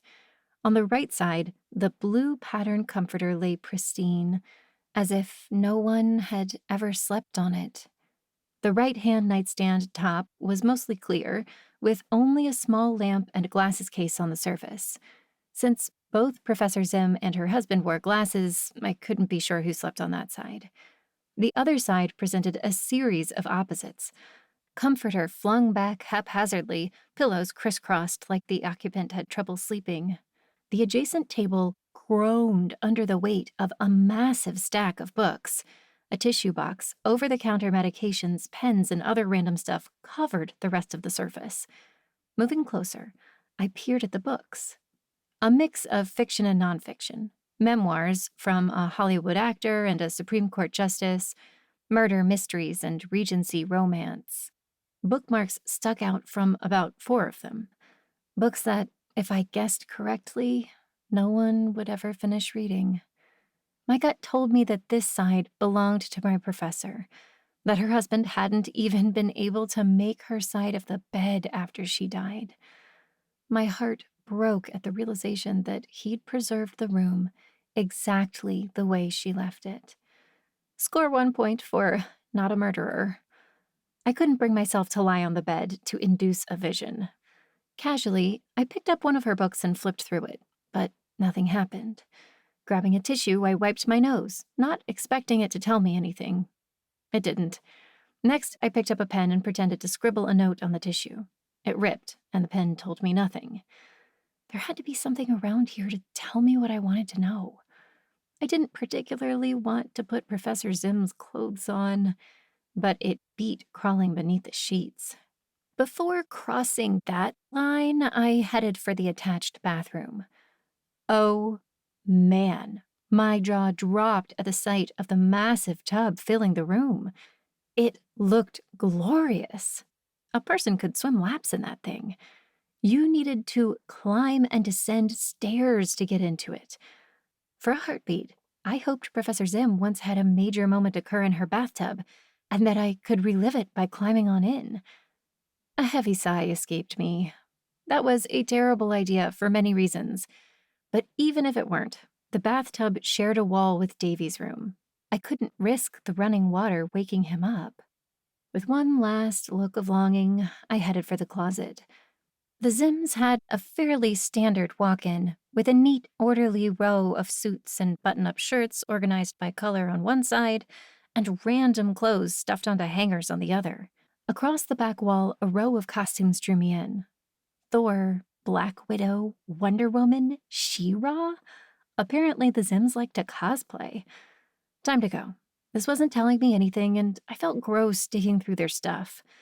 All I wanted to do was go home, take a shower, and curl up on the couch with a good book. There was zero chance I was going to put on anything Professor Zim owned and trigger a vision. I'd find another way. A cough from the front of the closet made me jump a mile. I spun around, praying it would be Martha or Davy. No such luck. A squeak escaped me. Mr. Zim stood in the doorway.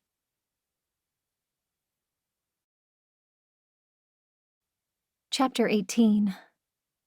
The blood drained out of my face, leaving me lightheaded. We stared at each other. I'd been caught red-handed, and we both knew it. My initial instinct was to run, flee down the stairs and out of the house.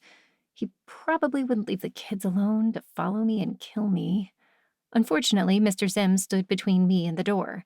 The only option was to bluff my way out of this. "You're home early. Did you have a nice evening?"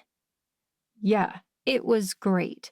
Nothing beats being the guy whose wife just got murdered at a work event. Touché. I didn't know what to say to that. A nervous laugh escaped me. "You're probably wondering—" Cut the crap, Allie. We both know what you're doing. We did? Great. He was going to call the cops on me. He probably thought I was trying to steal something. Or he realized I was onto him, and he was going to kill me and feed me to the coyotes covered in killer's raw chicken parts. Why, oh why did I come here alone? "I swear, it's not what it looks like," I began, trying to figure out how to inch toward the door without getting any closer to Mr. Zim. Maybe I could lock myself in the bathroom and call 911? Oh, I think it is. He took 3 long steps forward, gripping me by the forearms. His eyes were wild. I flinched and tried to jerk away, but he held fast. "Please, you don't have to do this." When he spoke, desperation filled his voice. "Did you have a vision? Do you know who killed my Tabby?" At Mr. Zim's words, I choked. "You know what I can do?" Tabby figured it out, he said. She was very intuitive. "I don't understand," I said. "How?" "Come on, let's get out of my bedroom closet. I'll make some coffee and we can chat." Until he mentioned that, I had almost forgotten that we stood about 15 feet from the bed he'd once shared with my now-dead professor. Awkward city, especially if one of the kids woke up and found us in here. Not to mention that Mr. Zim still topped my suspect list. The fact that he somehow found out about my powers didn't exonerate him. He could just be trying to find out what I knew before he decided whether to kill me too. This had been a terrible idea. I shifted from one foot to the next, wondering about my chances of getting out the front door before he attacked me. "Look, I know what you're thinking," he said. "If I can prove I didn't kill my wife, will you calm down?" Yes? I mean, yes, definitely. That would make me feel better. But how? "Easy," he said. "I'm going to give you a vision." My mouth dropped open. I didn't quite believe what I was hearing. This could be astonishingly good luck or a painful misunderstanding. "You're going to show me your wife's death?" He sighed heavily. "I wish. No, but I can show you it wasn't me." He unlocked his phone and handed it to me. Without a moment's hesitation, I took the device. The home screen showed over 400 unread texts and more than 1,000 unread emails, which made me twitch. Those big red numbers made me more uncomfortable than getting caught digging through his stuff. I landed firmly on Team Zero inbox. Of course, I'd never lost a spouse. Opening a new text message, I typed in my number. Then I nearly dropped the phone as the world twisted around me. A voice in my ear droned on. I hadn't heard a word the man said after. "We have reason to believe your wife has been killed." I sank into the desk chair, a short-backed orange-brown seat with 2 arms and wheels. The spindly desk wasn't made for the pile of books and binders stacked on it for this conference. It didn't matter. Nothing mattered. My eyes landed on the binder leaning against the wall. Welcome to the Indianapolis Garden Heights Business Center, a hotel in Indiana, nowhere near Shady Grove. My voice shook when I spoke, deeper than usual, not me. Are you sure it's my Tabby? In my ear, someone said, I think so. We got the preliminary ID from the girl who found her, but it would help if we could get something with your wife's fingerprints on it to confirm. When was the last time you spoke with Tabitha? Yesterday evening. She was planning to spend about an hour researching before a late appointment. Do you know who she was seeing? No, she said she had some flim-flam meeting. Excuse me? A fancy word for bull. We don't like to cuss in front of the children. I'm afraid it's caught on. Oh, I see. The voice was so full of compassion it took me a minute to recognize it as belonging to Tim Matthews. How did she seem? Normal. Office hours can be the worst part of the job, so many unreasonable requests. She rarely complained, though. Panic filled my chest. The kids. Where are Davy and Martha? They're fine, sir. Spent last night at a sleepover. A flood of relief made my body sink back into the chair. Thank goodness, I forgot. Understandable under the circumstances. If you speak to your wife, please let us know as soon as possible. Maybe it's not her. The despair filling me said it was. This was the first morning since we got married that Tabby didn't text hello during my travels. Thank you, Sheriff Matthews. I'll be on the next flight back to Shady Grove. The phone call ended, and the phone dropped onto the desk. The room blurred as I dissolved into sobs. When I came back to myself, Mr. Zim watched me, a host of emotions playing across his face. This was the first time I'd intentionally induced a vision in front of the person I wanted to read, and I felt a weird connection with him. I'm so sorry, Mr. Zim. His lips curved upward in a sardonic half-smile. Please, after that, I think you can call me Ethan. Ethan, let's chat. He still hadn't mentioned how he knew about my abilities. I made the universal after you motion and followed him down the stairs to the kitchen. You seem awfully relaxed, he commented as he gestured for me to sit on a stool at the island. Killer sniffed my feet as if to reprimand me for being where I shouldn't have gone. I guess you believe me now. This feels like a test, I said, leaning down to pat the dog's head. I know you didn't do it because when you handed me your phone, I had a vision of Sheriff Matthews calling you with the news. Smart. You passed. His smile faded. Sorry to have you live through such a painful moment. It's okay, I said. I suppose you could have hired someone to kill her while you were out of town, but your shock and pain felt genuine. Again, I'm so sorry for your loss. I liked your wife. Thank you. With a tight smile, he turned his attention to the cupboards. You can probably call her Tabitha, too. I wouldn't, but I appreciated the gesture. While Ethan made coffee and offered me an enormous slice of chocolate cake, which I happily accepted, of course, I explained everything that happened so far. When I got to the part about Professor Ng getting tenure, he almost dropped his plate. Gary? You think Gary killed Tabby? No way. You know him? Of course I do, he said. Maloney College isn't that big. Tabby graduated from here, years ago. They both did. They even dated briefly when he was in grad school before he went off to MIT.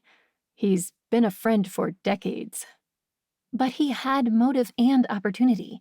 He's teaching all of her classes, which has to come with more pay. Plus, she was going to beat him for tenure and got the funding he wanted a couple of years ago. He knows the nature preserve inside and out. Everything adds up. Professor Ng's specialty is botany. He hates cellular biology and chemistry. He would be perfectly happy to never teach either, Ethan insisted. Gary just wants to dig in the dirt. Also, more work at a small college doesn't necessarily translate to more pay. I sighed. Well, he was my best suspect. I'm not going to tell you to stop looking into what happened. I need to know, and police still haven't found the gun. But Gary's a pacifist. Ran for state assembly a few years back. His entire platform revolved around abolishing the Second Amendment. Really? Really. Sorry to break it to you, Allie, but Gary's not our guy. Instead of answering, I took another bite of cake. Being anti-gun did not mean a person was incapable of murder under the right circumstances. Also, people change. But I could see trying to convince Ethan would be a waste of time, especially when I didn't have any real evidence. Professor Ing may have a motive, and the fact that he worked with Professor Zim probably gave him opportunity. But those two things didn't necessarily make someone a killer. That reminded me, though. Speaking of guns, did Professor Zim carry one? I found that empty book in your office. He smiled. No, she inherited that book from her dad. Kept it as a reminder, but we didn't take the gun itself. Never wanted the thing in the house with the kids, you know? I understood, but now I was down 2 suspects, if Ethan was right about Professor Ing, and a murder weapon. Since Brad and Tiffany were together, either they'd teamed up to kill Professor Zim or I was back at square one. This evening wasn't turning out to be as fruitful as I'd hoped. So far, the only thing I'd learned was that Ethan knew about my abilities. "How did you find out about me?" I asked. "You said your wife mentioned it, but I never told her. To be honest, I'm surprised a science professor would believe in mystical powers." As unusual as a biology major who has visions? My lips twitched in response, but I let him continue without interrupting. I was as surprised as you the first time she told me. The entire subject fascinated her, though. Tabby had been doing a lot of research long before we met, tracking, looking at genomes. She suspected supernatural abilities are found in a recessive gene mutation. Huh. When I'd first had a vision, I'd been completely freaked out at the thought that everything I knew about science was wrong, that mysticism might be every bit as real. I wish I could have gotten a chance to talk to another scientist who believed. That's fascinating. I'd love to see her research. I mean, if you'd be comfortable showing it to me. She'd like that, He said, wistfully, taking a long swallow of coffee while staring absently away from me. Maybe you'll use it once you get your degree. Or in my master's thesis, when the time came, there was a fascinating concept. The possibilities thrilled me. What got her interested in supernatural abilities? It's kind of an out there subject. Not for her. Tabby was a reader. He said. She liked books about psychics? Obviously. Who didn't? Huh, no. Well, I mean, yes, but that's not what I meant. She read people's auras. Not like what you see in the movies, but she sensed a few things. For one, she knew when someone was gifted. She spotted it the second she met you and your nephew at the bookstore. I remember when she came home that night, she told me she'd never met someone so young with such a strong aura. The words made me feel oddly proud, as if I had anything to do with the strength of my aura. I'm surprised you remembered. Well, you don't exactly have a common name. I cringed, and he continued. I was glad you approached me at the funeral because I didn't need to come up with some pretext for inviting you over. Imagine if I'd called you out of the blue, a total stranger, and invited you to come poke around my house. I'd have been ecstatic, I said truthfully. Okay, well, maybe ecstatic and weirded out. He laughed. Did you find anything? Any clues? Sorry, no. I gestured toward the office. It probably would have helped if I could have gotten here before the police did. They made such a mess. It would take me hours to find anything useful, assuming they didn't take it. He set his coffee cup down on the counter and tilted his head at me. What are you talking about? The desk. Papers everywhere. Total chaos. Mr. Zim laughed. No, that's just Tabby. Police didn't search our house because there's no evidence this is where she was killed, and I was out of town when it happened. I'm afraid the office always looks like that. Drove me crazy, but what are you going to do? Why would she keep her home office such a disaster and her office at school so neat? She wouldn't. Her place on campus was just as bad, he said. She swore she knew where everything went, but it always looked like a hurricane hit it to me. No, it didn't. I was there last week and it was... Realization slowly dawned. Someone had cleaned up Professor Zim's office, but it wasn't her. Chapter 19. By the time I got home that night, I was exhausted, but I had one more thing to do before collapsing into bed. My brother sat on the living room couch watching television. Perfect. After a long week of drafting legal documents and offering pro bono advice to people charged with violent crimes throughout the greater capital region, my brother liked to chill on the couch with the TV and some paperwork. As expected, his laptop sat open on the cushion beside him, and papers spread along the surface. He sat up when I entered. Do you want to sit down? I can clean up a bit. I pretended to consider his offer. What are you watching? Mets versus Red Sox, 1986. How many times have you watched that game? It was before I was born.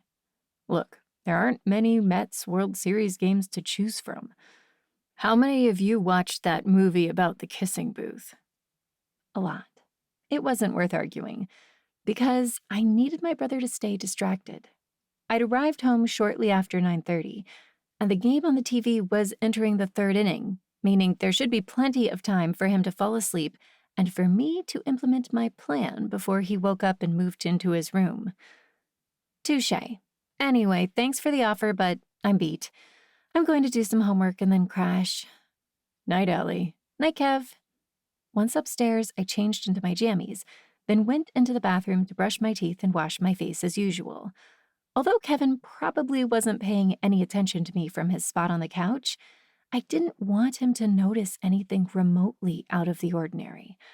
It was time to finish this once and for all. That mirror was going to tell me what happened to Katrina. I would make it tell me.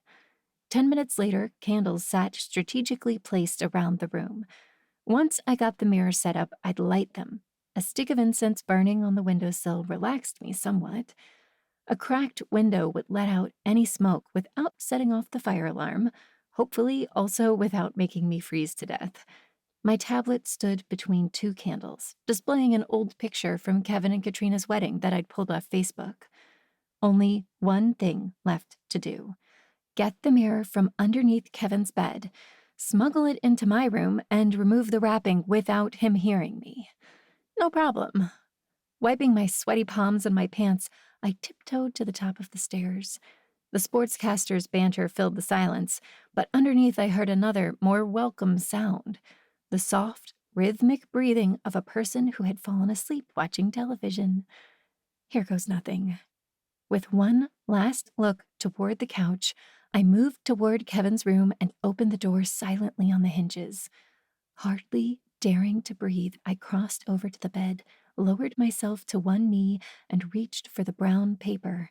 When my fingers closed around the mirror's frame, I almost cheered. Some small part of my mind worried Kevin would have figured out my plan and moved the mirror before I got a chance. Impossible unless he also had powers, but you never knew. An inch at a time, I slid it toward me, creeping backward along the floor as I went. The mirror was a bit bulky, but not heavy. Once the far edge cleared the underside of the bed, I hefted it up and returned to the door. If I ran into Kevin now, there was no possible way to explain my situation. You don't graduate Columbia Law School and get a big firm New York City job making about $1 jillion a year without being able to draw obvious conclusions. Luckily, the sound of Kevin's slow breathing followed me back to my room. As soon as the door clicked into place behind me, I sagged with relief. Once I flipped the lock, nothing could stop me. I was going to get the truth. First, I unwrapped the mirror and put it on the floor in the middle of the room. The candles had been strategically placed to provide illumination, but not to flicker on the surface. Moving around the room, I lit each one before snapping my lights off and settling cross-legged onto the floor. Staring at Katrina's picture, I took multiple deep breaths. I cleared my mind, focusing on nothing but being calm and open. My nose itched. No, I banished the thought and started over. In, out, in, out.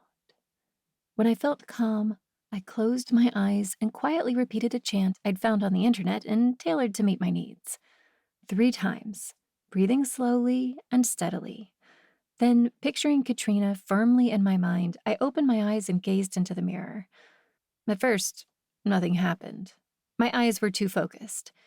After a moment, my vision softened, and the mirror's surface started to waver. "Show me," I whispered. "Show me Katrina. How did she die? Who killed her?" The mirror grew murky. Bracing myself, I leaned forward. To my surprise, an image appeared on the surface. Katrina exited a room at the top of the stairs, closing the door behind her. "Have a good nap, baby." The sight of her short, honey-colored hair, Lululemon leggings, and kind face made my heart ache. She stopped short at the top of the stairs. Her mouth opened into an O shape. "What do you want?" "You know what I want." The voice was pitched low, raspy. It almost sounded like it was full of static. No way I'd recognize the voice if I heard it again. "I need you." "I'm not going with you. No way." She moved silently down the stairs, keeping her voice low as if she were afraid to wake Kyle.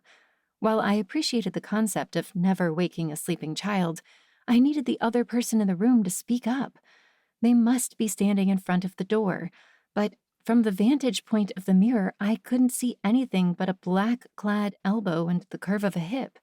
It could have been almost anyone. "You need help." "I need you to stop concealing who you are. If we combine powers—" "Stop it! Stop that!" Katrina raised her hands, waving them in the air. "I don't have any powers. You need to go." "You can deny it, but I've been getting a very strong reading from this house." "Strong readings?" "Psychic energy," the person said. "And I know it's not your husband, so don't lie to me." Katrina swallowed. The blood drained from her face. I gasped. She must have reached the same realization I did, that there was someone in the house with powers, and it wasn't her or Kevin. "Okay, you've got me. I'll go with you. Let me just leave a note for my husband, please." "So you can tell him about me? Don't be daft." "I won't, I promise. He just needs to know not to try to find me. If we do this, I can't come back." In the corner of the mirror, I saw the person wave a hand dismissively. "Do whatever you need to do." Katrina strode directly toward the mirror, her blue eyes meeting mine in a way that almost jolted me out of the image. But it was an illusion. She couldn't see me. "There's a pen and paper right here." She stopped and opened the drawer in the table. Then she stepped back and yanked. In one fluid motion, she spun and threw the drawer at the person in the doorway. They grunted and something clattered to the floor, probably the drawer. At the same moment, Katrina grabbed a large vase from the table and turned. She swung wildly, sending water and flowers scattering. A person stepped into view, a blur of a black hoodie and sunglasses. Pale skin, maybe? I gritted my teeth in frustration. In the mirror, the figure reached up, effortlessly taking the vase from Katrina's hands. They wore gloves, which wasn't helpful, but appeared to be shorter than Katrina. Lean. Hold on. Something peeked out between the glove and the cuff of the hoodie. A tattoo? I moved closer, desperate for any clue. The vase shattered to the ground and my concentration wavered. The vision flickered and I struggled to focus. Signs of a struggle, the police report had said. Now I understood. The person wrapped their arms around Katrina. I needed to see who it was. The sleeve of the hoodie shifted, revealing a wavy line. Definitely a tattoo. It was dark green, not the right color for a scar. The bits I saw curved around the skin. A vine? As they struggled, the patch of skin moved out of my sight. Katrina whispered, "Please." The mirror clouded over. Squeezing my eyes shut, I shook my head to get the image out of my mind. I couldn't breathe, couldn't think. All I saw was Katrina, murdered to stop someone from finding out the truth about Kyle. I still didn't have any idea who the person was. Desperate to clear my head, I blew out all the candles and threw the window open. A blast of cold wind rocketed around the room, but I welcomed the exterior chill. Anything beats the sudden coldness inside of me.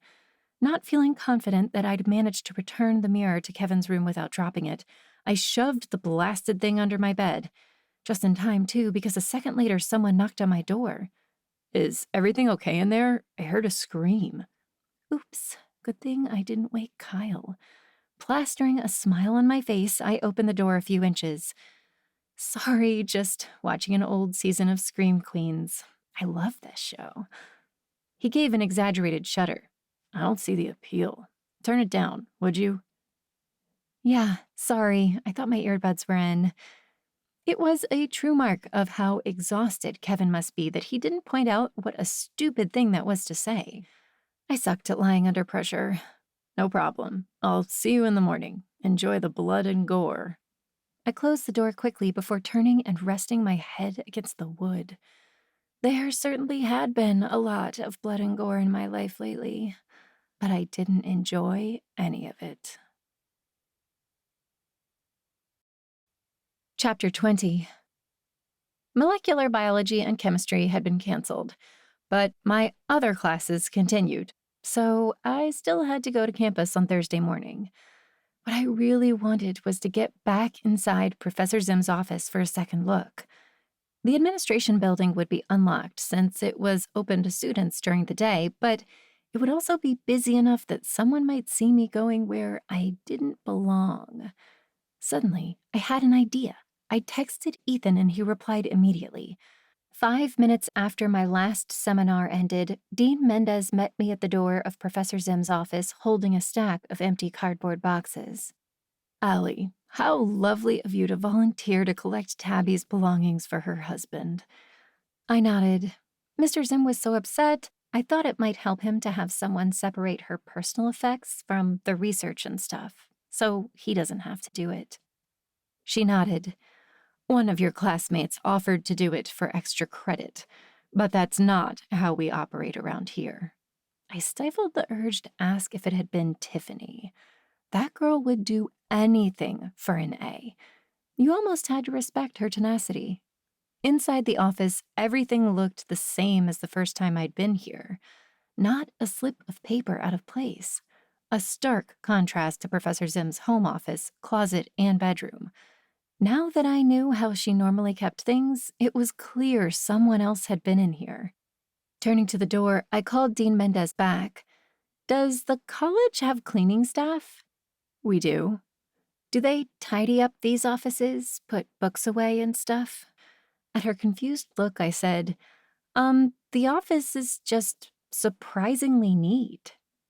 "Tidy. They do the floors and empty the trash, but Tabitha would have strung up anyone who touched her papers. She had a system, you see." Dean Mendez stepped into the office, frowning. She looked around. "The office hasn't looked like this since the day she moved in. Do you think any of her TAs would have come in to clean after she died?" "Maybe, if they needed something to continue her research, but they should have called me first. This is very unsettling."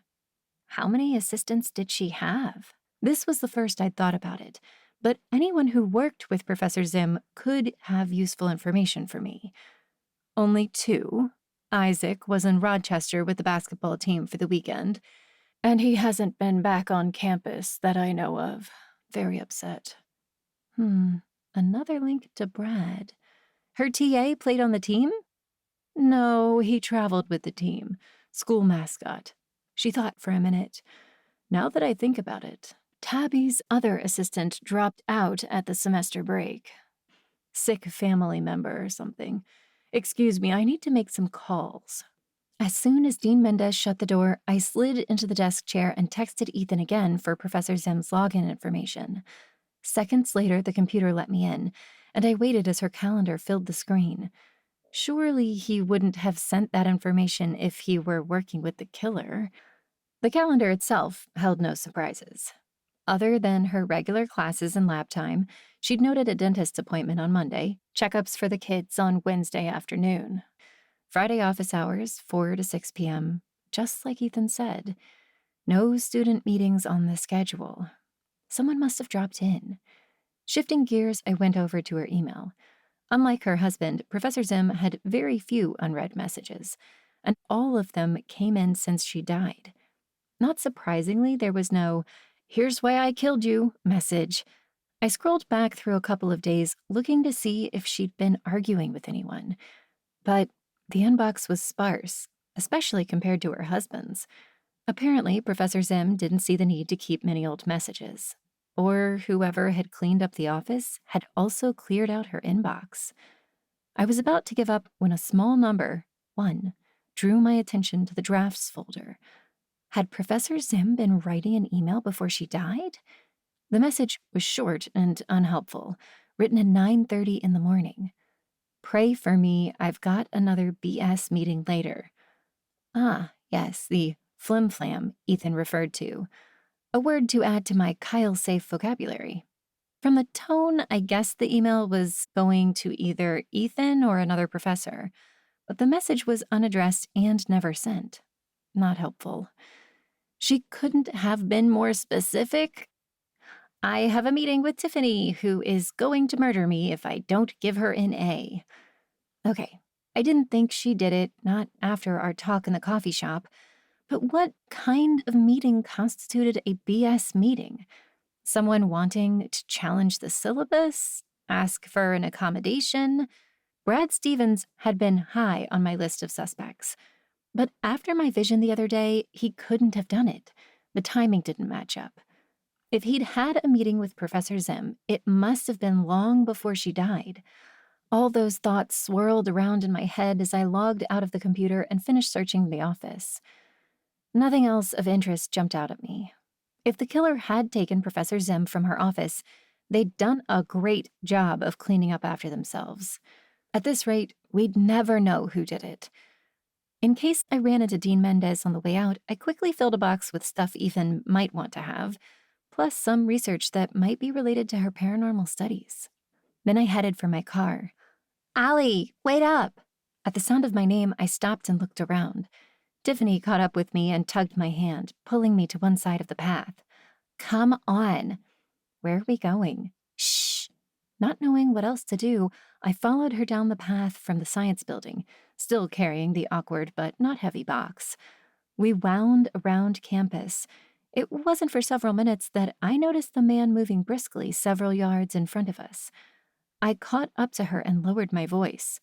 "Are you following Professor Ing?" "Not if you're so loud he catches us," she said pointedly. "Look, you're my cover. If he spots me alone, it's more suspicious than if we're out here together gathering samples for our botany class." "We don't have a botany class together." "He doesn't know that." As the botany professor, he might, but it wasn't worth arguing. Professor Ing remained my primary suspect, despite Ethan's refusal to consider him. If following him might help me find some actual evidence, I was 100% in. Tiffany and I moved together, away from the center of campus, across the parking lot. Professor Ing went to the back of a Toyota RAV4 and opened the trunk. My arms were starting to ache. "Are we supposed to get in a car and tail him wherever he might go?" "If it comes to that." Your car's a bit flashy for tailing someone, don't you think? Why do you think I grabbed you? She asked reasonably. But hold on. Professor Ing removed his pristine khaki coat and laid it gently in the back seat of his car. Then he grabbed a black overcoat and pulled it on.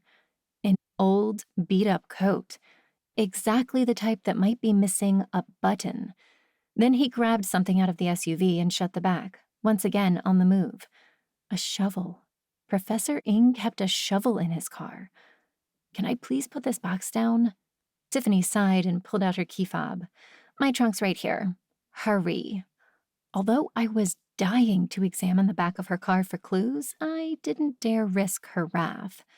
The box went into the trunk and I silently closed the lid. Thanks, Kevin, for drilling into me the need to be gentle with an expensive car. Without another word, Tiffany and I headed across the parking lot. Our pace remained steady. Professor Ing walked as if he'd followed this path dozens of times. It took me a minute to realize that we were approaching the nature preserve from a different direction than the one Kevin and I had taken the day we found Professor Zim's body. Julie's words came back to me. Several of the trails were wide enough for someone to drive a small SUV on them. A small SUV like the one Professor Ing drove. A small gasp escaped me. Glad you finally caught up with me, Tiffany said.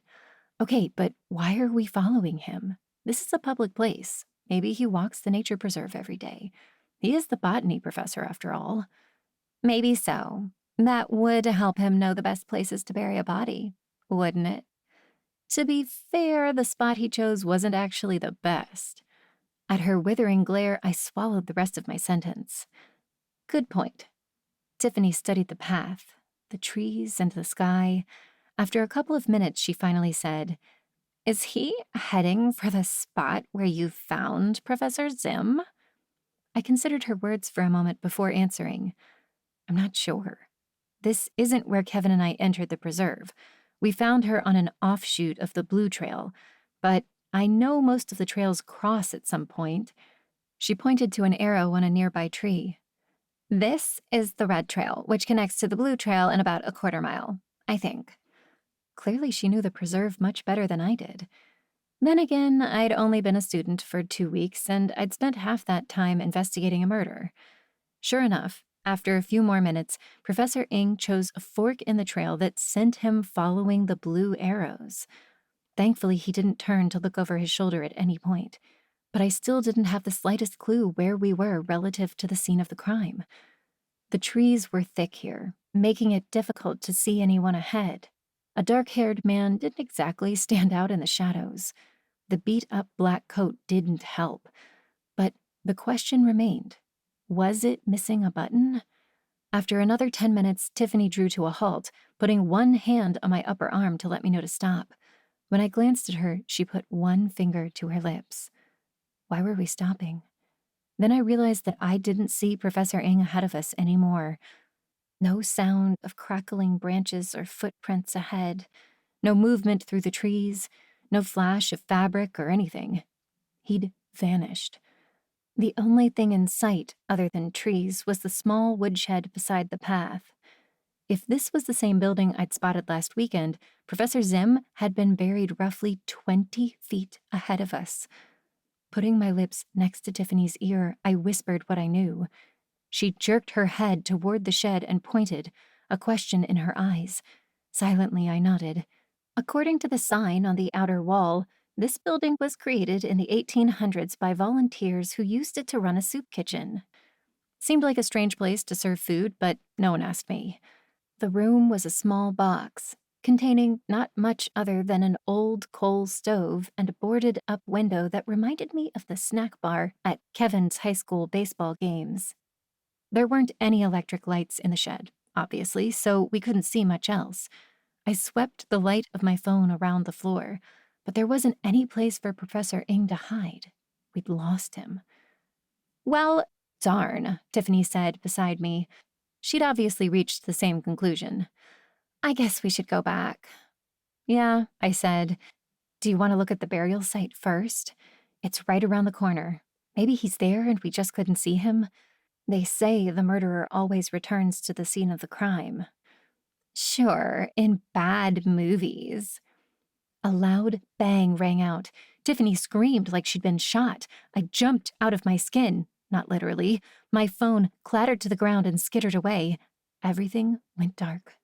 I whirled around, expecting to see Professor Ing wielding a machete or pointing a gun at us. Instead, the door had slammed shut. A shiver went down my spine. Probably the wind, I told myself, desperate to slow my racing heart. Shaking my head at my silliness, I moved to open the door. Only one problem. The metal rod serving as a handle didn't move. I tugged, I pushed, I twisted. Nothing happened. The door wouldn't budge. Tiffany moved up beside me in the darkness. Here, let me try. Be my guest. Maybe she could unlock doors with her mind. She wouldn't appreciate my snide commentary, though, so I watched while she shoved and yanked at the door, twisting a knob on the lever that turned uselessly. Tiffany and I came to the same realization at the same moment. Professor Ing had locked us in. Chapter 21. Okay, we could manage this. No big deal. Deep breaths. There are 7 noble gases on the periodic table: helium, neon, argon, krypton, xenon, radon, oganesson. With a huff, Tiffany pushed away from the door. It's fine. Why don't you stand there while I get help? Her words jolted me into action. Right, call for help, because this wasn't the 1800s and we both had phones. Except I dropped mine, and without any light, it wouldn't be easy to find. Crouching on the ground, I ran my fingers over the ground while Tiffany dug in her backpack for her own device. To remain calm, I mentally recited the alkali metals: sodium, lithium, cesium. There! Finally! My phone! My elation quickly faded when the light came on and a message on the front informed me there was no service. 0 bars. Couldn't even text. There's no signal, I said. I shouldn't be surprised. When we found Professor Zim's body, Kevin had to hike to the parking lot to call the police. Me either, Tiffany sighed. I guess we're stuck here. At her confirmation, panic threatened to overwhelm me. As long as we had our phones and the ability to call for help, we were fine. But without that option, doubt started to close in. I barely knew where we were. It would be dark soon. There were no electric lights in the nature preserve for obvious reasons. I wasn't confident I could navigate back to the school's parking lot in the dark without being able to pull up a map on my phone. No one had any reason to wander the preserve in February, so we weren't likely to be rescued. No one knew I'd come with Tiffany after class. For that matter, no one even knew my class schedule. Kevin would notice if I didn't make it home for dinner, but he'd probably think I was eating at Rusty's. It would never occur to him to look for me in an abandoned building in the middle of the nature preserve. Even if he did, sunset in upstate New York came early in February. It would be dark at least an hour before my brother even left work, and the temperature dropped fast. Tiffany and I would turn into popsicles with nothing but each other to keep warm. Just when I thought things couldn't get worse, Tiffany pulled a gun out of her backpack. A hysterical scream escaped me. I knew it! You killed Professor Zem because you were worried that the group project was going to ruin your grade. Don't be stupid, she said. If that was it, I'd have killed Brad. You and I would easily get an A without him. While that shouldn't have comforted me, her words rang true. I'd thought the same thing myself. So you're planning to shoot the door open? Do you have a better idea? I don't know. Maybe. Let me think. Turning away, I paced the small structure. There wasn't a lot to this shack. The window boarded up from the outside, an old tub that must have been used to wash dishes back when this place served food, a stove, a couple of old plates in the cupboard. Yeah, that's super helpful. Let's climb into the cupboards to get out, Tiffany said, following the direction of my gaze. When Professor Ing comes back to kill us, I'm telling him to take you first. Or you could shoot him, and we could both leave here alive. Touché. Can I shoot the lack yet? Hold on, I'm thinking. Hoping she didn't shoot me in the back for acting weird, I pulled a couple of tin plates and a cup off the shelves. I carried them to the small counter beside the window and mimed putting food on them. Great, you've lost it. I'm trying to concentrate.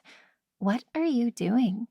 I grasped for an excuse more believable than trying to trigger a vision, which was, of course, my goal. This helps me think. She rolled her eyes and flopped onto one of the chairs.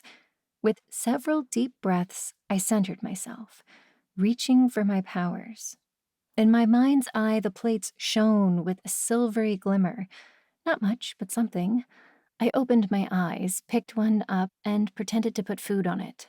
Then I turned and walked toward the door, offering both plate and cup to Tiffany.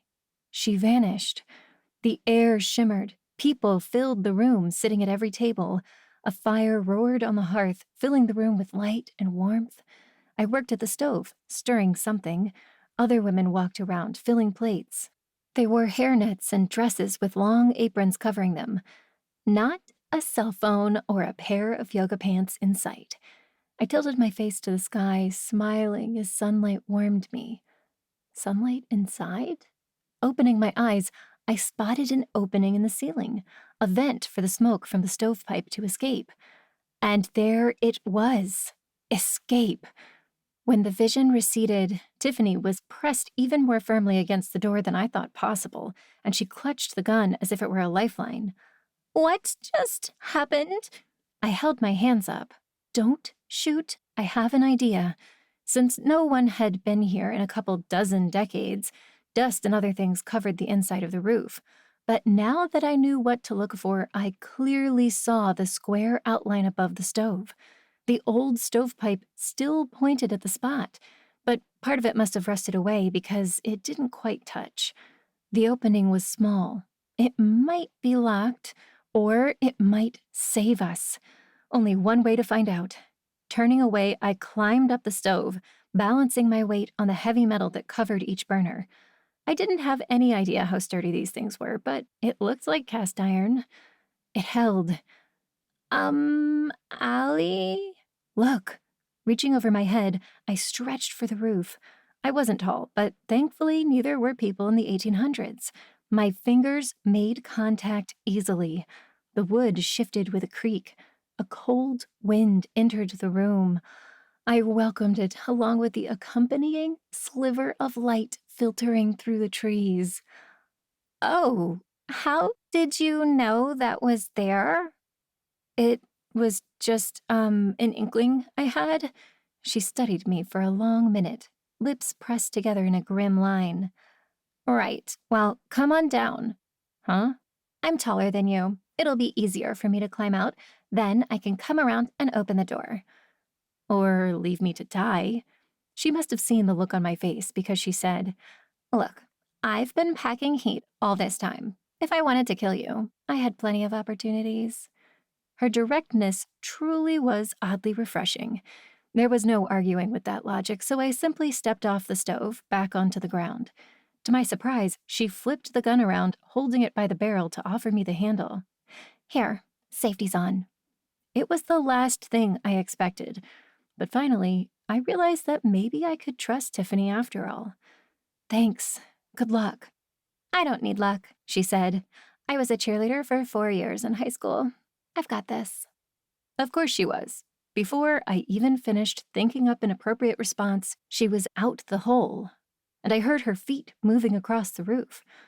I'd just finished tucking the gun in her bag when a metal screech filled the shed. The door swung open. Good teamwork, she said. Now, let's get out of here before he comes back. Once you're safe, you can tell me the truth. As suspected, darkness had started to fall while we were trapped. A chill washed over me, highlighting the need to move quickly. It would be pitch dark soon. Our cell phone flashlights weren't terrible, but they didn't penetrate the thick February darkness as much as I would have liked. With every step, I thought about the things lurking in the darkness. Coyotes, murderers, M, mendelevium, magnesium, Moscovi. What are you talking about? Until Tiffany interrupted me, I hadn't realized I'd been speaking out loud. Good thing the darkness hid my face. It was probably purple with mortification. When I get nervous, I like to recite the elements of the periodic table. Oh. She paused. You should start at the beginning, then. Element 1 is hydrogen. 2 is helium, I replied. Lithium. She reached over, taking my hand in hers. Finally, I started to feel better. We continued our game, repeating the elements back and forth as we wandered down the path. Around the time we got to element 47, silver, I felt comfortable enough to tell her the truth about how I found the body. The whole truth, including how I knew that the button belonged to the killer, and I'd used my psychic abilities to get us out of the locked shed. When I finished, she was quiet for a long time. Why go with me into the woods if you can just use your powers to find out who the killer is? I can't, I said ruefully. I know someone who could get a reading on the button, but police took it into evidence. I can't ask for it back. Without that, I'd need the murder weapon or something with Professor Zim when she died, and I haven't found anything yet. We walked in silence, lost in our thoughts until the electric lights that meant we'd found the edge of campus came into view. A shout of joy escaped me. 10 feet further down the path, I stopped dead in my tracks. I must be hallucinating from the stress because I could have sworn I saw someone walking toward us. The person whose face always brought me joy. The sight of him filled me with happiness. Sam, what are you doing here? His face turned red. I came to rescue you. Oh, that's sweet. I rescued myself. Well, Tiffany and I did it together. I can see that. Are you okay? I'm fine too, Tiffany said loudly. Thanks for asking. Quickly, I introduced them as we walked to my car. When we got there, I pointedly told Tiffany I'd talk to her later. She got the hint. I'll see you at the police station then. We have to report this as soon as possible. Professor Ng is still on the loose. Darn it. I'd almost forgotten all about him when Sam appeared, but she was right. Absolutely. Give me 10 minutes. I turned my attention back to Sam. Don't think I'm not happy to see you, but what are you doing here? I went by your house after I closed the store, and Kyle said you hadn't been home yet. Since we had plans for this evening, I was worried. Mrs. Patel said that you're usually home by 4 on Tuesdays and Thursdays. He paused. You're shaking. It's freezing. Let's talk about this in the car. He didn't even finish his suggestion before I'd slid behind the wheel of my Prius and hit the ignition switch, unlocking the passenger door to let him join me. A quick scan of the parking lot while I waited for Sam to walk around the car showed that Professor Ng's RAV4 had disappeared. After settling into the seat, he said, Okay, so you just decided to go for a hike in the freezing cold? Tiffany ambushed me after class. No one knew where I was. Kyle knew. I blinked at him repeatedly. Excuse me? I can't explain it exactly, Sam said. I said I was worried. He walked over and hugged me. Then he told me exactly where to find you. If he were older, he probably could have drawn a map. Impressive. I should have been surprised, but I'd had my suspicions for a while now. The whole thing with Kyle finding Professor Zim's glasses seemed weird, but at the time I'd shrugged it off as a coincidence. Between that and the scene I'd witnessed in the mirror, I was more surprised I hadn't guessed what form his powers took. Not to sound rude, but I'm a little surprised you'd risk hypothermia on the word of a 3-year-old. I smiled at him. Thank you. His eyes met mine, and one hand came up to cup my cheek. I'd risk anything for you. Before I could talk myself out of it, I launched my lips at his face. In retrospect, it was probably the least smooth first kiss ever. Due to an unfortunate miscalculation, my lips started somewhere around his nose, but he quickly guided my face where it needed to go. There, that was nice. I've wanted to do that for a long time, He admitted when we pulled apart. Me too, I sighed. I'd like to do a lot more of it, preferably somewhere less public. But Tiffany and I were just locked in a wood cabin and left for dead, so I need to get to the police station. Did you see who did it? No, but we were following Professor Ing. He was wandering the woods and he had a shovel. Right after we lost him, the shed door slammed shut. I paused. I don't know where he went. Was probably digging our graves when we escaped. Sam shivered. I'm glad you got out on your own. I was terrified I'd be too late. It means a lot that you came. I kissed him again. I hate to say this, but you probably shouldn't come to the police station with me. People will ask too many questions. He nodded regretfully. After one more peck of my mouth, he pulled away. I'm going to follow you, though, to make sure you get there okay. Don't argue, we don't know where Professor Ing went. The thought of Sam Green caring enough to follow me anywhere to check up on my well-being sent a thrill through me. Arguing was the last thing on my mind. When I arrived at the police station, Tiffany's car was already in the lot. Through the large front window, I saw her sitting on the wooden chair beside Doug's desk. He typed furiously while she spoke, nodding along. To my surprise, Sheriff Matthews wasn't in sight, and the door to his office was closed. On most of my trips to the police station, the door was open whenever the sheriff went out. I wondered who he was talking to in there. Seemed to me he'd be interested in solving Professor Zim's murder, so why was Doug the only one out here talking to Tiffany? Bracing myself against the cold, I opened the car door and raced inside. "It's about time you got here," Tiffany snapped. "Were you sitting in the parking lot making out with that hottie while I did all the work?" My face grew warm. Hottie? Doug asked. "That's not relevant," I said. "As Tiffany has probably told you, Professor Ing killed Professor Zim, and he just tried to kill us." Doug's expression didn't change. Either I'd just repeated a bunch of information he already knew, or he'd make a terrific poker player. I looked from him to Tiffany and back. "I just spoke, right? You're both looking at me like maybe it was only in my head." Tiffany nodded. Doug snorted. I heard you. I'm just confused. He raised his voice. Sheriff, can you come out here, please? The door to Sheriff Matthews' office opened, and he filled the doorway. He was a tall, sturdy black man with short, graying hair and an unfortunate willingness to do the mayor's bidding. One reason that we didn't get along. Another man stepped into the main room behind the sheriff, and my jaw dropped. Before I could say a word, the newcomer let out a yell and pointed at me and Tiffany. "There they are! The two girls who tried to kill me!"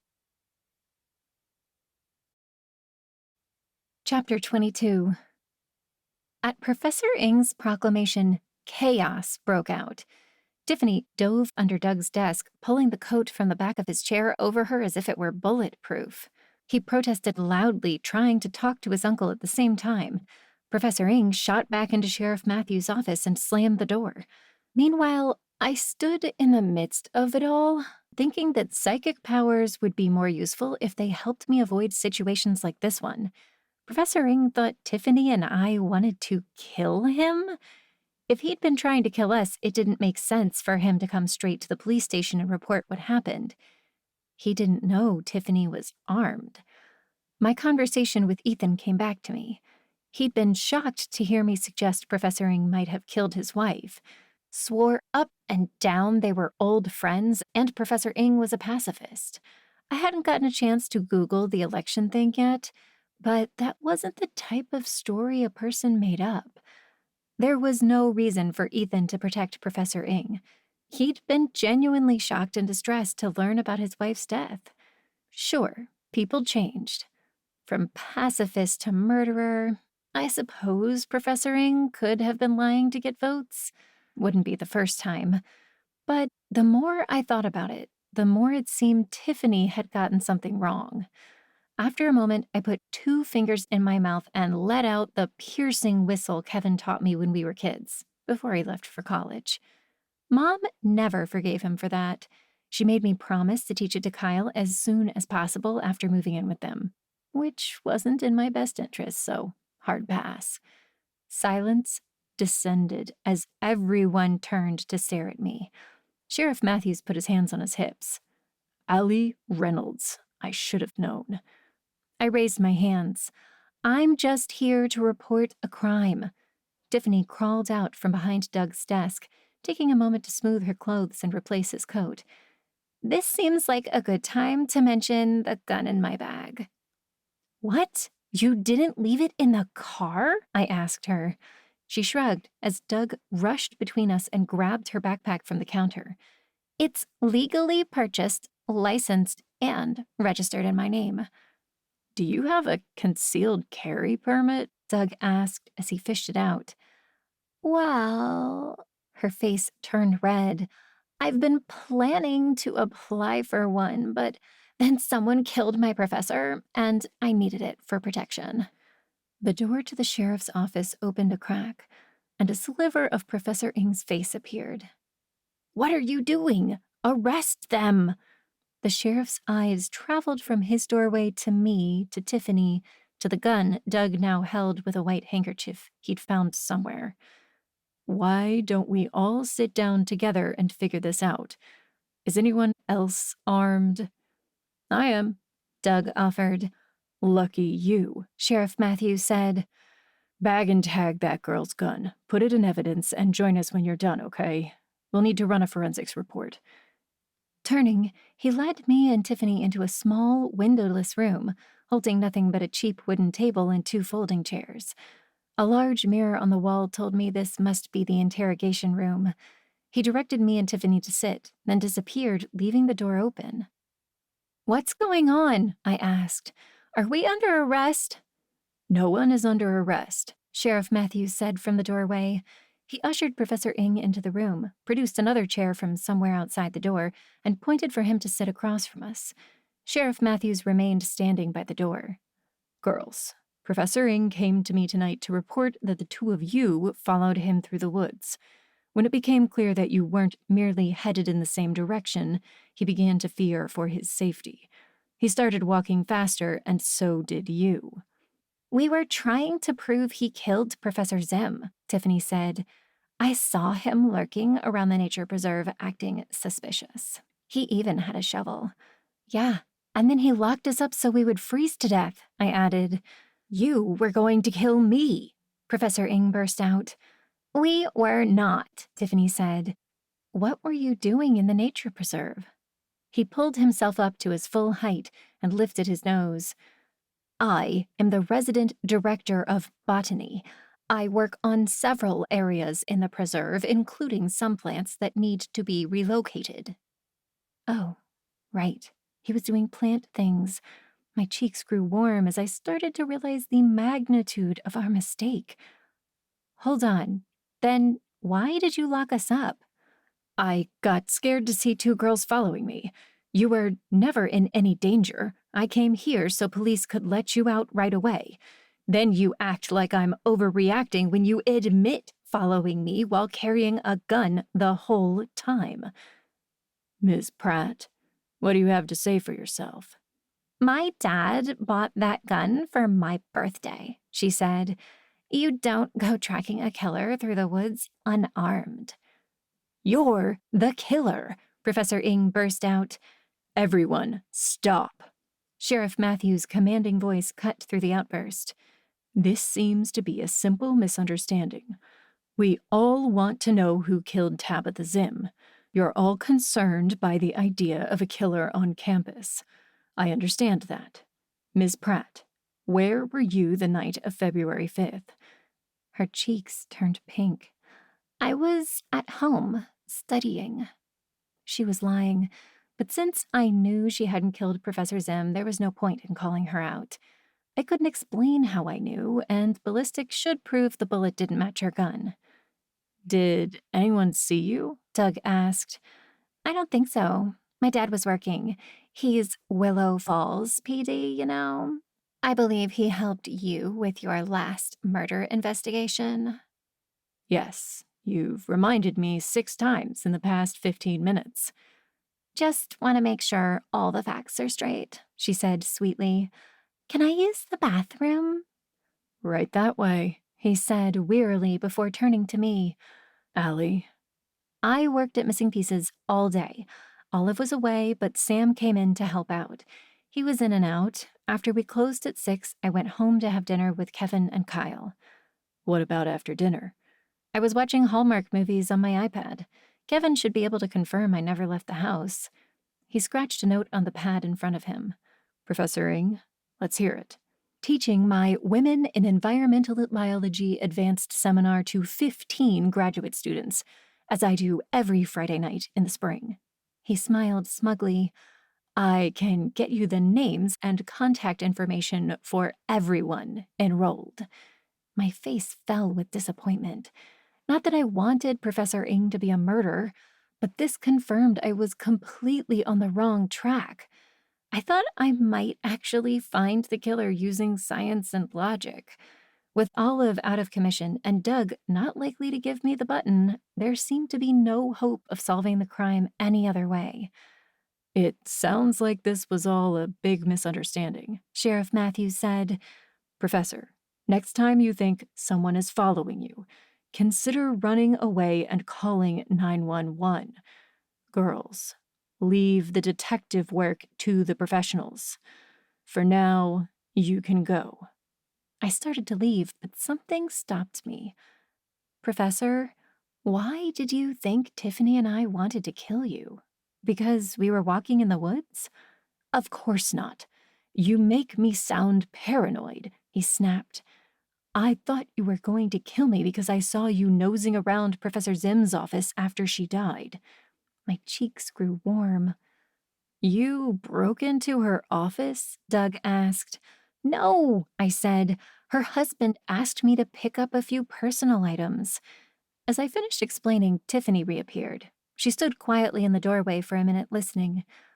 What about your friend here hounding everyone about her grade and extra credit? Professor Ng asked. The two of you have been everywhere this week. It's not a crime to want to do well in school, Tiffany said loudly. No, but it is a crime to stalk a professor, he replied. She's been stalking you? I asked. Sheriff Matthews put one hand on my arm. Excuse me, Miss Reynolds, but I think I can handle this. It was on the tip of my tongue to point out that he hadn't figured out much yet, but I strongly preferred to stay in the police department's good graces, or at least no further away than usual, especially until I got that button back. Tiffany, Allie, I think we have all we need from you, Doug said. Thanks for coming by. I wasn't stalking anyone, Tiffany said. And I'm not nosing around, I said. I'm trying to find a murderer. Sheriff Matthews cleared his throat loudly. Enough. Professor, why don't you accompany me back to my office? I'd like to get some more information. Girls, you're free to go. The words sounded like a request, but since Doug took me and Tiffany each by an elbow and escorted us through the front door, it seemed clear we'd officially worn out our welcome. One other thing seemed clear. Professor Ng could be removed from my suspect list. No way he'd snuck into the preserve and killed Professor Zim in the middle of teaching a class. So who killed Professor Zim? Tiffany seemed to care enough about her grade to kill, but she had a solid alibi. So did Brad and Ethan. When we got outside, Tiffany turned to me. Thanks for coming with me. Sorry about getting you locked in a cabin and nearly murdered. You weren't nearly murdered. Doug cut in. Professor Ng never had any intention of hurting anyone. It's okay, I said, ignoring him. Thanks for keeping me calm. No problem. She grinned and looked at the time on her phone. I gotta go. Study group. From the pink touching her cheeks, I suspected what she had was less a study group and more a secret rendezvous with Brad. But it was none of my business, so I just told her I'd see her in class next week. She paused. Oh, hey, I've still got that box in my trunk. Come with me? Her eyes widened so comically I was glad Doug looked at me instead of her. It was painfully obvious she wanted to tell me something privately. Sure, see you later, Doug. We walked behind her car where Tiffany popped the trunk and leaned inside, way over the box. Then she reached into the pocket of her sweater. What are you doing? I've got something for you. When she pulled her hand out and opened it, my jaw dropped. You stole the button? Stole, borrowed, potato, potato. You can't take that. It's evidence. Look, they'll never know it's gone, she said. I swapped it with one from Doug's coat. So that was why she spent so much time under the desk when Professor Ing appeared. I could kiss you right now. I'd prefer you didn't. Just take the button and make sure you get it back after we find the killer. I grabbed the button and shoved it into my pocket, then swept Tiffany up in a hug and spun her around. I didn't even care if Doug or the sheriff were looking outside. Put me down. Sorry, I got a little carried away, I said. I gotta go. With a squeal, I raced toward my car. I needed to get to Olive. As soon as I slid into the driver's seat, I texted her to let her know what happened. My high spirits deflated a moment later when I remembered. Olive lost her powers. Until we figured out how to bring them back, she couldn't help. The button was useless. Chapter 23. Since rushing over to see Olive wasn't going to help, I decided to pay Mary a visit before going home. She'd been dodging my calls, texts, emails, and FaceTime requests ever since Olive passed out. And it was time to get answers. For the entire drive, I practiced what to say once I arrived. Based on my conversation with Amira, I strongly suspected Mary had been the one to put the spell on the rocking horse. But why? Was she so sure Kevin killed her sister that she'd want to hurt me or Kyle? How did the spell even work? It didn't affect me at all. What did she have against Kyle? My nephew had powers, definitely. It seemed to run in the family, on both sides. Was Mary the one in the mirror trying to use Kyle's powers for some reason? That didn't quite fit since she seemed convinced Kyle killed her sister, but she could also be a good liar. I supposed blaming someone else for your crimes was a good way to deflect suspicion. That last one made me shiver, and I wish I'd asked Tiffany to come along for protection.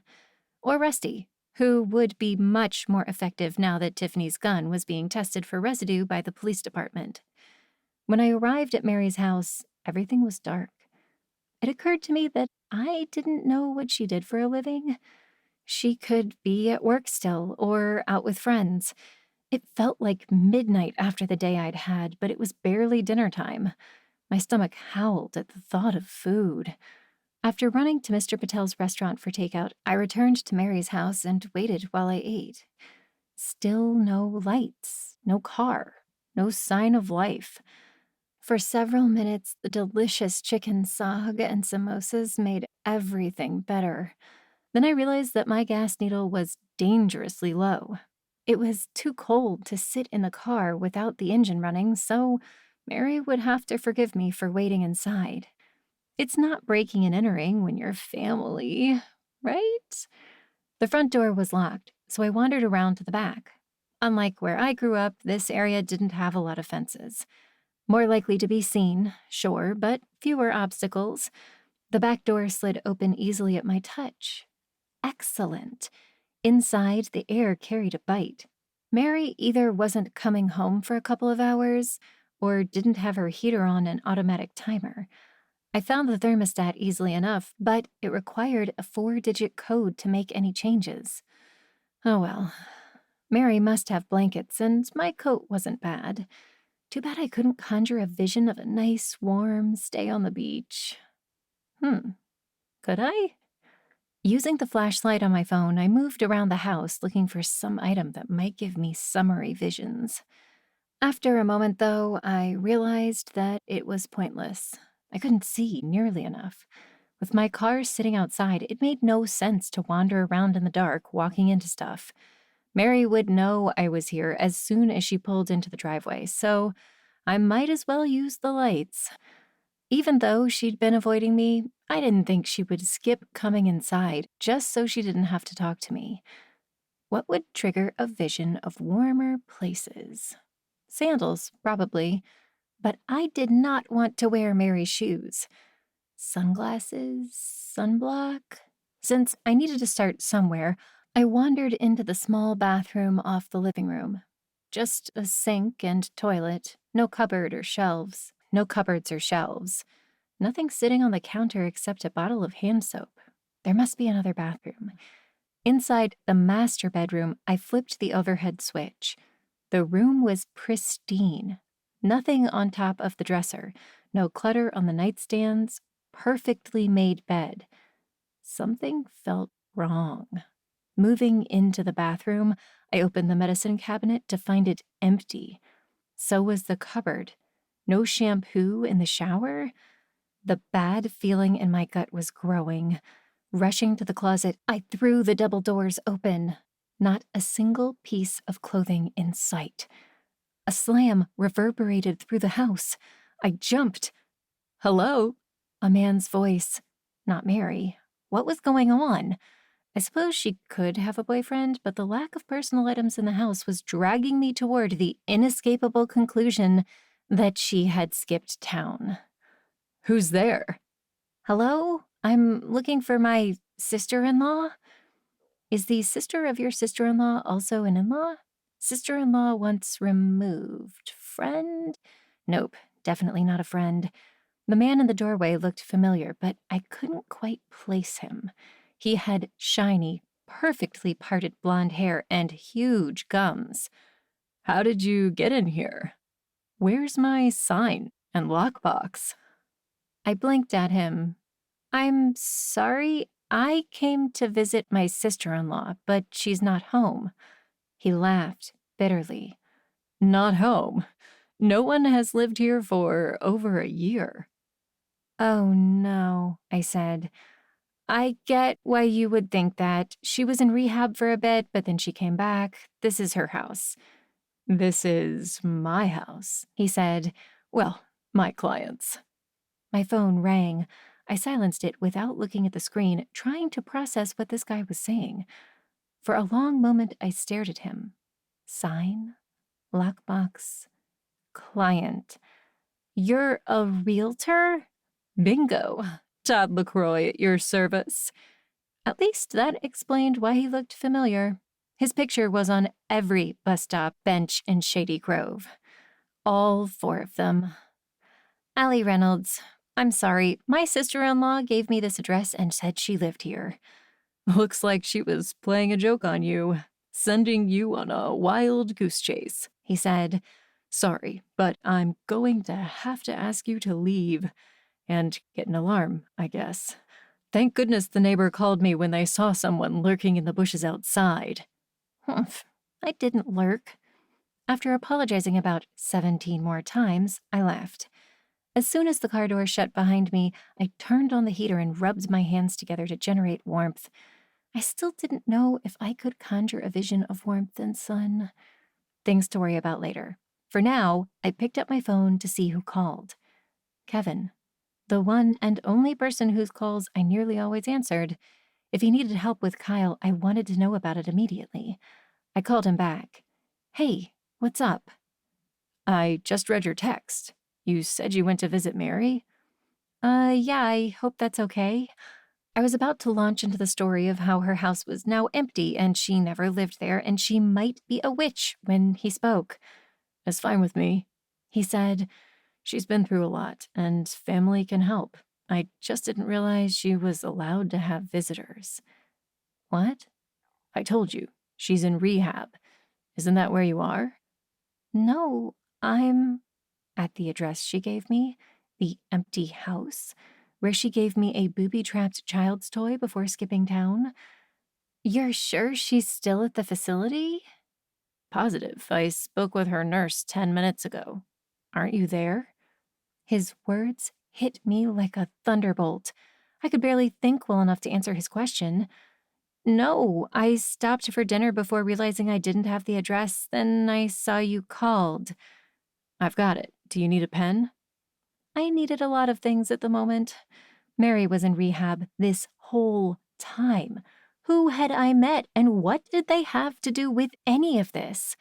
While I was rummaging around in my backpack to write down the real address, with no idea whether I actually wanted to go there, my phone beeped again.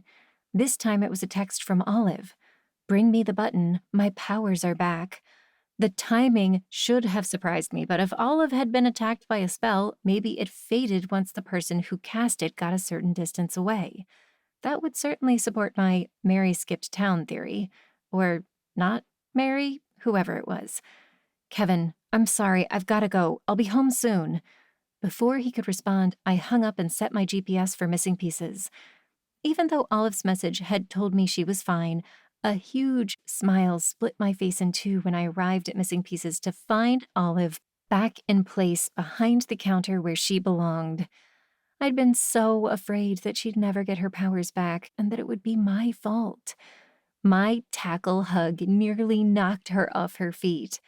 Thank goodness you're okay. I've been so worried. You? What about me? Having to hear from my son that you almost got yourself killed in the woods. I averted my eyes. I guess it was too much to hope he wouldn't mention it. Yes, she laughed. I'll lecture you later. Where's the button? I produced it triumphantly. Just don't ask how I got it. Oh, dear. Hush and let me focus. Olive took the button and shook it out of the bag. Her palm closed around it and her eyes fluttered shut. I see a boy, probably about your age. This style of coat was everywhere on campus, so not shocking. Anyone who wasn't rocking LL Bean wore it. He's tall, athletic, looks like he exercises, but he's not overly muscular, maybe a runner? My mind raced, but it wasn't enough. She could be talking about half the male student body. Can you see his face? There he is. Blonde hair, blue eyes, wearing a Maloney College hat. Hold on, there's something else. I waited patiently. Olive's visions didn't come with a name tag. She hadn't known my name when I first came in, but she'd see as much as she could, and it could all be useful. A jersey. He does play sports. Basketball. Looks like number 54. My breath caught in my throat. Element 54 was xenon, a dense noble gas found in Earth's atmosphere. Didn't help. I still couldn't breathe. Olive opened her eyes. What's wrong? Do you know him? He's in my class, I choked out. Number 54 is Brad Stevens. The BS meeting. It wasn't code for a waste of time like I'd thought. It was literally a meeting with Brad Stevens, who had been with Tiffany when Professor Zim died. Was the timing off? Maybe she died earlier than I thought. Brad could have killed her, dropped her in the preserve, then run into Tiffany after cleaning up Professor Zim's office. Olive's powers had never been wrong. I missed something. Brad and Tiffany were together that night. Tiffany hadn't done it, but they were together now. What's wrong? Olive asked. I thought you'd be excited to find out who the killer is. Tiffany. The words stuck in my throat. She's at Brad's house right now, and Doug took her gun. I have to go. Chapter 24. My mind reeled as I scrambled for my coat and gloves. I needed to get to Brad's as soon as possible and make sure my friend was okay. Hold on there, Allie, Olive said. You can't confront him yourself. You'll get killed. If I don't go, I'll get Tiffany killed. Call the police, she insisted. Or Tiffany, tell her to run. If they were doing what I suspected, she wasn't going to stop to answer the phone. I needed to go over there and get her out. There's no time. I was already halfway to the door. Call them. Tell them what you saw. Tiffany helped me earlier. I need to help her now. Can't you text? Duh.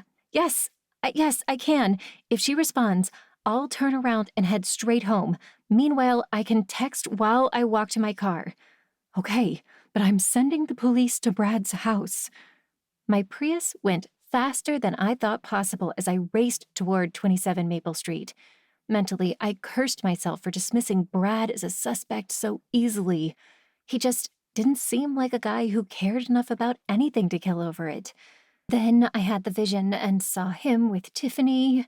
I should have dug deeper, especially after I saw that email about the meeting.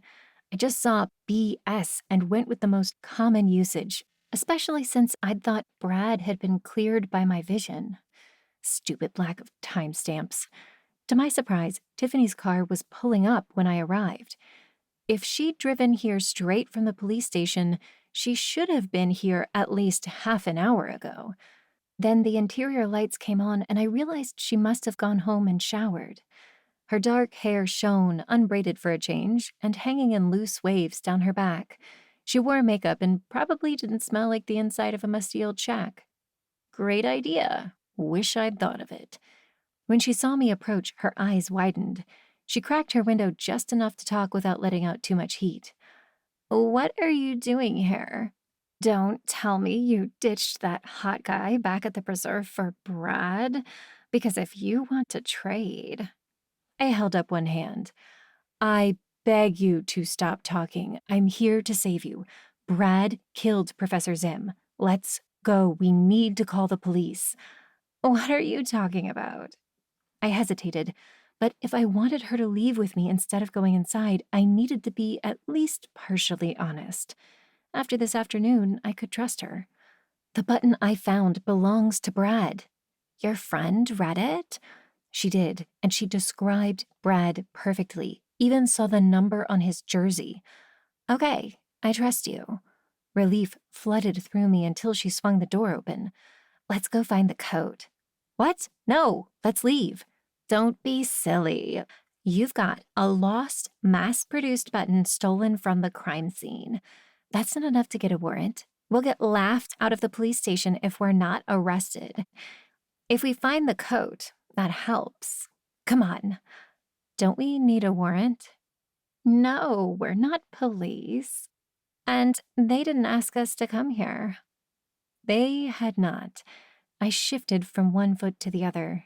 This isn't a good idea. Hold on, I'll call Doug. Before I even found my phone in my bag, Tiffany made it halfway to the front porch. With a groan of frustration, I followed. I grabbed her hand, but the door swung open before I could drag her back toward the street. Lacey stood inside the doorway, looking like a model for Prada.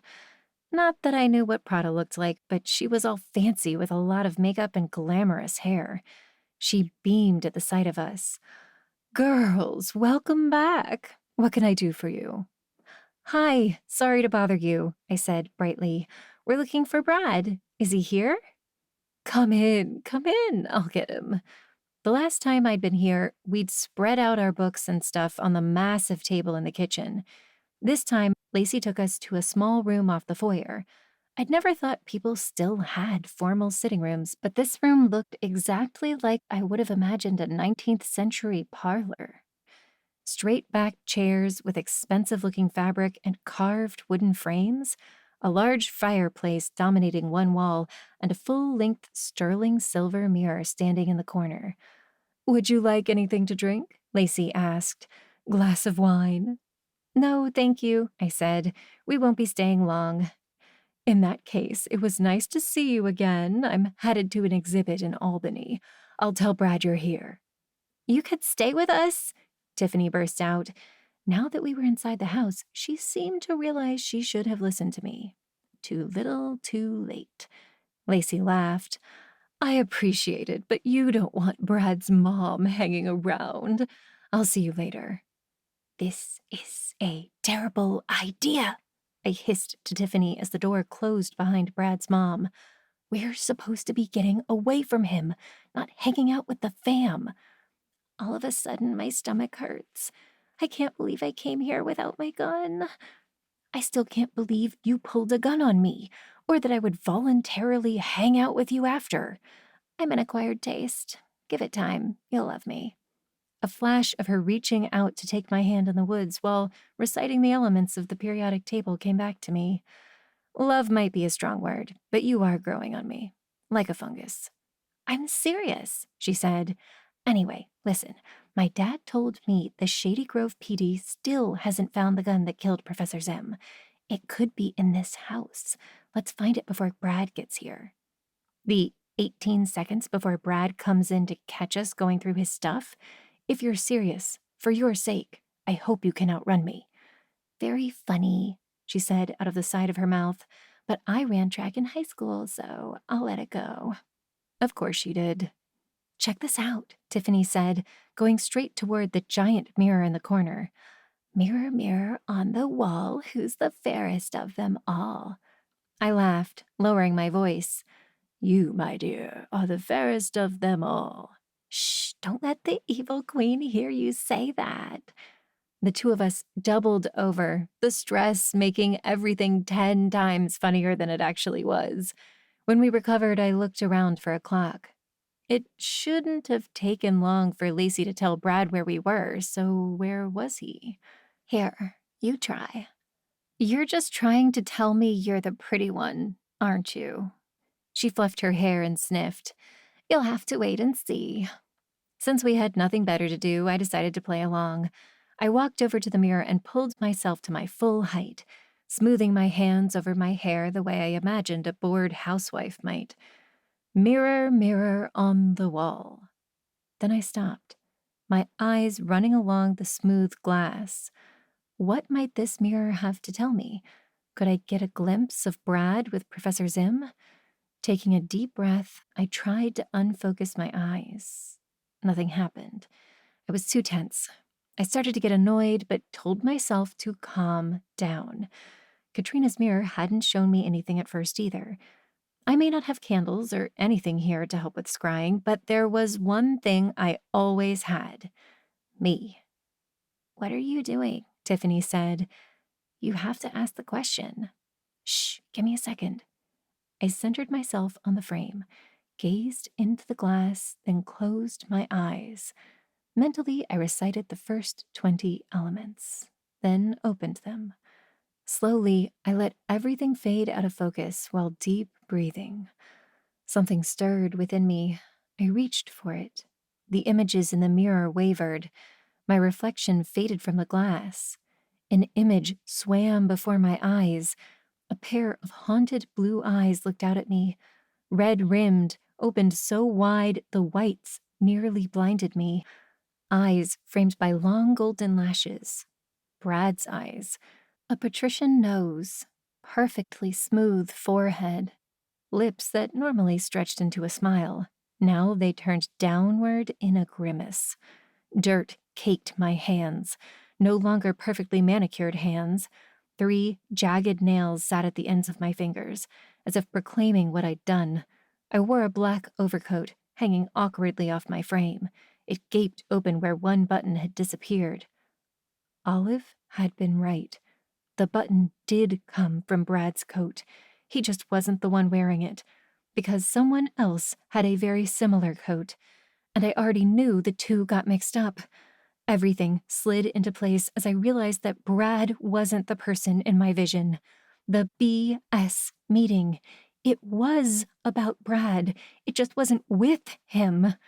Lacey's pale face glared at me out of the mirror. Chapter 25. A gasp escaped me before I could stop it. What's happening? Tiffany said. What do you see? I don't understand, I said. Why would Brad's mother kill Professor Zim? Brad's voice answered from the doorway. Mom hated Professor Zim. She couldn't believe she'd failed me, even after Mom offered to make a sizable donation to the science department. Didn't matter that I never did the work. She refused to accept no for an answer. The sight of him made me jump.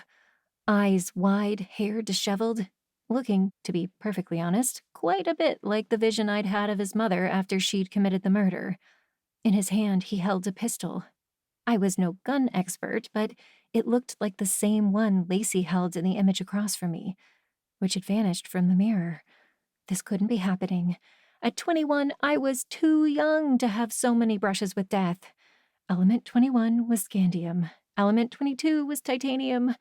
Tiffany was 22, too young to die. We needed to get out of here. Brad, what are you talking about? Tiffany's voice was calm, so soothing, I wondered if she'd had practice at this sort of thing. No one did anything wrong. Allie and I are going to go so you can rest. You look ill. I am sick. He walked into the room and flopped down on the couch. My mother killed my teacher. We don't know she did it, Tiffany said. The police are investigating. My first inclination was to note out the evidence clearly pointed in that direction. But for once, I wisely held my tongue. She shot me a look as if she heard my thoughts. But even if she did, I said, it's okay. We know you didn't do anything wrong. You should blame me. He laughed hollowly. It's all my fault. You know the real reason I failed? Tiffany and I exchanged a look. Finally, I said, you told us that she had an unfair attendance policy. Luckily, Brad spoke again. I refused to go to class. Professor Zim had a clear attendance policy, but I didn't want to get up at 8 a.m., so I never went. Stayed out drinking instead. Now a woman is dead because I didn't want to adult. I sat on the cushion to his left. Probably I should inch toward the front door instead, but not until we disarmed him. Brad was so upset, he seemed more likely to harm himself than anyone else. I couldn't let him. A voice in my head strongly suggested I run for the front door, then dial 911. It sounded a lot like Olive. Alas, too late now. You couldn't have known what would happen, I said. I never believed she would fail me. Even if you did, there's no reason to think your mom would kill her because of it. Isn't there? He said. This is the woman who paid someone else to take my SATs. She threatened the other guy who liked the girl I wanted to take to prom. Who knows what she's capable of? You certainly don't. For the second time in less than 5 minutes, a voice from the doorway made me jump. Bradley, darling, don't you think it's time you stopped talking? All three of us turned in slow motion, despite knowing who we would find. It was bad enough that Tiffany and I had been discovered talking about Lacey by her son. He obviously had an incentive to stop us from leaving, but also, did killing run in the family? We might have been able to talk Brad into letting us go. On the other hand, Lacey killed a woman over a failing grade and the need to repeat a class. What would she do to keep us from turning her in? No one wanted to exchange a lifetime of alimony and a mini mansion for an orange jumpsuit. Mom, what are you doing home so early? Lacey stepped into the room and closed the French doors behind her, turning a key I hadn't noticed earlier in the lock. I swallowed and instinctively moved closer to Brad, which was silly because he clutched a gun in his right hand. I was on my way to the art exhibition, and I turned around because your father's second wife is going to be there, and I wanted to change into some flashier jewelry. Something to remind her that even if she got him, I won. It's a good thing I did, or I wouldn't have overheard your conversation. Her voice got higher with every word. But what I don't understand, Brad, is why you'd be telling your friends such strange stories about me. Brad's voice was strangely level. It's not a story, Mom. It's true. I laughed loudly. Brad's such a kidder. He almost got us, didn't he, Tiffany? On the other side of Brad, Tiffany shot me a grateful look before she immediately picked up my thread. What a joker. Yeah. What kind of dummies does he think we are? Listen, we should be going. Allie has to babysit her nephew tonight. Don't you, Allie? At first, I thought it was weird that she kept repeating my name, but then I realized she was trying to constantly remind Lacey and Brad that I was a person with a family and feelings, not a threat to their perfect existence. Right. You have such a great memory, Tiffany. I promised Kyle we'd have a movie pajama party in the living room. We're setting up a tent and everything. Oh, that's adorable, Lacey said with a tisk. I'm afraid you're not going to make it. Neither of you will. Why are you standing in front of the door? Brad asked. Obviously, we can't let your friends leave, can we? They know too much. We don't know anything, Tiffany said quickly. Lacey ignored her. What I can't figure out, though, is how you realized it was me. I covered my tracks, cleaned up the blood in the office, got my car detailed, used meat to lure animals to the scene. I replaced Brad's missing button so no one would look too closely at his coat. I knew because I know how much you care about me, Mom. I do care. You're my whole world. I thought I was yours, which is why I'm so surprised by this conversation. You wouldn't betray your darling mother, would you, sweetie? Beside me, Brad still clenched the gun in his white knuckles. Lacey hadn't budged from her spot in front of the doors, and until she did, Tiffany and I were stuck. My phone was in the fabulous side pocket of my leggings. An exciting fact until I realized that the only way to get my hand into my pocket was to run it down the outside of Brad's thigh since we sat so close on the couch. I also doubted Lacey would stand and watch while I dialed 911. So much for that plan. Brad turned to me. How did you know? What? You and Tiffany figured out my mom killed Professor Zim. I heard that part. It all made sense when I heard you talking, but I didn't hear how you knew. I laughed nervously. I don't know what you're talking about. Professor Ng killed her to get tenure. You must have misheard us. Dumb isn't a good look for you, he said. Whose side are you on?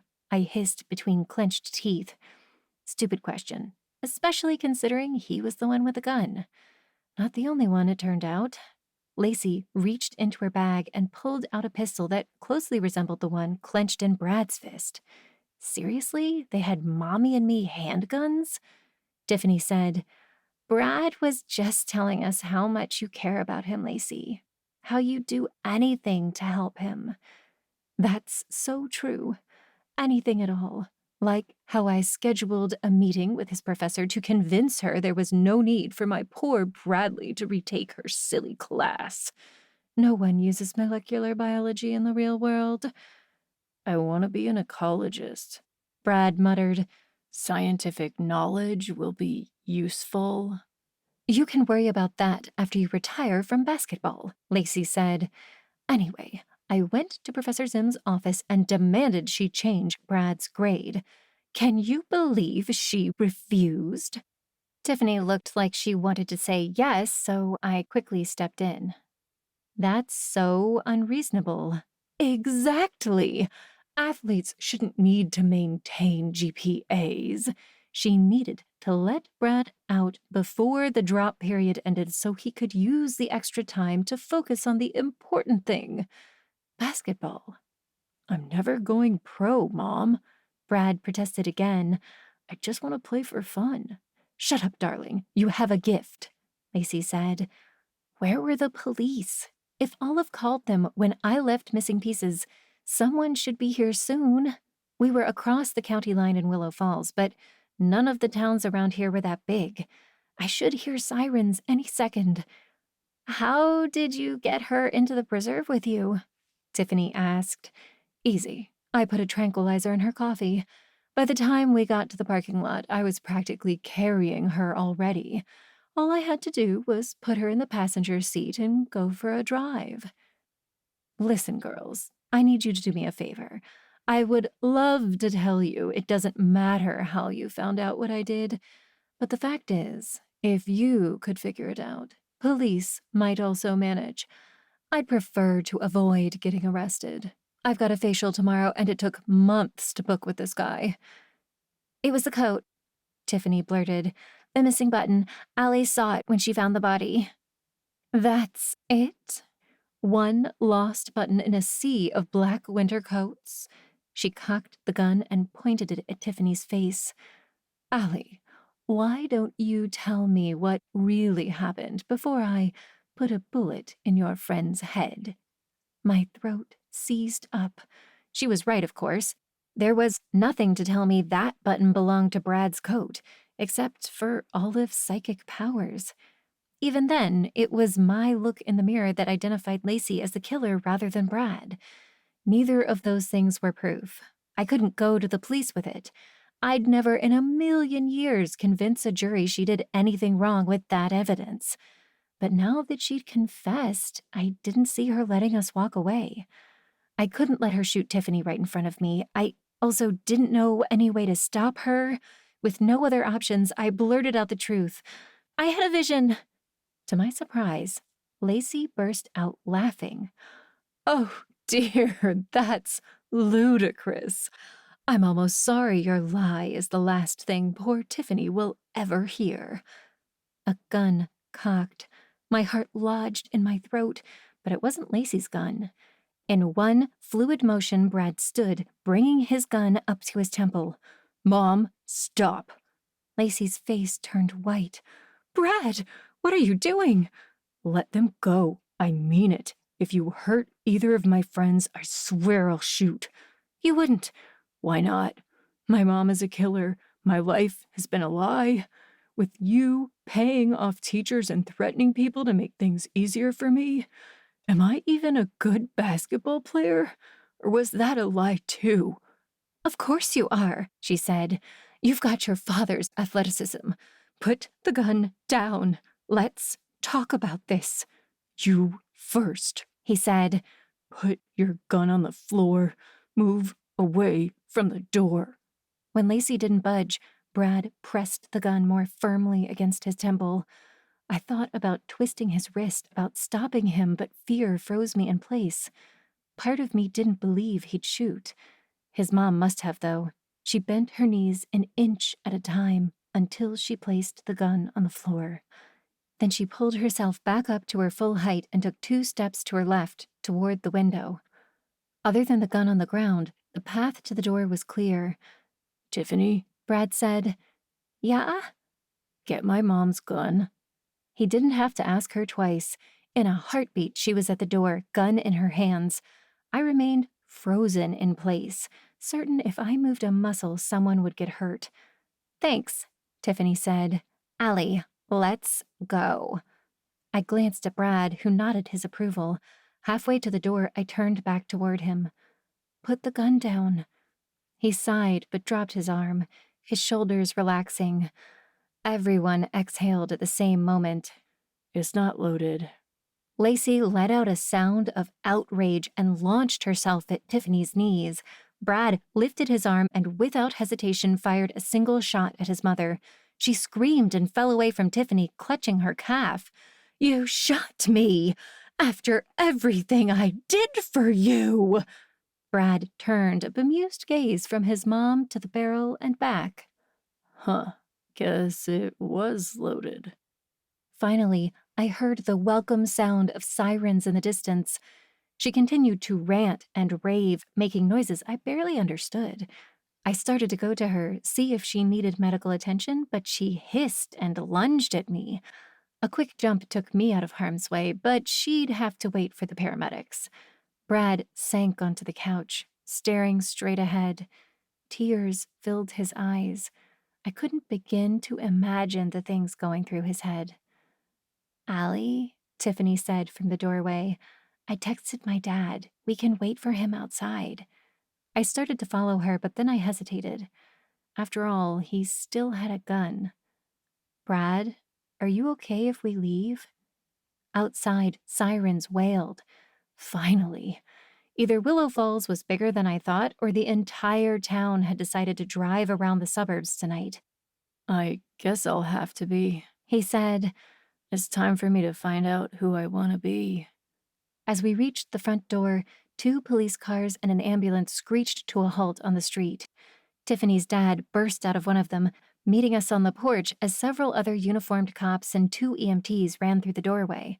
Or at least, I assumed that was the dude she ran towards after screaming, "Daddy!" Not knowing what else to do, I stood out of the way and waited for someone to approach. It didn't take long. Once he assured himself that Tiffany was okay, the man who had to be her father approached. With a start, I realized I'd met him before. "I'm Detective Pratt," He said, "and you, Allie, right? Do I know you?" "You arrested my boss a few weeks ago," I said as realization dawned. She didn't do it. "Olive, right. Sorry about that. We had probable cause." Uh-huh. This wasn't the time or the place to rehash that incident, so I changed the subject. "I thought Tiffany said her dad works for the Willow Falls PD." "He does," she said proudly, "but Daddy is so good, they loan him to Shady Grove when Sheriff Matthews needs backup." "The Shady Grove police budget is small," Detective Pratt said. "Now, why don't you tell me what happened in there?" By the time we finished relating everything, 2 paramedics wheeled a screaming Lacey out of the house on a stretcher. An officer followed. She fought and screeched, "I did it for my baby!" Poor Brad trailed behind, looking dazed. "I shot her. I shot my mother." "It was self-defense," Tiffany said. "She was going to kill me and Allie." "That's right," I said. "You saved us, and your mom is alive." He shook his head. "They should take me away. It was all my fault." Detective Pratt said, "Son, if it would make you feel better, we can take you away. I would like you to come down to the station to give a statement, but it seems pretty clear that you saved my daughter and her friend. That's incredibly brave of you." "Brave? Me?" Tiffany kissed him on the cheek and looped one arm through his. "That's right, my hero." To my surprise, he leaned down and kissed her. Even after experiencing the vision of the 2 of them together, I thought they were just hanging out. Maybe Tiffany was capable of real feelings after all. Ah well, good for them. On that note, it was time for me to head home. Epilogue. At the police station, Tiffany and I swore up and down that Brad had nothing to do with Professor Zim's death. We both explained that Lacey had given a full confession. I never mentioned the mirror. When Sheriff Matthews asked me if I knew anything about visions, I told him that killing a woman over her son's grade might suggest Lacey wasn't quite grounded in reality. I felt bad, but the Shady Grove police force wasn't ready to know what I could do. Not yet. Tiffany texted me later to warn me that she hadn't told anyone about my psychic powers, but she would if I used them to beat her score on the next test. I replied, asking if she wanted to be study buddies, only half joking. When she told me she decided to stick with Brad, I laughed. Lacey's car had been meticulously detailed the day after Professor Zim died, so there was no mud on the outside or DNA evidence. However, the bullet and gun turned out to be a perfect match. Lacey attempted to recant her confession, but with 3 witnesses to it and the forensic evidence, her lawyer convinced her to plead guilty. Olive was back to her usual self before Tiffany and I even met at Brad's. The next day, you couldn't tell there had ever been an issue with her powers. Sam and I reluctantly agreed to reschedule our first date for his next trip to Shady Grove. He respected my need to take our relationship slowly and didn't ask why. We texted every night. A week later, I went to visit Mary in the rehab facility. To be honest, when I went in and told the front desk who I had come to visit, I expected them to tell me she'd checked out. I still had trouble believing I'd met someone else. "Tell me something," I said to the woman who led me down the hall to the family room where patients met visitors. "Are patients here allowed to come and go at will?" "We prefer to call them guests rather than patients," she said. Her name tag identified her as Harmony, a name that fit the rich, gorgeous tone of her voice. Her parents must have been visionaries. "But yes, some of them gain checkout privileges after a while. They can leave for short periods of time. This is a voluntary facility. We don't hold anyone against their will." "Interesting. Thanks. Do they have to say where they're going?" "They don't. But if they come back drunk or high, they lose the privilege." So maybe Mary had broken into a rental house to trick me into coming to see her? That still didn't make sense. Why not just call me and invite me here? Or use her own home? Kevin had said she lived in the area before Katrina died. The list of questions I wanted to ask Mary kept getting longer. We turned a corner and Harmony led me through a set of French double doors. The room was light and airy, not at all what I'd expected. People sat around watching television, playing chess, or working on other solitary activities.